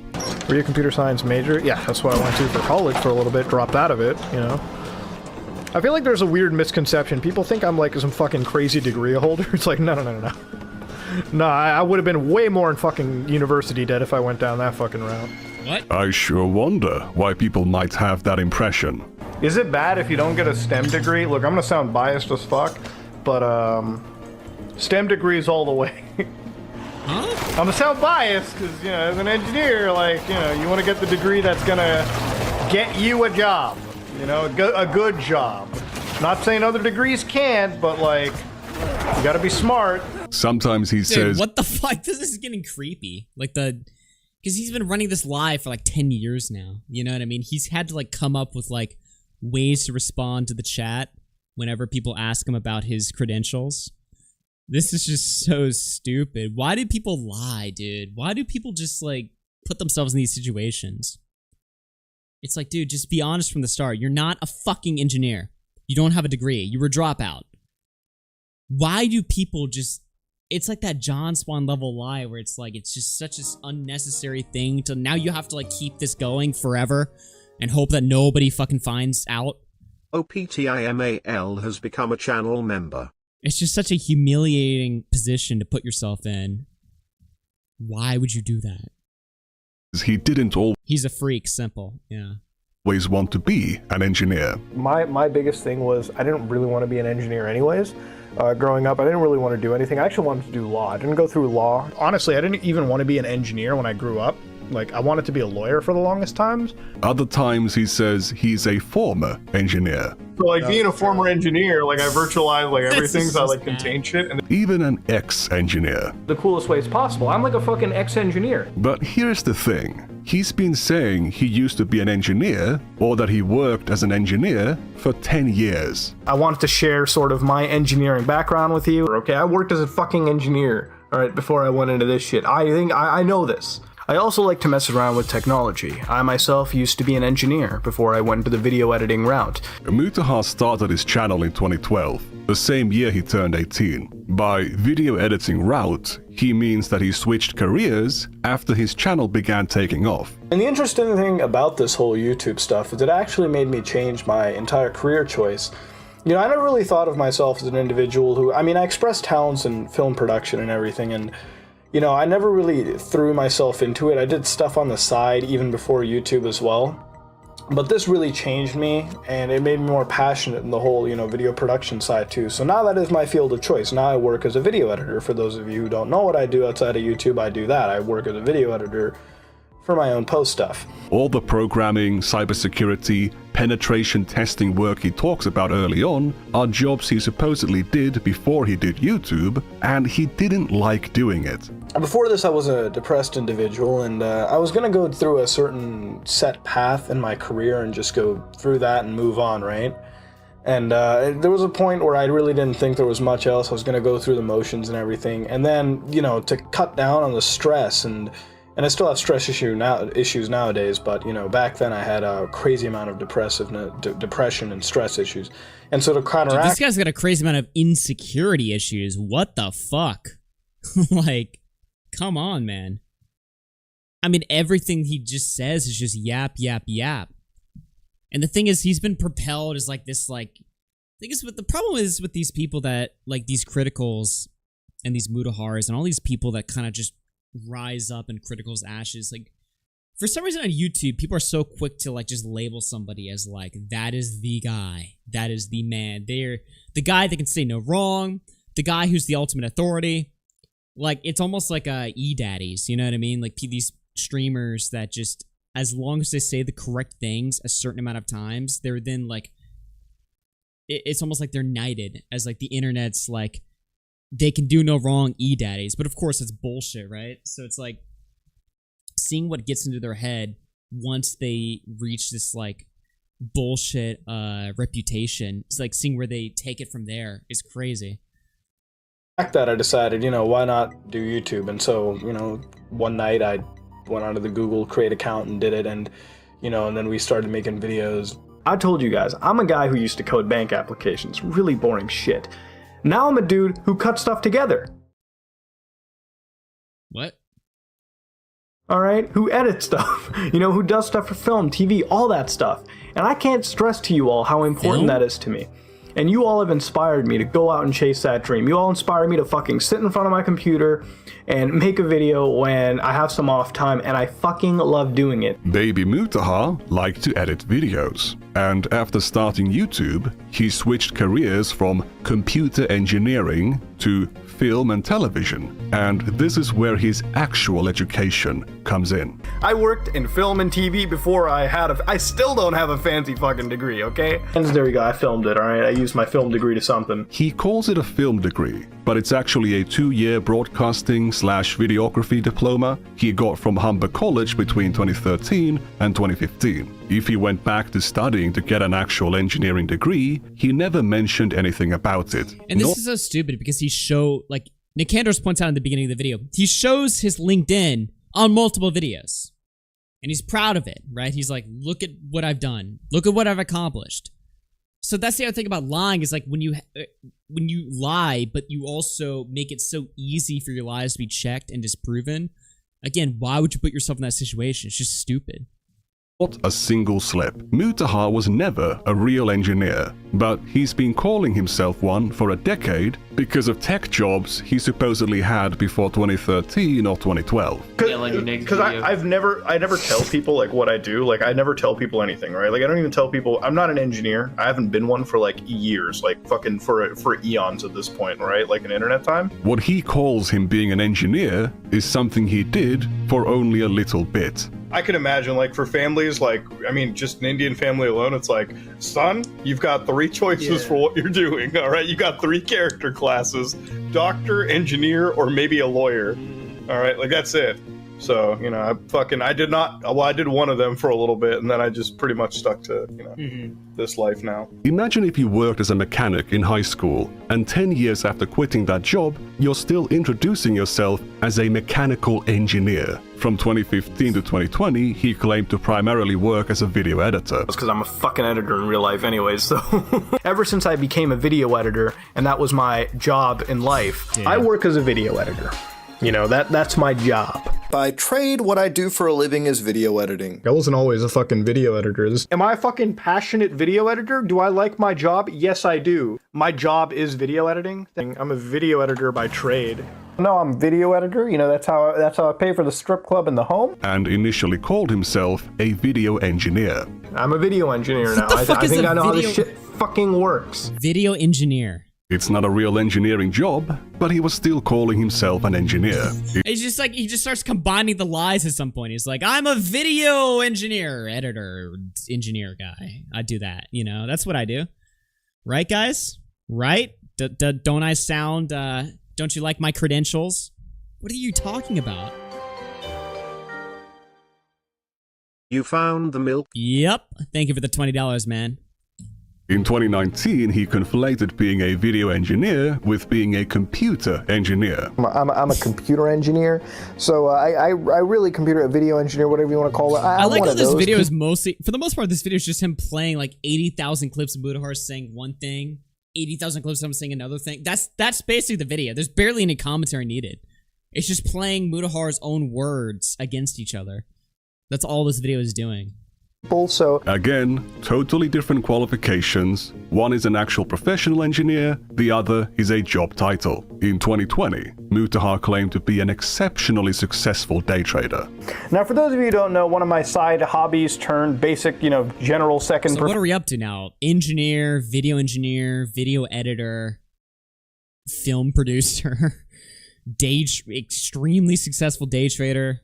Profession of mine is day trading, swing trading, whatever you want to call it. I like to sit in the mornings, sip my coffee, you know, go on the NASDAQ, see what I can look pre-market, buy, sell, and be done by, what, 11 or something, and call it a day. Ladies and gentlemen, it's something that I've been doing for almost a year, give a couple months, and it's definitely a very, like, it's a fun part of my lifestyle. I'm a very mathy guy.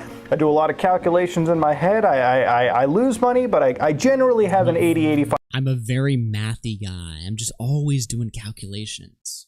5% success rate, and that's just the nature of this stuff. In 2021, he claimed his job was trading and investing. My job right now, I just sit around and trade and invest. That's what my job is. But he was still an engineer or a computer engineer. Apparently his dad calls him an engineer who knows computers. I'm sitting in the room, it's like, when it comes to computers, do you talk about it with my son? Do you act like an intelligent person? Because my son's a fucking engineer, okay?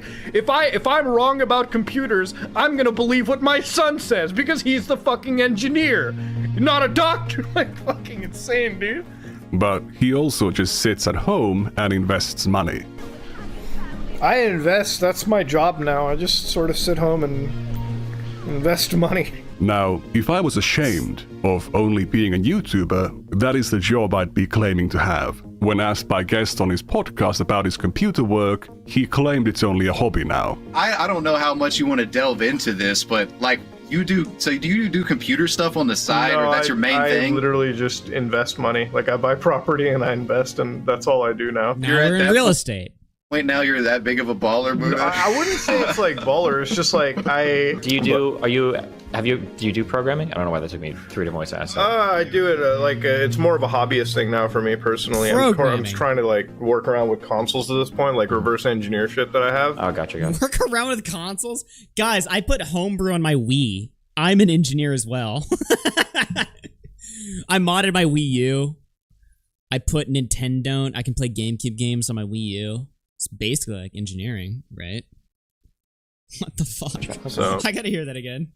What the hell is that? 3 to voice ask. I do it it's more of a hobbyist thing now for me personally. I'm trying to like work around with consoles at this point, like reverse engineer shit that I have. Work around the consoles, reverse engineer shit that I have. What are you saying? Oh, gotcha. So that's what I'm into now. It's just like it all has become like a hobbyist thing for me at this point. Like just like for me. Dude, you guys want to see my engineering degree? I actually have it right. I'm also an engineer. I don't know if you guys knew this. You guys want to see my engineering degree? Whoa! You see all those lines of code on my DS? It's like fucking cutting out. Dude, it's crazy. The shit that I used to do, dude. It's crazy. Yeah, look at it. It's like woodworking and shit. Like those woodworking channels. I'm like, this is just like me sitting down for 2 hours, like killing time and like working on a long form project, but not something. And we all bellived him because he's Indian. No, he's a qualified guy, right? That I would ever care to ever be bothering doing again, even as a career path. It's just too stressful. Sure. It's like boring. Yeah, a lot. Oops. Just that we do now, you know? in 2023, he's calling himself an engineer a lot, just like before. But in March, he claims he just invests money again. Were you into business before doing YouTube? Couldn't please parents, now the N-word haunts him. No. Wait, is that why he's lying? It wasn't out of insecurity at all. It was just out of, well, it was out of insecurity, but to his parents. He's actually fine being known as a YouTuber, but if his Indian mom and dad found out that he was anything but an engineer or a lawyer or whatever the third thing was, right? That's why he has to make it sound like bullshit, right? Like, you know, I worked and then... That's crazy. It's pretty much like my job. Like I worked and then now I have enough money to like, you know, buy property and like invest, and that's pretty much what I do. In August, he gave the impression he still worked as an engineer. All right, as an engineer, if I show up to my office and I fuck up, okay, I don't have a job anymore. But then he also mentions working at his own company that does asset management and property development. At our company, like not YouTube, but outside YouTube, like when it comes Dude, to this guy just has like 90 jobs. Work, property, and yet somehow, even having all these jobs, he's still able to focus on YouTube and just uploading daily slop every day, even though out of all of his jobs, YouTube's just a hobby. It's a therapeutic hobby that he does, right? That's why he does YouTube stuff. It's really just like to get his mind off of things. It's not even a job, but he's still able to like consistently upload daily slop. And not just like, he's not just uploading 10-minute videos every day of him just talking out of his ass. He's uploading 10-minute daily videos on the news. So he has to keep up to date with what's going on. He has to think about things that are, you know, going on and have an opinion and commentate and research and, you know what I mean? But he's still able to do that despite having 90 other jobs. Got it. Like our like asset management, property development, stuff like that. So before YouTube, Mutahar did the computer, programming, cybersecurity work he thinks I love the entitles fucking timeline.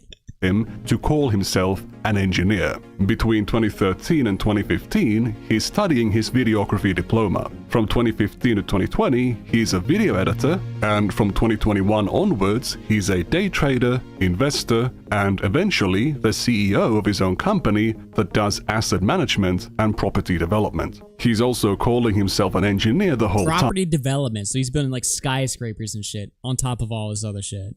time. We already know he's not an actual engineer, but is he actually a business owner? Because there's some weird inconsistencies in the things he says about it as well. As a boss, and I don't know, like, this is gonna sound like kind of cold, but I don't make jokes at the office.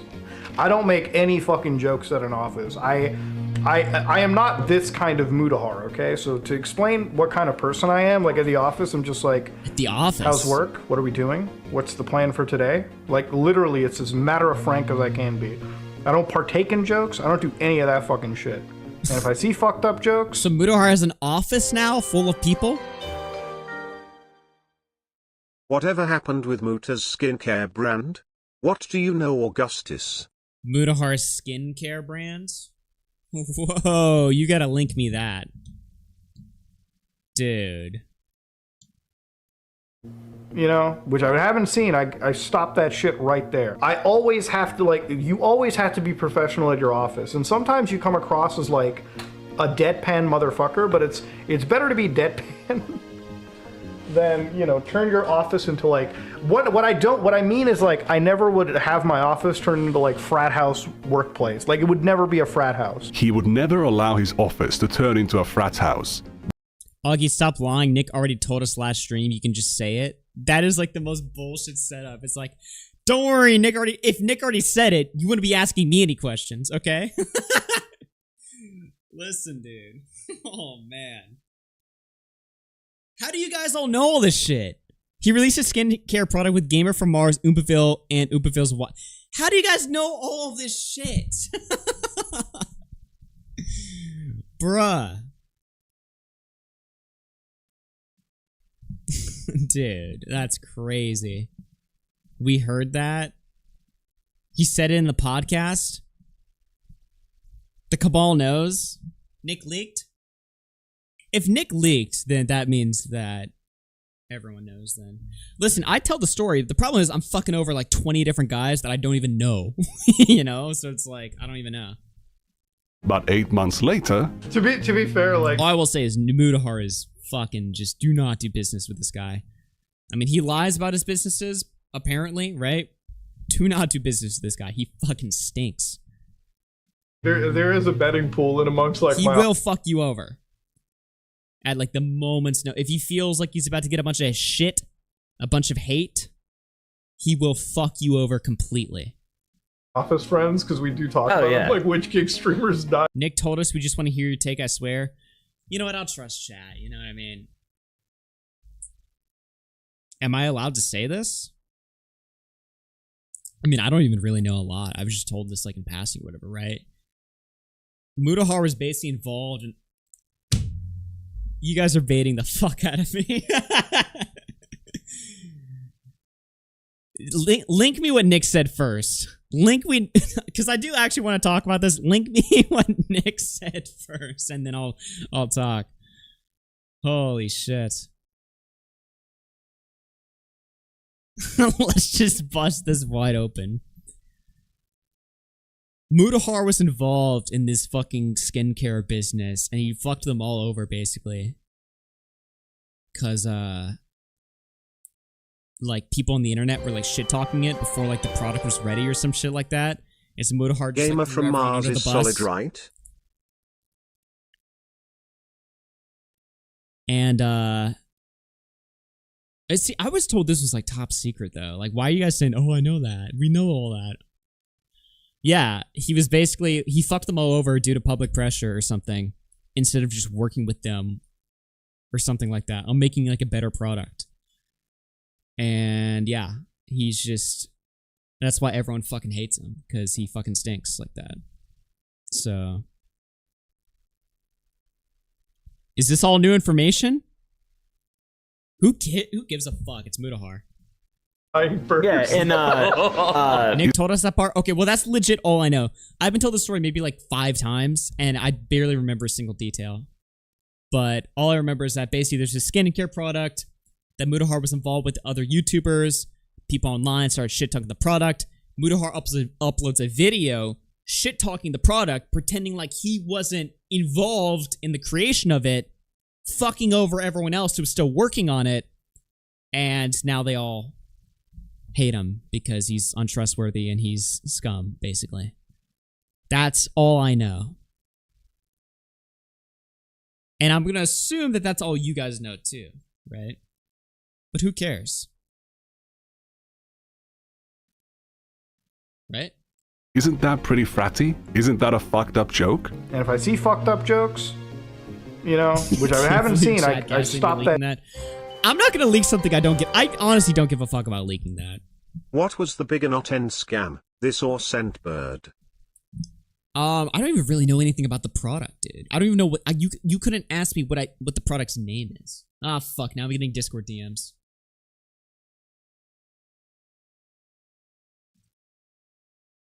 Oh no. Oh no. Views. No one archived the skincare company? Dude. I have to go talk to people about... There's a story there. I gotta be honest. There is a story there. I gotta find out what's like above board that you can talk about. If you guys get mad, it's all Inward Lip's fault. I think a lot of people... There's like a lot of stuff I could say that I don't say. For everything that I've said negative about Mutahar, there's like another thing that I wish I could talk about. And the skincare company is like extremely funny if you get to the bottom of it. Diorio's latest if you dig deep enough. Buddha's relationship with optics. Dude, who gives a fuck? We're just spilling it all open. It's the first episode of the third position, guys. Hit that like button. Hit that fucking like button. It is so fucking funny. The cuckery is about the same. Also, I've been wondering, Nick, do you think if Dark Vipers... Augie folded easily? I'm not a fucking idiot, okay? It is a very funny fucking story that I did want to talk about. Okay. GF left him, he would lose his mind like never before? Yes. Yes, I think that's an inevitability. It's not an if, it's a when. 96% like ratio. Tommy C is firing up 15 streams on you now. He's a skincare Who gives a fuck? Engineer. Yeah. You guys are so uptight. You guys are like, oh my god, he's leaking shit. Ugh. Who gives a fuck, dude? And this guy must be right. I am a piece of shit. Well, let's have a look and see what he actually... Is that all Nick said? Okay, okay. Well, I might be in big trouble.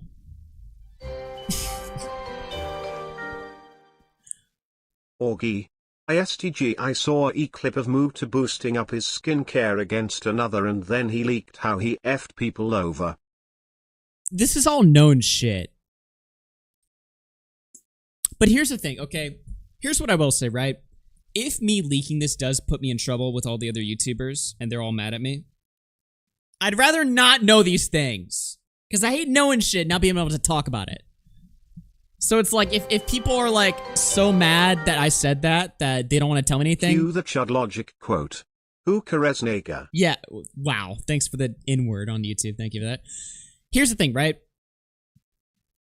You know, if people are like, we can't tell Augie anything anymore, I'm actually okay with that. Because it's like, I hate being locked away, you know? Anyway. That shit right there. Maybe he just sucks. All I'm saying is do not do business with Mutahar. He is a fucking scumbag in that regard, from what I've heard. We are not uptight. We love leaks. We don't care. Tommy or Chud though. Thank you for the $5. Anything you tell me, I'll leak. That's not what I fucking said. Mutahar had a fucking skincare company, and he fucked over all his friends. I don't know who's a part of it. Gamer from Mars? Oopaville? Oopaville's wife? Fucking Turkey Tom? I don't fucking know. No, I made that last part up. Tom was not part of it. But who gives a fuck? He fucked them all over. It should be talked about. Out of the algorithm. Hit that bell. At maintaining a profession. Mutahar is a bad person to do business with. That should be known. He's a predator in that regard. He predates on innocent YouTubers. They're always wanting to do... Mutahar's like, let's work together on a brand. Don't do that. Don't fucking do that. Professional culture. Could it be possible that Mutahar has been faking having a job all along? Doing daily uploads while... I'm in... Dude, between this and like the Willy Mac coverage I did earlier, and me doxing Flamenco's phone number, and then this, I am just in so much shit from like my... Fuck this, dude.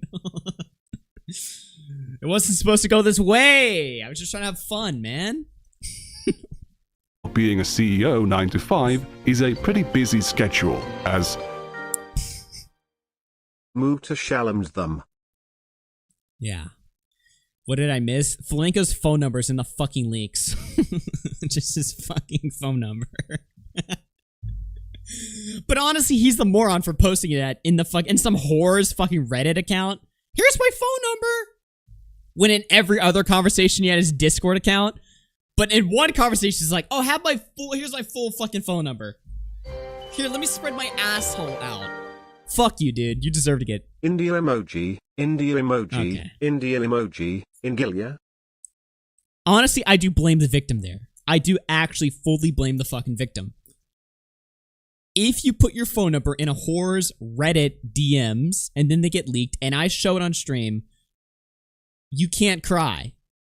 And I will edit it out. Just to be clear, I'll edit it out. I'm not a fucking psychopath, but I'm just saying. What? How am I supposed to know that that's in there? The fuck? You don't need friends when you have money. True. Facts. Alright. Ethan said, when he was on the Unsubscribed podcast, Mutahar made sure to let everyone know he works 9 to Billy Mitchell's like, damn. 5, and that he's a very serious businessman. Legitimately still have a 9 to 5. Yeah, I have a 9 to 5. Dude, he works in hours and hours. That's what, like, this is why I respect it. How many subs do you have on YouTube? I think like 3.4 or 5 million or something. I don't know. I don't know the exact amount. 3.5, like 3.5 million. We'll say that. And you're still doing multiple 9 to 5s where you're running different businesses. You were talking about Q4 Yeah, I'm the being CEO of our extremely own busy. company. Like I'm the CEO of like our own group. We do a lot of like property and like asset investment around where we live. We're getting into construction and everything too. So it's like for us, like my job is a 9 to 5 every day. You upload how many videos? Connor says multiple 9 to 5s, by the way. Multiple. Friends like these, who needs enemies? Okay. I'm not a bad person, dude. Just stop. By the way, Billy Mitchell's in the chat. Use code RFC for that hot sauce. A week. A day. Like I upload it every day. This is why exactly, and why I always. He really loves bathing in that praise, but it's not enough. Unironically, though, every podcast Mutahar is on, he's like, yeah, I do this and this and this, and then everyone's like, damn, you have a big There's cock. nothing wrong with victim blaming. Everyone's just like, damn, Mutahar, shit. Like, this guy's really accomplished. Like, they just start praising and sucking. And Mutahar's just like, listen, I don't like to get into it. Come on, dude. He needs to flex more. Well, that's like the algorithm tell, right? Like when you're like an engineer and somebody's like, man, why does the algorithm keep feeding me? I'm like, bro, what's the last 10 things you watched? Nick is making calls to the cabal as you're talking. No, he's not. Nick likes that I leaked it. When you're like an engineer and somebody's like, man, why does the algorithm keep feeding me? I'm like, bro, what's the last 10 things you watched? Gay porn? It's probably going to give you the 11 videos. I'm just saying. Driving there, we were talking about cybersecurity because that's what you went to school for. You're like, homeboy's very smart. You do actually business, and then YouTube is a YouTube is always thing. like the secondary side gig. It's Then he bragged. YouTube is always the secondary. I don't do YouTube. You know what he reminds me of? Do you guys remember Nicole Arbor? Do you guys know Nicole Arbor? Dude, I played this before on stream. When Nicole Arbor, she went on this comedian Louis J. Gomez's podcast. And during the whole podcast, she's like, they're like, so you're a YouTuber, right? You're a YouTuber. And she's like, no, I do comedy. I'm a comedian. I do comedy. I'm a comedian. Blah, blah, blah, blah, blah. I'm a comedian. And the whole time, they're just ripping into her and like, no, you're a fucking YouTuber. And sometimes you do stand-up and it's pretty shit, but that's okay. You're mainly a fucking YouTuber. And she's like, well, actually, most of my income is from comedy. And they just drill her down for like an hour. And she eventually starts like raging. She's like, she calls them misogynistic assholes and stuff like that. It's so fucking funny. I played that on stream before. It's one of my favorite podcasts. About his charitable donations, and we see behind. But it reminds me, the point of me bringing it up is that it reminds me of Mutahar. It reminds me of where Mutahar like will go on these podcasts and he'll be like, YouTube's just a thing I do on the side. It doesn't really mean that much to me at all. You know, I'm a businessman. I run multiple companies. I do multiple 9-to-5s. How does that work? Do you like split your body and travel to 2 different businesses? How do you do multiple 9-to-5? Why are you working a 9-to-5? You're a millionaire. Why are you even doing a 9-to-5 at all? Is that supposed to be cool? Yeah, I do the 7-Eleven 9-to-5. I don't do YouTube. That's stupid. the curtain how uninformed Mutahar actually is. Like for me, it's like the receipts. If I could tabulate them up every year, you know, like like during COVID, I probably gave away $200,000 of charity, and it was like out of my personal accounts. I don't write any of this off. Hold on, bullshit. Back that up. Then he brags about his charitable donations, and we see behind the curtain how uninformed Mutahar actually is. Like for me, it's like the receipts. If I could tabulate them up every year, you know, like like during COVID, I probably gave away $200,000 of charity, and it was like out of my personal accounts. I don't write any of this off for taxes because I don't believe in writing off charity for taxes. I think it's a so many insane claims. First of all, I give hundreds of thousands of dollars away to charity every year. Receipts, please. Please show me the receipts, because there's no way. But second of all, I don't believe in writing off my charity and taxes. That's a very stupid thing to do. No, why would you say that? I actually just like giving my money away to the fucking government. Who gives a fuck? Does he think that sounds virtuous? Or that sounds cool? Not writing off your charity from your taxes? Why would anybody think that that's cool or be impressed by that? You just sound like an idiot. Like during COVID, I probably gave away $200,000 of charity, and it was like out of my personal accounts. I don't write any of this off for taxes because I don't believe in writing off charity for taxes. I don't believe in writing off charity for taxes? Why? Does he think that makes him sound more virtuous? Like he thinks that, oh, a lot of people just give their charity away just as a tax write-off. I don't do that. Is that what he's going for? Dude, this guy just sounds like a moron.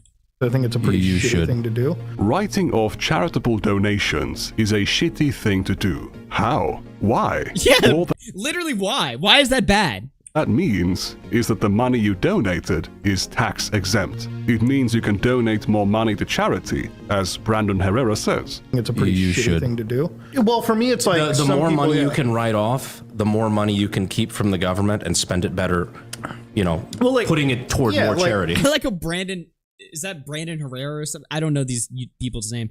I like how he just immediately clocks him. He's like, you should do that. The fuck? Money you can keep from the government and spend it better, you know, putting it toward more charity. The money that I How can you be? And then Mutahar be like, well, he just looks like a moron. Oh my god, dude. The CEO of a company, a serious businessman who knows his shit, but you don't understand basic accounting. You want to talk about social battery? Like 7 is when I get up. I got to be in meetings every fucking day. My work day doesn't end until like 4 p.m. That's when I get like a chance to open up the Premiere Pro project file for the video, and I get to work on that, and then I get to upload that a day later. Like, I don't believe in days off. Like, I literally can't believe in a day off. Like, I'm always like, I don't believe in days off, man. I don't believe in that. You just sound like an asshole. Like jittery because I'm like I want to do work. Like I really do like enjoy doing work. Like any day that I don't feel like I do my job, fucking cry about it. I'm like, this fucking sucks. He works till 4 p.m. every day and cannot take a day off. However, he seemed pretty happy to take a day off to watch a video game commercial from 1 p.m. to 3 p.m. on a Thursday. I love to read comment sections in videos. That is probably the best part of doing YouTube. Connor says in the comments, Someone needs to investigate the sun in the background of all Muto's videos and calculate when he records. No way he only records past 4 p.m. Wow. Can we get an A-log to investigate this? Content creation is reading the comment sections of what a video has to offer. You know, as a content creator, the coolest thing is like when you see like 1,000 comments on a video, because I'm somebody that likes lurking internet forums and just reading internet discourse, right? Especially when it comes to topics I enjoy. So when you read 1,000 comments, you're like, all right, shit, let me line up and get ready, boys. Let me read that shit all day. This guy has a wife, he's a CEO, he works 9 to 5, and he uploads daily. How do you have the time to read YouTube comments from random people? Check this out. You should be an upstanding, good citizen, okay? I wake up, I do my job. The fucking chirp? Hello? I come home. Many of the instances where Mutahar says YouTube isn't his job are from videos where he rants about how unstable YouTube is as a job because of their never-ending policy changes. These you could learn from Muta's work ethic, wow. Hey, I have a strong work ethic, man. Fuck you. Things supposedly don't impact him. Listen, just like Mutahar, I also have a lot of mysterious jobs, okay? You guys don't know shit of what I'm up to. I run companies too. Lots of companies. I run a multimedia company. Does YouTube to relax, but he's always obviously upset in these videos. He consistently paints himself as a hard worker. Actually, one of my employees is also named Mutahar. It sounds like you worked really hard in high school. You're talking about taking night classes, doing community service, like side jobs on the side, like... Yeah, no, it's blurred. I'll help you understand. He has this insane work ethic, but he's also curious about how Destiny can get so many things done. I noticed that you do like a lot of canvassing, like you actually go out of your way. You've launched your own like podcast with like other people, the Bridges, and it's like, what is next really? Like, how do you kind of manage all that too? That's the other big thing that I kind of wanted to come in. Is your mysterious job's OnlyFans? Manchi? It's just nasty. Too, because it's like it really feels like you're a one-man show, but you're doing like a lot of shit and you're managing it pretty well. Destiny's too lazy to cook for himself. He's not the workaholic with an excessively tight schedule he can never pull back. If Mutahar's stories about himself are true, he should not be impressed by Destiny at all. Mutahar also often claims that he's an immigrant and equates that to him being poor or his family being poor. He will say his father had to go through medical school twice, not recognizing the privilege of being able to go through it even once. You don't need to come up with all these hardships you've been through. Everyone can already see your life is a struggle. You're not white, and you still can't say the N-word. He's got this other laugh about not buying anything expensive. Very rarely. Whoa, what the fuck was that? Wait, what? To go through medical school twice, not recognizing the privilege of being able to go through it even once. You don't need to come up with all these hardships you've been through. Everyone can already see your life is a struggle. You're not white. Yo, Truth Nuke. Yo, Truth Nuke. That is a struggle. And you still can't say the N-word. He's got this other laugh about not buying anything expensive. Very rarely am I trying to pay full price for any of this computer crap. You don't need to, all right? I don't overspend my money on crazy computer chairs. I think whatever I can get at Costco fits me fine enough. As far as my peripherals go, I have some SteelSeries headsets, keyboards, and a Logitech. Man. Word on the street is that Augie's side job is owning an island and a private plane named the Boy Soprano Express sus if you ask me. Nice. Mouse, which I think is really awesome. If anything, I overspend on my monitor. He's so frugal, but he also owns a luxury diving watch worth almost 10 grand. If you have an easy life because you were born to a rich family, just enjoy it. If you're rich, just enjoy being rich. Improve your production value. Get some acoustic treatment. Get some monitor arms. Show your audience that if you work hard and succeed in life, you can have nice things. Why not? So, was Ethan Klein right all along? I upload every day and YouTube's not even my job. I was like, shut the fuck up, bro. But like, yes it is. Shut up, bro. I'm not going to claim. Hey, man, when Ethan has the W, I'll say it. You know what I mean? I'm not like an Ethan Glaze or anything like that, but when he says something funny, it's like, yeah, I mean, Ethan's take on Mutahar. At least his previous take on Mutahar. Now they're friends again, I guess. But like back then, 100%.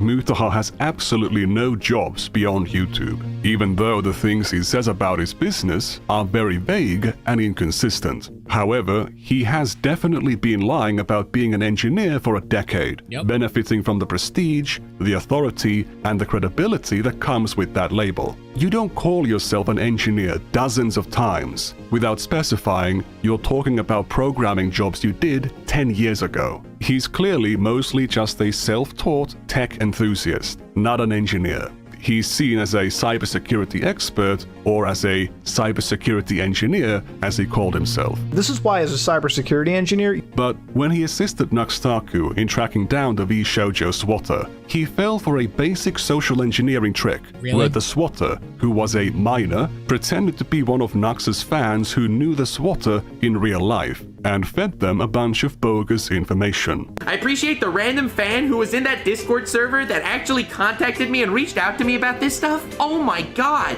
you guys are legends, honestly. V-Shoujo's cybersecurity expert knew this was bullshit. The cybersecurity engineer did not. Mutahar doesn't do drama content anymore because it's all just felt like the most obvious bait of all time, where somebody was just like, hey, I know where the swatter is. I'm friends with them in high school or whatever. And Mutahar just fell for that, just immediately.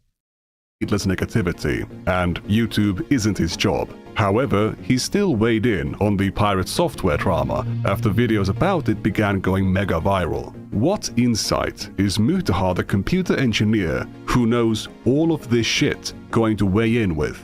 No. Right now, as a video editor, I do more engineering now, so back-end programming for effects work. I'm working on a new codec for video right now for H.265, so we can actually transmit better video quality at higher resolutions. I'm actually doing something which I want to sell to Microsoft at some point later on. So I've been designing AI toolset that basically you can inject, hopefully, into like video tools, and this is gonna be like video games or whatever, right? So it's like, let's say that Microsoft backwards compatibility, right? So I had this tool idea. This is kind of what I got going in my head. So I had this idea, and I hope to one day sell it to Microsoft, right? So what I do is, since I have a really good video background, right? I've been designing neural stuff around it. So what I want to do one day is, you know how Microsoft has backwards compatibility, right? So would it be really fun if I could design a way that Microsoft could take the textures in their video games, right? So they could take the textures mapped in their video games and find a way to AI upgrade them. So like basically use a fucking photo AI, like basically use an artificial intelligence that can scan across, you know, all these textures and just fucking upscale them to like 4K, 8K, whatever they want to go to, and make games look better. That's what he wants to make. He wants to make something that AI upscale of fucking video game texture. Holy fuck. He wants to make a graphics mod or something like that. I don't know. What the fuck is he talking about? Why did it take him so damn long to describe something so simple? What the fuck did I just listen to? Needing, you know, developers to make it better, right? That could be an idea for me. It sounds simple on paper. Obviously, it's very, very, very fucking time consuming to make it even as effective as you want. He knows how to program video encoders. He knows graphics APIs and AI tools in 2019. What does he know in 2025? What can he add? One of the code bases that we're looking at over here is this falling particle. Oh now, my god, here he's critiquing pirate software, as he's now become, again, the new pirate software. A lot of numbers that are being dropped in here, and one of the things that you'll tend to see in pirate software's code is magic number abuse. Nothing unique, nothing new, nothing that Coding Jesus didn't say in his video, which Mutahar keeps mentioning. There's nothing wrong with having shit code, right? There's nothing wrong with being bad at it. I'm not a fucking great coder either. So I'm actually doing something which I want to sell to Microsoft at some point later on. But I'm also not claiming to be this crazy fucking guru hacker. Dude, I got downs listening to that explanation. Bro, look at this, right? So, fucking Billy Mitchell tweeted just now, Mutahar will be sued, which is very funny, because that's like his thing or whatever. It's just saying he's gonna sue people. But earlier today, he tweeted, he's like, who cares Read about the the Mutahar top stuff? of Muta's wiki trivia, oh my god. I'll pull that up in a second. Thank you for that donation. Billy tweeted earlier today, this morning, I'm not understanding why anyone cares if Mutahar is an engineer or not. So he was like, hearing about the drama, but he's like, is this really that crazy? Like, who cares? Now he's tweeting, I investigated further and identified the broader context thanks to the scale of internet troglodytes seething over a simple inquiry. Now he's saying Mutahar will be sued. So see how quickly Billy Mitchell understands and gets it? Fucking king, dude. Code RFC for some Ricky's hot sauce. And he sent me some habanero sauce that I'll be opening on stream. I genuinely love his hot sauce, dude. I'm not even joking. Okay, what did Colton say for me to pull up? Colton sent me two. Says, read the top of Muta's wiki trivia. Mutahar's wiki trivia? Like, couldn't you just link it? Like, do I have to look this shit up?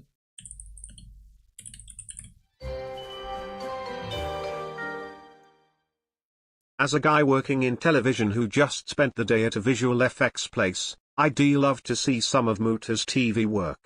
Receipts? Documentary footage? Yes, where are the receipts, please? Thank you for the $5. Alright, what is this on Mutahar's Wikitubia trivia? Where was it? Mutahar suffers from recurring sleep paralysis and has stated in multiple videos that sleeping in Minecraft helped with it. I mean, that just sounds real, though. I've always been jealous of his sleeping in Minecraft videos. It just sounds awesome. Expert in the world. Yeah, for the past 10 years you've been claiming to be an engineer. What does that mean? Dude, I can see how that would work, right? You're sleeping, you got sleep paralysis, you just put on the Oculus Rift, you just go to sleep in Minecraft. It makes sense to me. What is this, crazy to you guys? He did a video about how having Minecraft open in VR helped him sleep. I gotta be honest, that doesn't sound that crazy to me. I don't know. Computer engineer, a computer science engineer, a cybersecurity engineer. You fuck with code. Dude, I'm a fucking computer engineer. I'm a YouTuber. Why are you asking me? You do programming as a hobby, but when it comes to showing your knowledge, you only know the basics. Now you're here judging someone for inflating their credentials. At least Pirate Software's lies didn't break the law. At least he actually worked at Blizzard for 7 years. Again, when you have an ego, you gotta be able to match it with the skill. And unfortunately, it doesn't seem like that skill is all the way there. Unless that skill is making a whole lot of spaghetti code. Ladies and gentlemen, if you like what you saw, please like, comment, and subscribe. Dislike if you dislike it. I am out.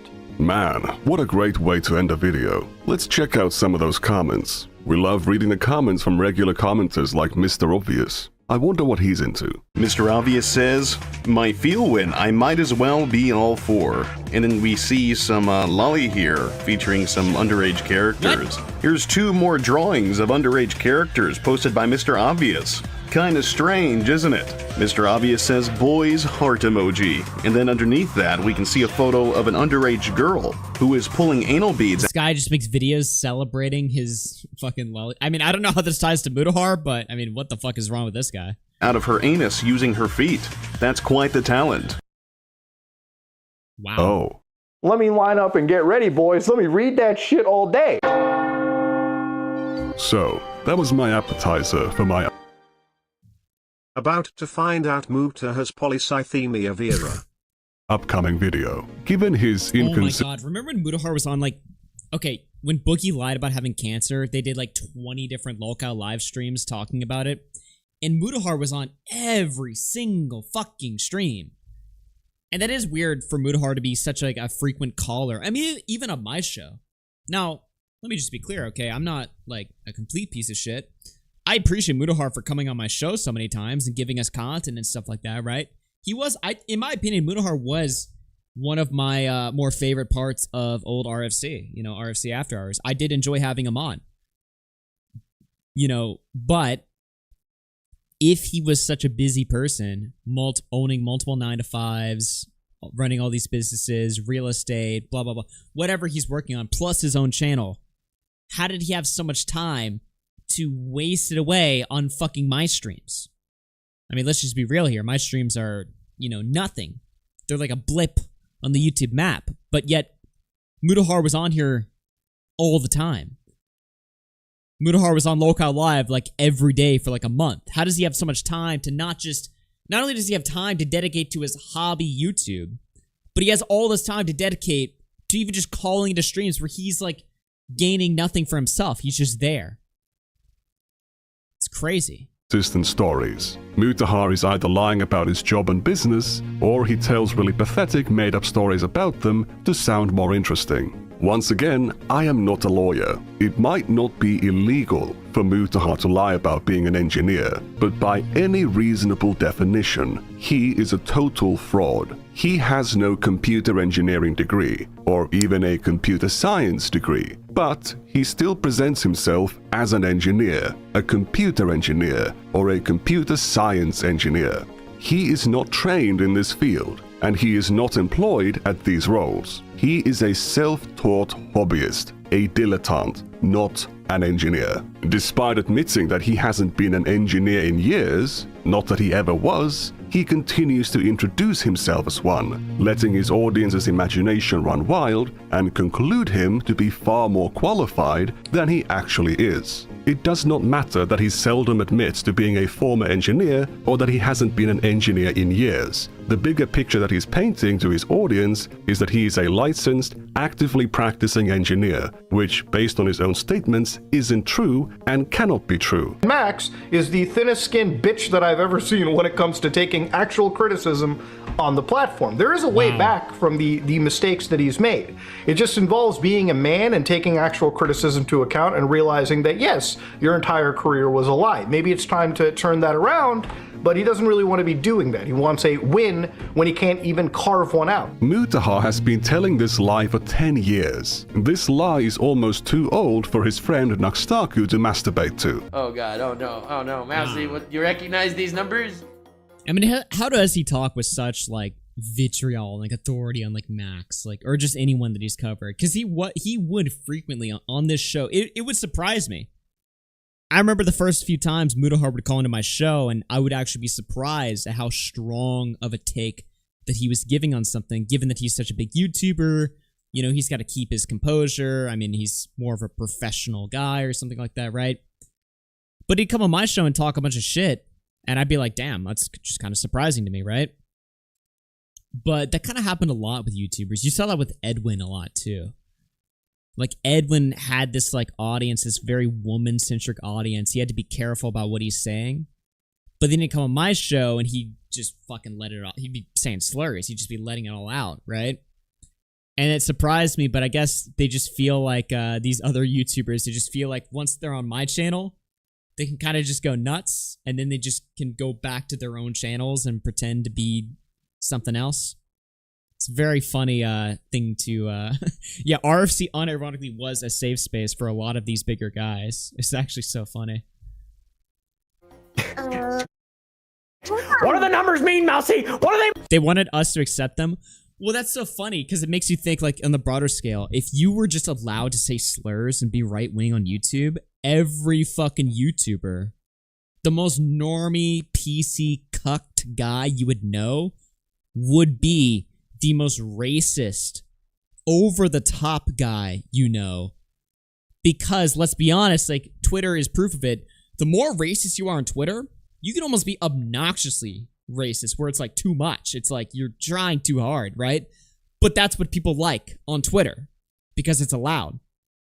So if YouTube worked like that too, it'd be the same thing, where you could just kind of be like, if YouTube just was like an open platform where they just allowed anything to happen, everybody wouldn't just be normal. They would be as far to the right as possible, because that would give them the most social validation that they're craving for quickly. What do they mean? Click on it! Tell us! Ah! Oh. I've never even pondered the thought that we could have lolly and guro and bondage all in one thing. That's amazing. Oh my god. On the topic of recklessly allowing the audience's imagination to run wild, what do you think about this clip? Oh, what? Bro. I don't even know what that was. That was some kid just sent you a video of them shitting and then shooting a dog with a Nerf gun. It's a funny coincidence that the last time I reminded Mutahar. Why is that Oompaville? Video of a real child shitting? That was some kid you just sent a video of them shitting and then shooting a dog with a Nerf gun. And then shooting a dog with a Nerf gun. It's a funny coincidence that the last time I reminded Mutahar about his own country's laws, it was about him watching cartoon child porn with Nuxtaku, not realizing that in Canada, it fits under the legal definition of child porn. Wait, you showed porn in those videos? He tried Wait, he showed child porn in those videos? to ignore it for months. But then Hassan Piker drew attention to my video. Mutahar panicked, and he threw Nuxtaku under the bus while obfuscating his own culpability. The hit piece didn't land, so they settled everything in private, and still lie about what happened. Why did Mutahar make a 40-minute hit piece where he condemns someone over and over again? No reason. It was just a goof. And oopsie, he's not hiding anything. There was nothing incredibly immoral and disgusting that he was aware of and tolerated for years. Something he would condemn any other person for. But in this case, he swept it all away. They also were not the only ones who knew about it and stayed quiet. The truth will soon be revealed. Remember to subscribe to see it when it drops. Okay. Next time, things are gonna be a little bit different. Whoa! Yo! Rape mode! Holy shit. That's a crazy thing to include in a video like this. What the fuck is this? Bruh. One more thing. At least where I live, in the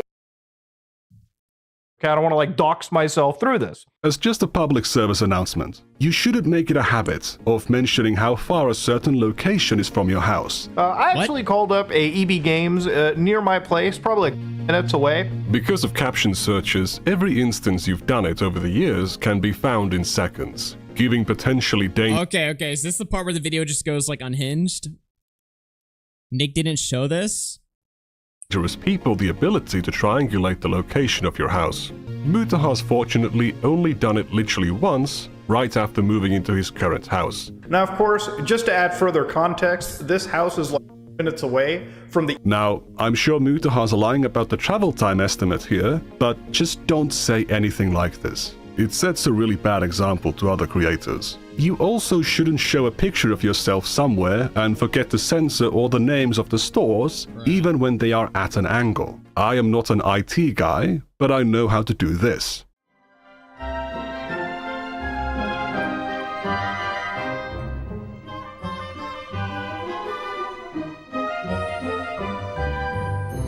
Is he just teaching people how to dox Mutahar? What is this?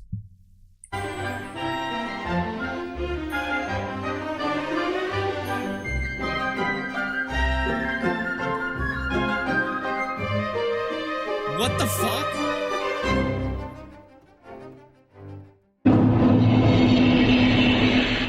Wow. Oi, you have to pay for that, young man. I'm a fucking computer engineer. I don't care.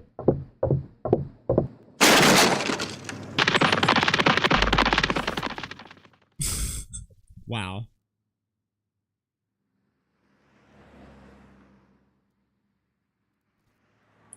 Hold on, what is this part? The only power I have is the one you give me when you lie. By the way, you're exhibiting some of the most obvious signs of undiagnosed ADHD I've ever seen. I know you claimed you don't have it in October of 2024, but I have reasons to believe that wasn't something confirmed by a doctor, and I'm very certain you don't know what it is. Trust me, I'm an ADHD engineer. This video is just unhinged.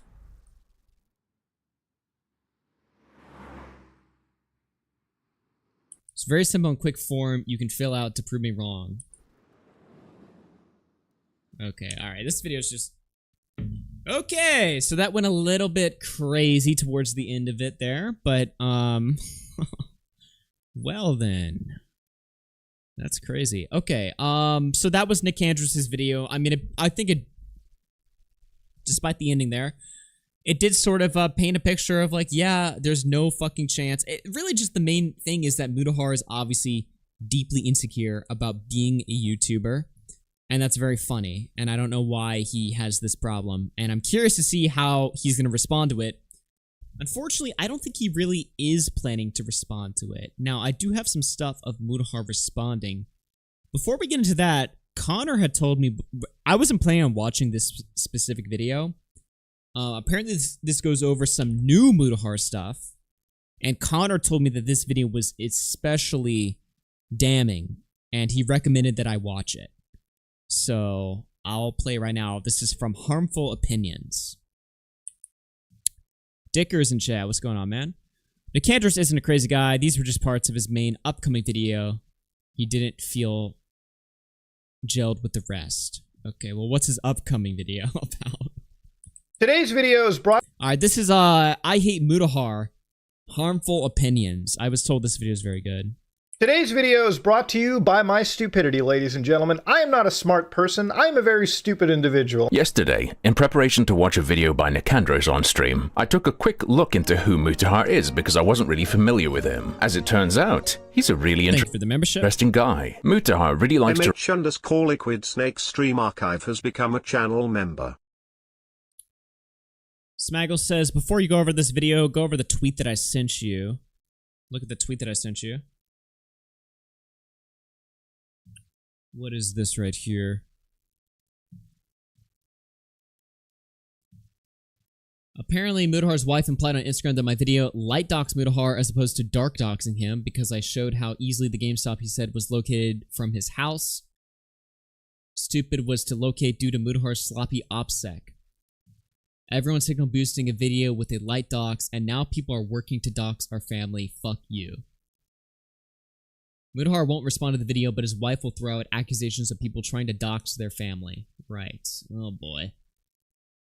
Well, this is, I knew, of course, that was going to be the thing. Right, well, I mean, to be honest, of course, when Nicandros goes to that, like, length, I mean, that's obviously the talking point that he's handing Mutahar here, right? I don't think that last bit in that video was necessary. I mean, was it funny? Yeah. I mean, does it demonstrate poor OPSEC? Yeah, but is it necessary to put in, like, a public video? I mean, probably not. I'm just throwing that out there. But, I wasn't really necessarily gelling with where that was going, but I don't know. It is kind of weird to only respond to that, though, I will say. But it is what it is. To remind people that YouTube isn't my job. People scoff at this, but it's true. It's not his job. It's much more than that. It is the core of who he is and the foundation of his self-worth. I'll be honest with you guys. I have a reason to live, really, and that's you all. You know, might sound grim. You know, you might be like, "What are you trying to say?" No, that's the truth. You know, I have a reason to really go on living. You know what I mean? Other than that, what else did I have forward to look to in my life? Future of a menial job and whatnot. You know, just becoming the standard 9 to 5. Being watched and adored by strangers on the internet is entwined with his mental health to a disturbing degree. You're important to me, you know. If I ever lost one subscriber, I feel heartbroken. If you know, what? I do lose. Okay, but honestly though, I feel the same way. When I lose a subscriber, I do feel heartbroken. I feel heartbroken because that's one person who used to like what I did, and they're gone. He's wise not. Is it really that deep, or is it just one person that's like, not watching this anymore? Not to say so much anymore, as any normal person will find the sentiment quite sickening, but I think deep down, he still views his subscribers as literal family to him. I'm not even kidding, I'd die for you. Is it you?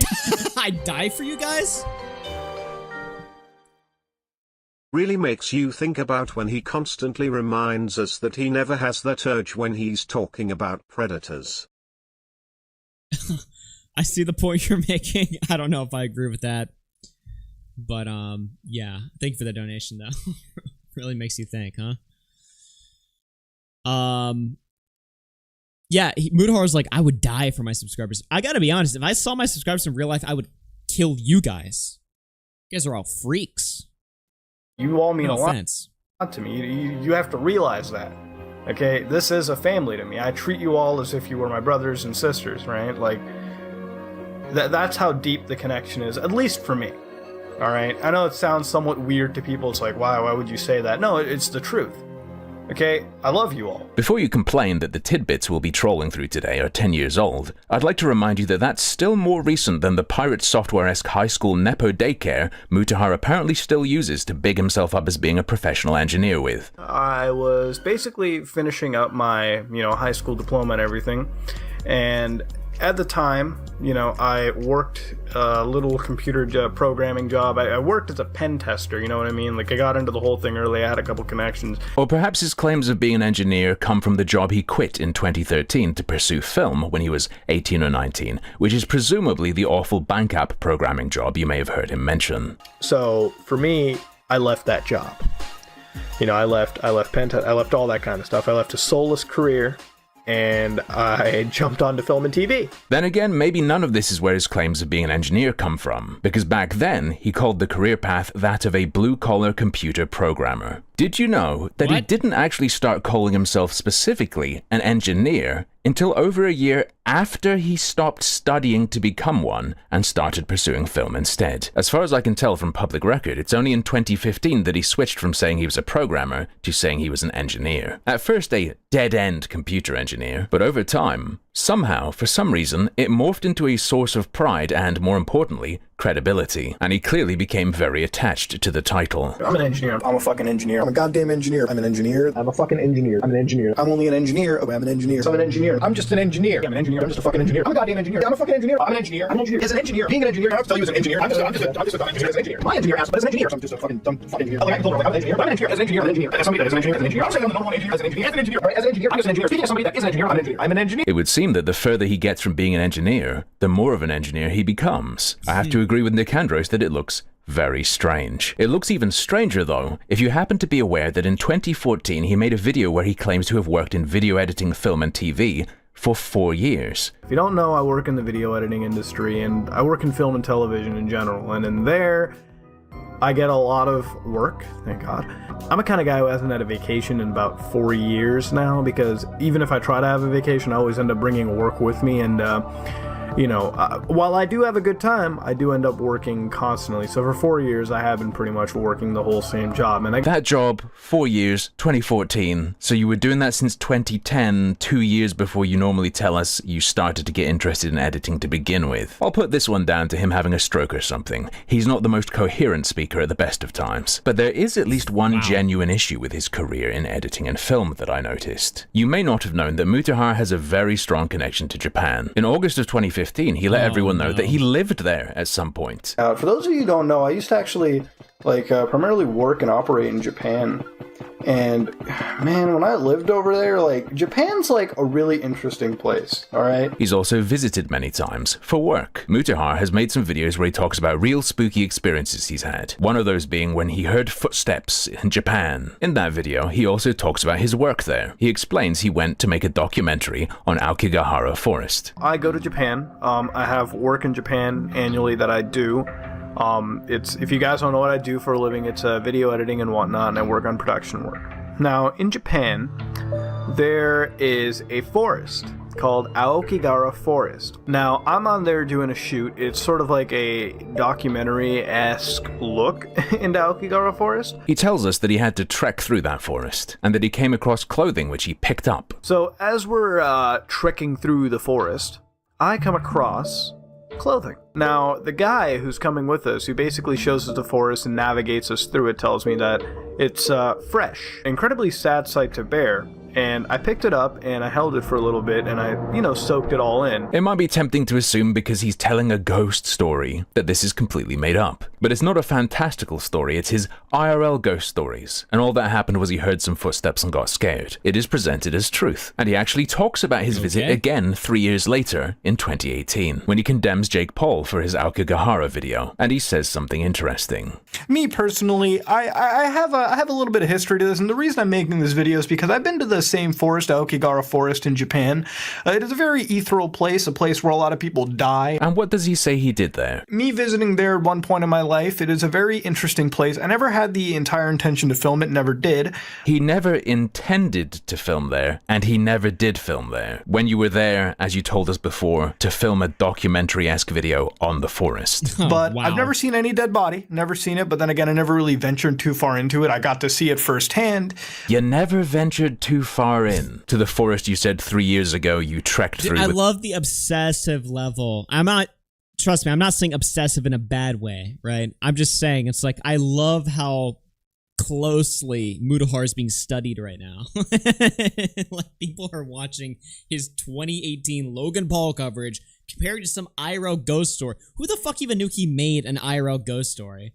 It's like crazy to see like just the microscopic level of detail that Mutahar is being analyzed in right now. And this could have all been probably avoided if he had just kept the Nux video up. With a small crew. Think about that, right? If he kept his video talking shit about Nux up, nobody would have really any issue with him right now. I don't think they would. Maybe I just don't know the full story, but I feel like they probably wouldn't. Nobody would care. To be fair, he is consistent about never seeing a dead body, which he said before he, would have buried. Thankfully, the good part about the story is we never came across that body. And it's also sad in a way, too, because if I did, I'd definitely give it a fucking burial and whatnot, dude. What? If you found a random dead body, he would bury it himself? Is that what you're supposed to do? What? Not like call the police or anything like that? I would bury it I would give it a good burial. Okay. Honor the dead and shit. Nevertheless, at least... What do you say? I honor the dead and shit? Too, because if I did, I'd definitely give it a fucking burial and whatnot, dude, to honor the dead and shit. Nevertheless... I'd definitely give it a good burial, man. I'd honor the dead and shit. You know? At least one of these stories must be a lie. I would suggest there's a hint about which one in this bizarre phrasing. I never had the entire intention to film it, never did. Never had the entire intention to film it? And the fact that telling people about how you messed around with the clothing of people who recently killed themselves wouldn't be a good look in a video condemning Jake Paul for his lack of respect. Engineer or not, he certainly told at least one lie about his film career. Anyway, enough of that for now. Let's get back to the claims of being an engineer. Well, these days he simply peppers his questionable qualification into any coverage he can. A decade ago, he was much naughtier, in a way that seems to have never been addressed. Many people don't care if some guy on YouTube is saying he's an engineer, even if he really can't rightfully use that title. But he's done something a bit more than that, a bit more specific. Let's read through an old Some Ordinary Gamer's Facebook post. Out of the hundreds of videos I have made, I personally felt really proud of this one due to the methods of filming it and the finesse I put into making this one. I put finesse in everything, but this video speaks to me personally. As an engineer. Let's get a taste of this masterpiece. I power this thing on, and you come across a set of flashing lights over here, and you got beautiful audio engineering, sophisticated framing. Before my whole YouTube channel, I worked in the tech and cybersecurity industry. Cybersecurity? Wait, was that ever mentioned before?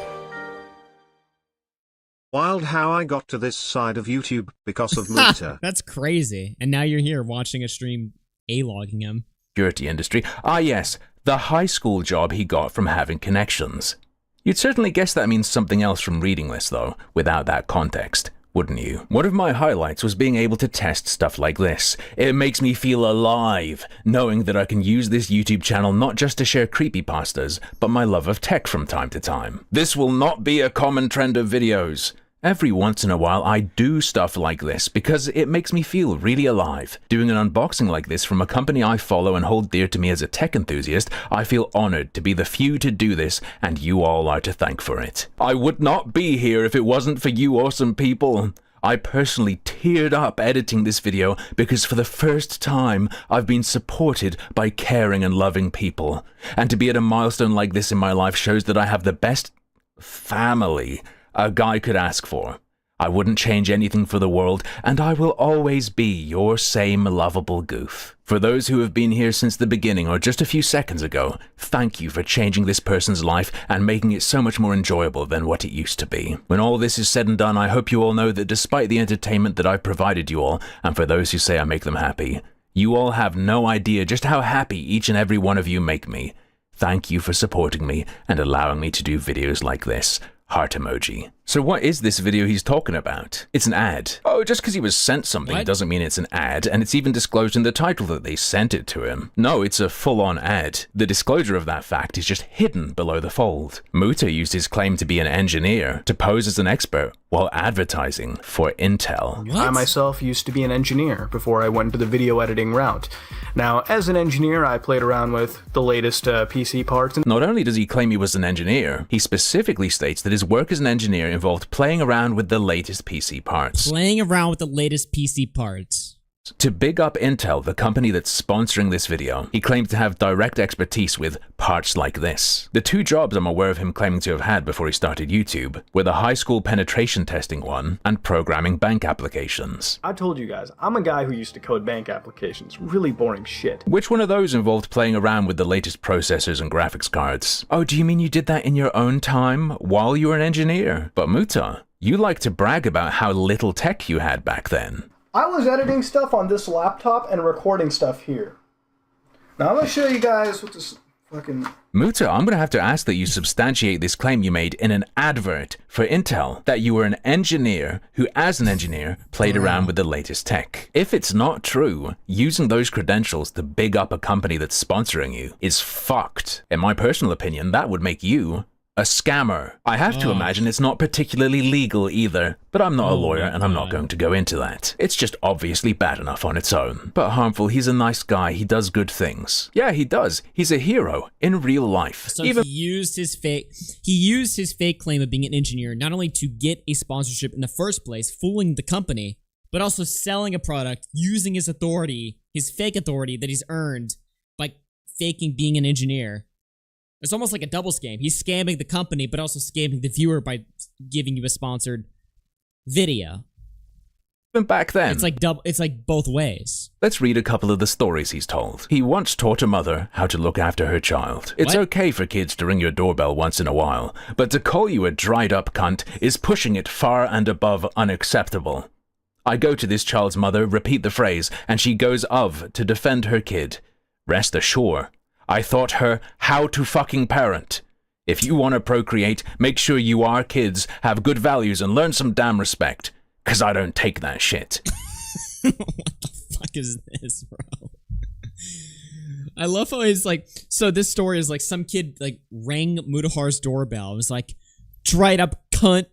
That's what the kid said, and Mutahar just goes off. Like, Mutahar. Damn, Muta, you kicked that toddler's ass. But he's not just a stone-cold badass. He also has a heart of gold. He's a philanthropist. This may not be gaming related, but I feel it's something to share. This morning, while coming home from my office, I saw a wealthy individual talking down to someone that was homeless, simply for the reason that he made more money and therefore was a better fit to society. This is literally a FouseyTube prank. Okay? I remember watching like Colossal's Crazy's video on FouseyTube recently, like that old video, right?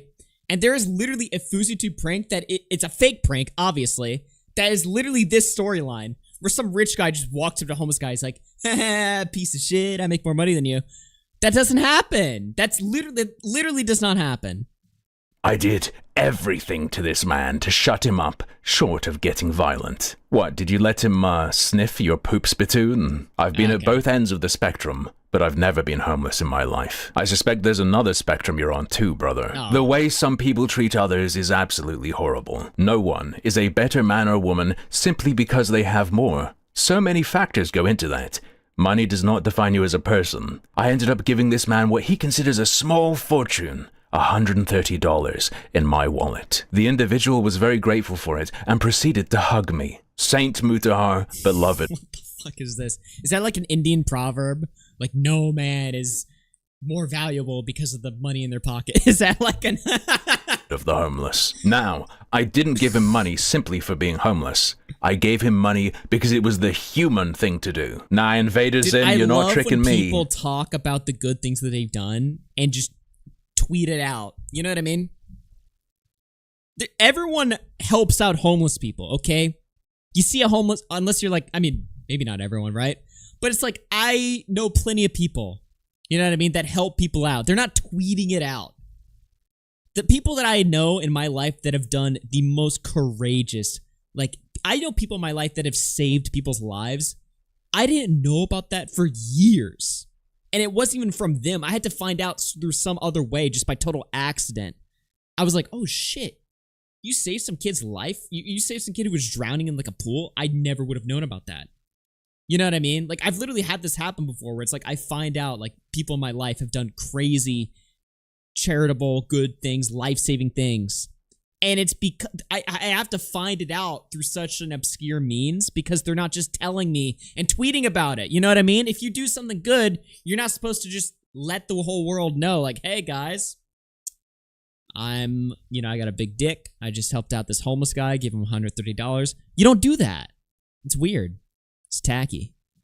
Life isn't about living for yourself or spreading some great message or winning a few battles here and there. It's simply about being a good person. It's kind of funny when I say I learned this morals from ordinary video games. But it's true. What, the rising... What? I learned my morals from video games? Price of AAA, is that why you gave him $130? Okay, look harmful, please. What? It's pretty cringe, but he doesn't deserve this. Think of his health. Think of his heart condition. You know that stress gives him cancer, as he explained in 2014. For those out there, I've had a bad couple of days as of now, and why I've been unable to stream. I have several medical conditions, and although my stress has always been high and this is my coping method for that, I believe family heart issues have surfaced, and I've been cursed with them. I also believe that cancer could be involved as a potential factor in the situation, alongside work problems IRL. Were you telling people you might have cancer because a doctor said that? Or was it whispered to you by one of your sleep paralysis demons? Because it's not a joke, is it, Mutahar? It's not something you should just play around with frivolously. Your parents probably will also tell you straight up, lying about having cancer is like evil bad, okay? Like, god damn. If you believe in a god and the devil, you know that this shit is alone enough to send you down to fucking hell and burn there. That's how bad this situation is. To be fair, unlike Boogie, he didn't say he did have cancer. He just floated that possibility out there to the world for sympathy. And it can be scary. A couple years back, I had to have a scan done, which cleared up there wasn't a problem, but I was spooked, and I talked about it. What are the odds? Again, it's not like Mutahar was just some random YouTuber who also happens to do something that's like Boogie. Mutahar was on every Boogie stream for a month. Every fucking stream. Lolcow Live did like 80 different streams after the whole initial Boogie faking cancer incident, all about Boogie faking cancer. And Mutahar was on every single fucking one. And not only was he there, he was just dressing down Boogie. He was just like, you are a piece of shit, blah, blah, blah. He was just going on and on and on and on about how much of a piece of shit Boogie was, right? And then you find out stuff like this. I talked about what my doctor said in the test I was getting. I didn't say, I believe cancer could be involved in why I feel bad. Yeah, it's not just that he like had an opinion on Boogie. He was aggressive.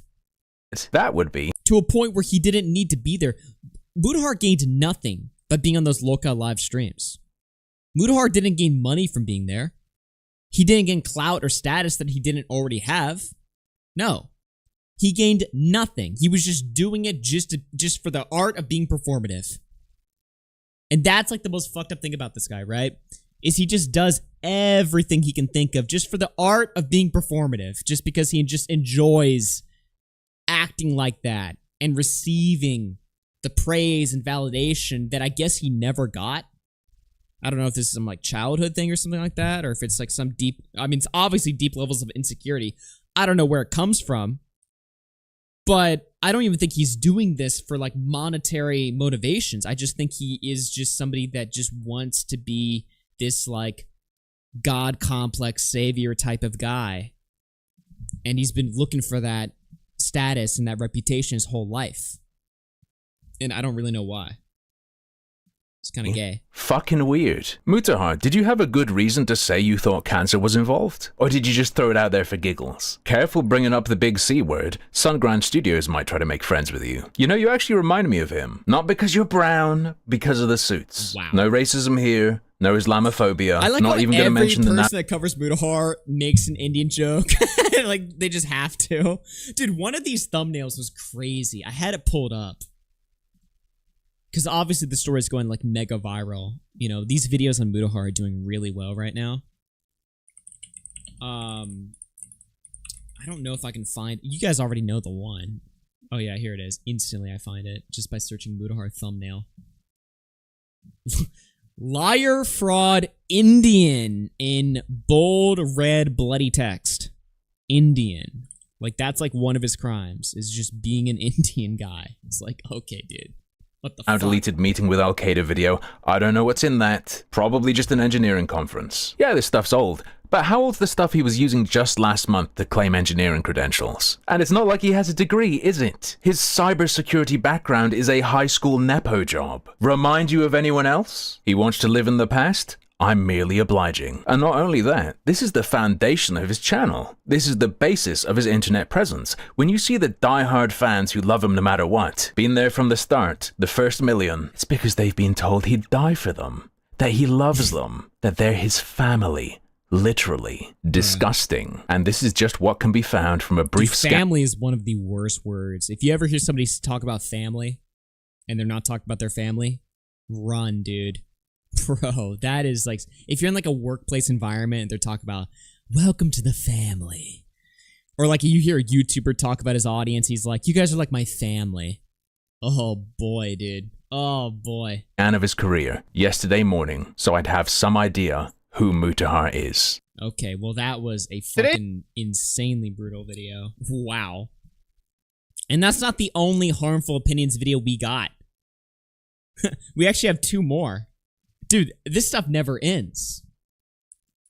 So like I mentioned before, Twitter is just all over the story. Mutahar has banned the word engineer from his YouTube comments section. Not surprising at all. 30,000 likes. 1 million views. People are into this shit. I don't tweet about Mutahar that much. I'm mostly a DSP troll, but every time I do, it pops off. Everyone seems to hate this dude. Okay, what the fuck is this, bro? Okay, all right, let's move on from that, but this is more on Mutahar's response. He actually has responded, ladies and gentlemen. Disavow. Mutahar the engineer responds.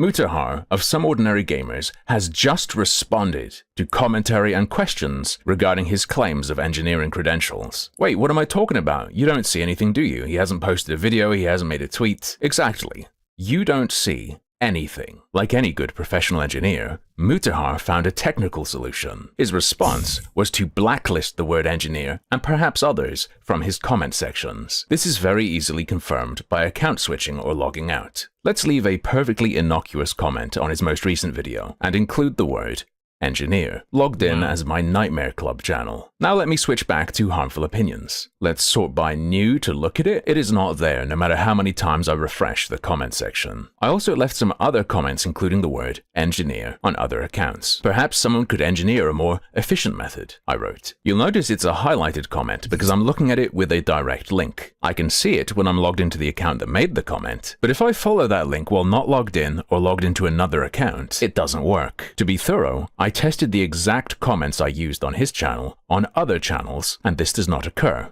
It is absolutely not YouTube's basic filter. So Mutahar has responded, and his response was to censor you, no matter what he might say or do. I mean, doesn't that just like say it all though?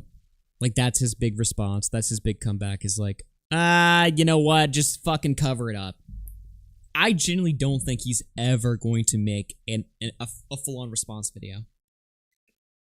I don't know what he's going to do, if he's just going to keep uploading in like a month, like nothing happened. I guess that's like the go-to move. But, I mean, it just says it all right there, you know? He's a coward. He's always been a complete coward. And this just says it all right here. He's a coward, he's fake, insecure. And it's just crazy to me that he would even... It's crazy to me that he would even connect himself with this community at all. You know, Mutahar was like second to Moist Critical on YouTube. Probably still is, right? And yet he aligned himself with RFC. He aligned himself with this sort of like smaller, more niche, more edgier, more mean community. He kind of just joined in as like he was way beyond all of us in terms of clout and status and just his channel subscriber count. But he brought himself down to our level just to engage with it because it probably was fun for him, right? But that level, he knows the level of like of coverage we do on people, right? And I guess he just never thought that it would be applied to him if he starts like fucking up or saying crazy things or lying or doing whatever it takes to get covered. But it's like, it's not even like he's like not used to seeing this level of coverage on somebody. He's seen it all. You know, he's been here. He brought himself down here into the trenches for no reason. You know? So it's not even like he's unprepared for this type of response. And yet somehow he still is. I don't know. It's just very weird. Do next. Remember, this was a response. Did he see this as a threat, try to buddy the critics? Maybe. I don't know. I mean, that's possible. The problem is the community got too hostile. You know what I mean? The community is very hostile right now. You know? And I'm not even saying that's a bad thing. I do feel like a certain level of hostility is required to make sure everybody's not fucking insane. But he just can't handle it. You know, when you've got these skeletons in your closet, when you're not honest, the best way to win on the internet is just to be honest with yourself. Be honest when you fuck up. Be honest when you have a wrong take or a bad take. You know, if somebody challenges your position on something, you know, the best thing to do is think about the challenging, right? Think about what people are saying and be like, do I still agree with my position, or do I think that the critics sort of have some weight or whatever, right? And if you believe in what you believe in, argue it. And if not, remember when Queeman was like, calling I was wrong. him out years ago? I thought Queeman was just being a hater, but he was right, again. He's always ahead of the curve. I didn't know Queeman was calling him out. I didn't even really know who Queeman was until this year. So, has he been calling out for years? It's number one. And he did this. But yeah, my point is, it's just like, dude, it's very easy. One of the easiest things you can do is just admit when you're wrong. It's not easy for the ego, but it is easy because people could be like, all right, well, you know what? So what? He had a bad take. But when you have this like pompous ego and you're just like, fuck it, I'm always right, we charge full steam ahead. That's how you build up resentment. That's how you build up hatred. Legitimate hatred. You know? When you're the man that can't be questioned anymore. Just 3 days after uploading a video where he says this. We're living in a time of censorship coming at us from both the government end and from private entities.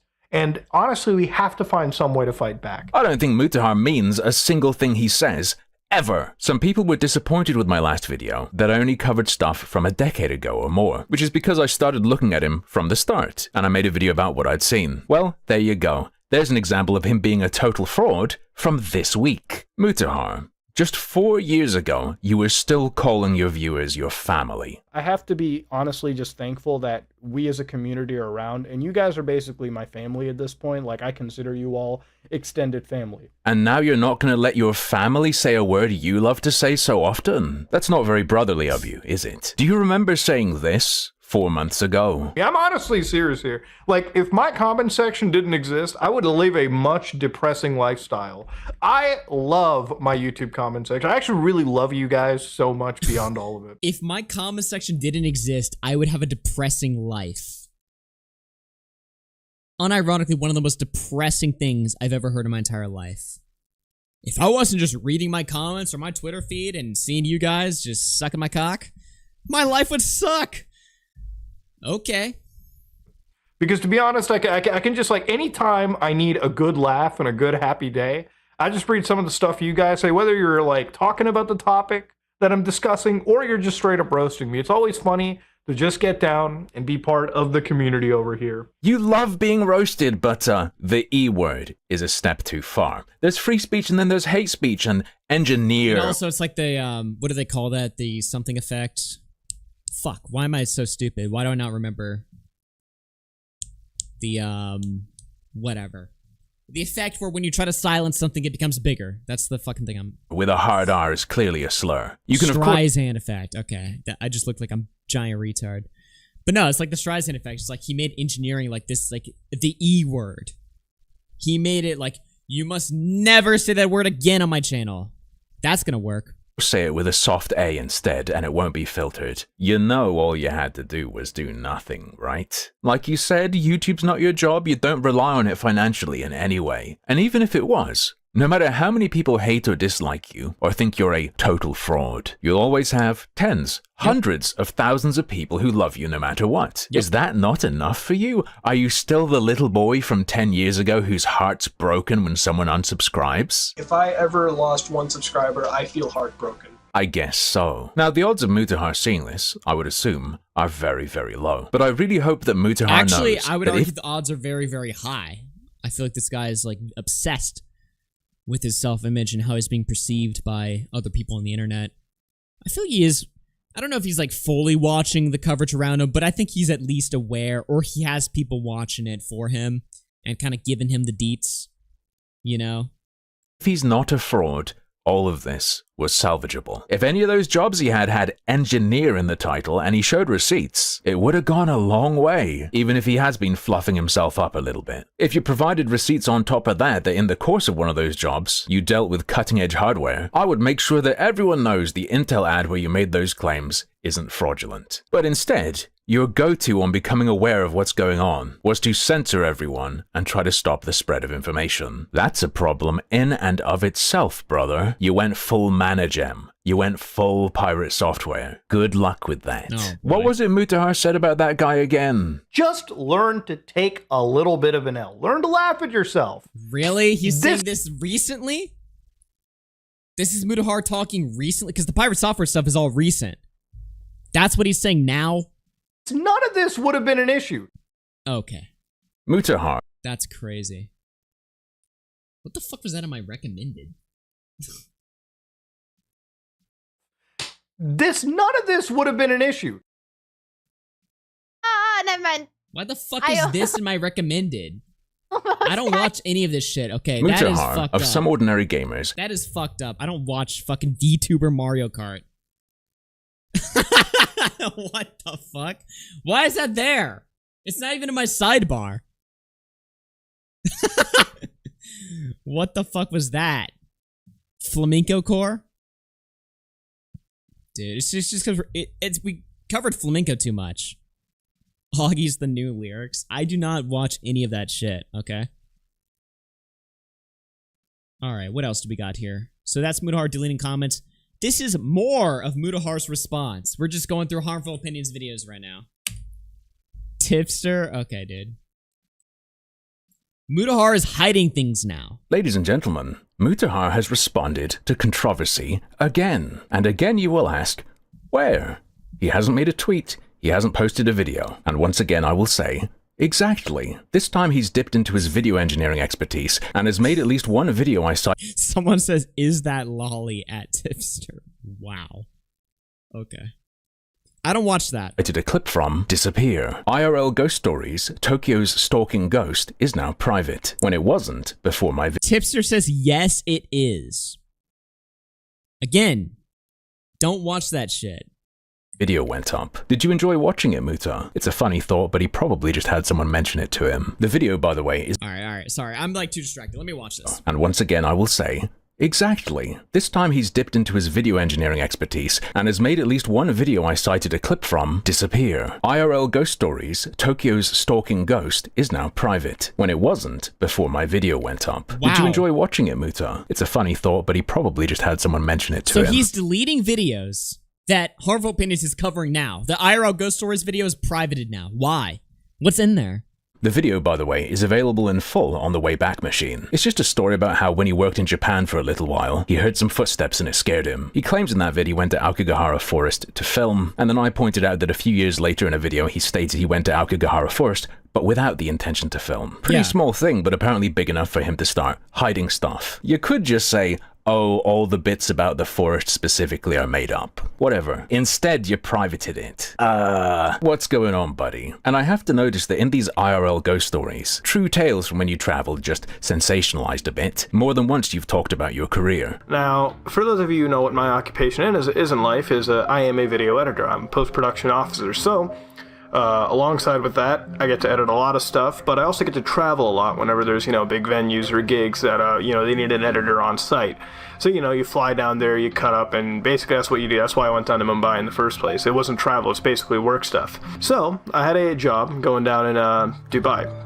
And it carried over to Saudi Arabia. Something a little bit weird to me is that the year before he told this story, he appears to have uploaded a video from that trip. He describes why he was there a little bit differently. That being said, I'm out here for personal and even some work-related reasons. Out there for personal and even some work-related reasons. Curious, but no biggie, and that's really cool. And I'm really envious. That sounds incredible. I would have loved to have lived such a lifestyle. But I've got to ask another question. Can I see some of the stuff you've worked on, please? Because he has actually bragged about his work in film and TV quite heavily, and not just in IRL ghost story videos, in case you think those are just totally made up. In 2015, he uploaded a video absolutely shitting on someone for trying to crowdfund for their gaming channel. Fair enough, that's funny. I'd do the same. But he goes on this weird fit where he uses his entire family's credentials to prove how different to these guys he is, how he's worked to earn everything, and that everyone in the Anus family works hard because they're passionate. Do what makes you passionate, because my dad is a doctor, guys. My dad is probably one of the world's fucking greatest doctors. He's worked on the Ebola cure, he's worked on God knows what, he's worked with... Worked on the Ebola cure? One of the world's fucking greatest doctors. He's worked on the Ebola cure, he's worked on God knows what, he's worked with WHO, he's an open heart fucking surgeon, dude. He is a fucking decorated individual. And the reason he's worked with the WHO individual is because he was passionate about what he did. Alright, Dad cured Ebola and is the best open heart surgeon in the world. My mom, she's a fucking microbiologist. Why? Because she was passionate about what she did. Mom's a microbiologist. Yep, that totally owns those lazy gamers. My uncle teaches, at the University of North fucking Carolina as a fucking theoretical physicist because he is passionate. Uncle was a professor of theoretical physics because he had that passion these gamers... What if all of this is true, by the way? And he comes from this, elite family, and that's why he's insecure about being a YouTuber? What if everything he's saying about his family is, just completely correct? And that's where the insecurity comes from. It's like, oh, what do you do? I just upload slop. Don't have. My aunt works at IBM working on the Titan supercomputer because she's passionate about what she does. Aunt worked on the Titan supercomputer. Now, what's the cherry on top? What does Mutahar have to blow all this away with? I work as an editor in movies and TV down in LA, Tokyo, fucking Dubai, Paris, because I'm passionate about what I do. Goddamn, a regular globetrotter. Can I see some of the stuff you've worked on, please? I genuinely just want to see it. I'm interested. And he was saying this in 2015. He started studying film in 2013. And that's after already having had an engineering career. I mean, I've taken the biggest risk when I switched from my engineering career. Dude, Mutahar's been in college, longer than Flamenco. He just keeps going back to get, another, 5-star job all the way out to my film and television career, and it's a career I love a whole lot more rather than my old life, whereas I was living really in a dead-end job. How'd you pull it off? Do you just have cracked connections? Genuinely would just love to know. It seemed like you've done something. You got these Make-A-Wish looking pics of yourself at an audio console, saying that's you at work. I see you mentioned back in 2014 being on set and unable to stream. You posted the next day about being done with the shoot and shared a picture, but you let people know later that's just from a student production. Oh, that's me. We were filming. That's actually from a student production. Worship. Mutahar is great and powerful. It is perfecting our own behavior to reflect Mutaharian mannerisms that we can also become great. All followers of Mutahar understand this and use this wisdom to its full extent. To allow followers of Mutahar to fully grasp his mannerisms, we must worship him. What is his website? What? We must worship him. Through worship, he allows us to follow his actions and what the fuck am I reading? Does this get addressed in the video? Doing in school. So whatever, I'm guessing it's not going to be something you want to show off. But in 2015, when you were bragging to put someone else down, you did show something off. A YouTube video, you, the man who that's some fan-made website he was just reviewing on stream, and then he was explaining where the picture came from? Okay. Is all the way around the world to work as a post-production officer on film and TV. We're proud of. Remember, he popped off with this. I work as an editor in movies and TV down in LA, Tokyo, fucking Dubai, Paris? Because I'm passionate about what I do. And then he shows an example of recent work on YouTube he's really proud of and had to work very hard on. I wanted to kind of make it like a really popular, not like a popular one, but like a popular like looking one. You know how they have it all professionally made, right? You know, with like a lot of effort put in. I didn't fucking sit together and just half-ass out a top 10 list. No, I sat there for like 2 or 3 days nonstop. And this video is going to show recording it, editing it, putting it together because I wanted to reach the top and I wanted to fucking put myself, you know, I wanted to prepare yourself here, okay? Make something. This is the kind of passion and talent that gets you flown out to Tokyo, Mumbai. Yeah, I was gonna say, this is what like a world-class, world-famous video editor is making. This is the kind of passion... Dude. This is the kind of passion and talent that gets you flown out to Tokyo, Mumbai, LA, Dubai. This console and I enjoyed making by Tiger Electronics. I fucking enjoyed every second. He's going on this like rant about how deep his passion is for YouTube, and he's making a top 10 worst gaming consoles video. Something that any fucking 12-year-old could write up and make themselves. Damn, dude, how many hours of those days you worked on it did it take to figure out how to make an image do this in Vegas? The founder and CEO. You know, I enjoyed recording multiple bouts of gameplay and have. He's like watching this video. He's like, "This is where blood, sweat, and tears went into. My soul is in this video." It's like, dude, calm down. You know. I mean, it's probably a good video. I don't know. Smacko says we're making fun of 2015 top 10 videos now. Have we fallen this low? It's probably a good video. I'm not saying like there's anything wrong with this type of content, but like this is not like world-class elite Dubai, Paris, London, Tokyo, LA, New York City fucking level film editor. No. The guy that's doing all that is not making this. Multiple bouts of gameplay. More than... Yeah, it's also nothing to be proud. It's a fun thing to just slap together, but like, fuck. One recording session. The stamina of his international producer is unmatched. That was such a raving success, right? That's what I do. That's what I do. That's what I do. An artiste, a visionary, not like these other frauds. But these fucking people look at it like greenbacks, dineros, dollars, money back. No, Mutahar was making listicles for the passion of it. Yes, look, Mutahar. for the art. He's an artist. He's like all these streamers now that call themselves artists. Have you ever noticed that? Sneeko, when he goes live, he's like, I'm an artist. No, you're not. You scream and you watch red pill videos. Like, that's not art.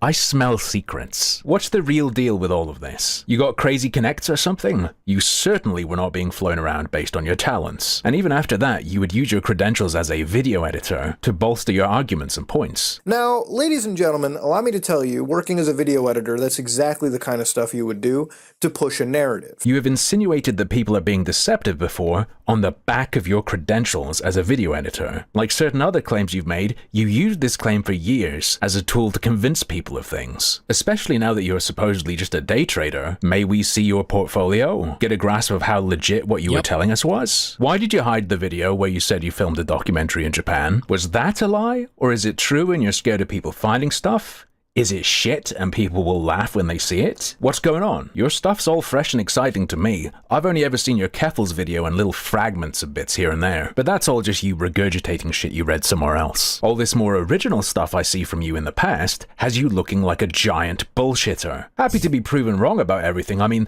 I'm working to prove myself wrong. I reported you to Professional Engineers Ontario. I showed them the claims you made of being an engineer, and I showed them stuff like the ad you did for Intel, where you claimed to have been an engineer, and talked about testing hardware in the accompanying Facebook post. They got back to me and asked for evidence that you live in Ontario. I've given it to them, and I guess eventually we'll find out if it's an issue or not. See, I'm not just a hater, I'm testing claims other people have made. If they're wrong about it being illegal, I'll make sure This seems a bit much. I mean, normally I mean, if I was the one making this video, I wouldn't go through all that. Touching the poo a bit. Yeah, I mean, I don't know. I would not want to be involved in any of this. But, wow. Holy fuck. Everyone knows what goes down. If they're right about it being illegal, maybe you shouldn't have blocked people from saying engineer, because it's actually... I mean, what are the consequences of that, too? Like, so let's say they come back and they're like, he's lying, he's not an engineer. Does he get like fucking deported or fined? Like what the fuck happens to him? You who can't say it. I genuinely don't know which is true though, which is why I asked the experts. Take it easy. See you next time. Okay.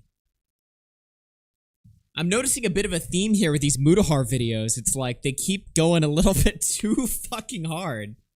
Like Nicandros with the doxing stuff going on there. I mean, I'm not saying he's a doxer, but I'm just saying, I'm like, why would you even do that in your videos? Like, what are we doing here? But, I mean, I guess we'll see what happens. Again, I'm not doing that. But, yeah. Wow. That's all the Mutahar stuff I have. Let's see here. Yep, I think it's all saved. Oh, Smaggle sent me one clip. Let's see here. This is at Keemstar attempting to reach out to Mutahar. Let me play this right now. We're on stream, just so you know. I basically want to know, what is this drama about? You lied about being an engineer and stuff. You can't just call me like off stream. I don't understand the middle of something. There. I could call you off stream. I just thought maybe like if it's. Hold on. I gotta take care of stuff, so I didn't know I was on stream. So you want me to call you off stream? Yeah, later. I'm just in the middle of something. All right, sounds good. Oh, wow. So he actually picked up the phone. What the fuck? He says he's in the middle of something. Okay, well, damn. That's crazy. He actually picked up the phone, though. I thought I'm surprised he even did that. I'd assume if I was Mutahar and I'm not wanting to talk to anybody, and I see Keemstar's calling me, and it's like, oh, he's live, obviously. But damn, that's crazy. Call Muta? I don't have Mutahar's fucking contact. Well, I mean, I do have him on Discord, on my old account. But yeah. I don't know, guys. I think that's gonna about do. I mean, he's not gonna fucking pick up. Are you guys fucking nuts? First thing he said is, why didn't you call off stream? So he knows they're live, but he picks up anyway? Is he retarded? I don't know. Or maybe he like didn't realize in the moment. I could barely hear what he was fucking saying, but yeah. Alright guys, we're gonna probably just end it there. I don't know if I have anything else. Well, I do have other stuff, but that'll probably be for another stream. Thank you guys so much for watching. This is my fucking comeback stream. Welcome back. Welcome back, everybody. Third position. We'll see how much trouble I get in with all the stuff that I got involved in. Hit the like button if you enjoy the stream. Let me know what you guys think about it in the comment section below. Like I said, this stream will be up publicly for everybody. The stream will be up publicly. And all future streams, like I said, I might throw some gaming streams up for like members only or something like that, but all future streams in general are going to be left up for the public. So, yeah, thank you guys so much for watching the show. I hope you guys enjoyed it. And I hope you guys have a good night. And follow me on kick.com as well. That's where I'm going to be doing some more gaming streams, music streams, stuff like that. So follow me over there on kick.com/AugieRFC. And we'll see you guys. And shout out to everyone that's on Kick. We got 70 people over there. Shout out to all of the boys. Peace out, everybody. Peace out, everyone.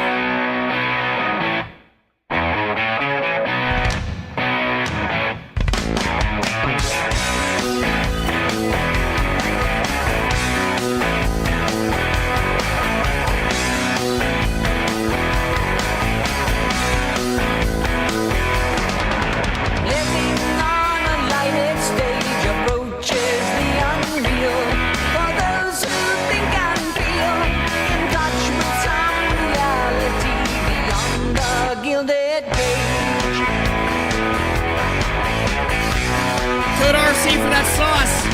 Billy Mitchell's Ricky's hot sauce. Code RFC.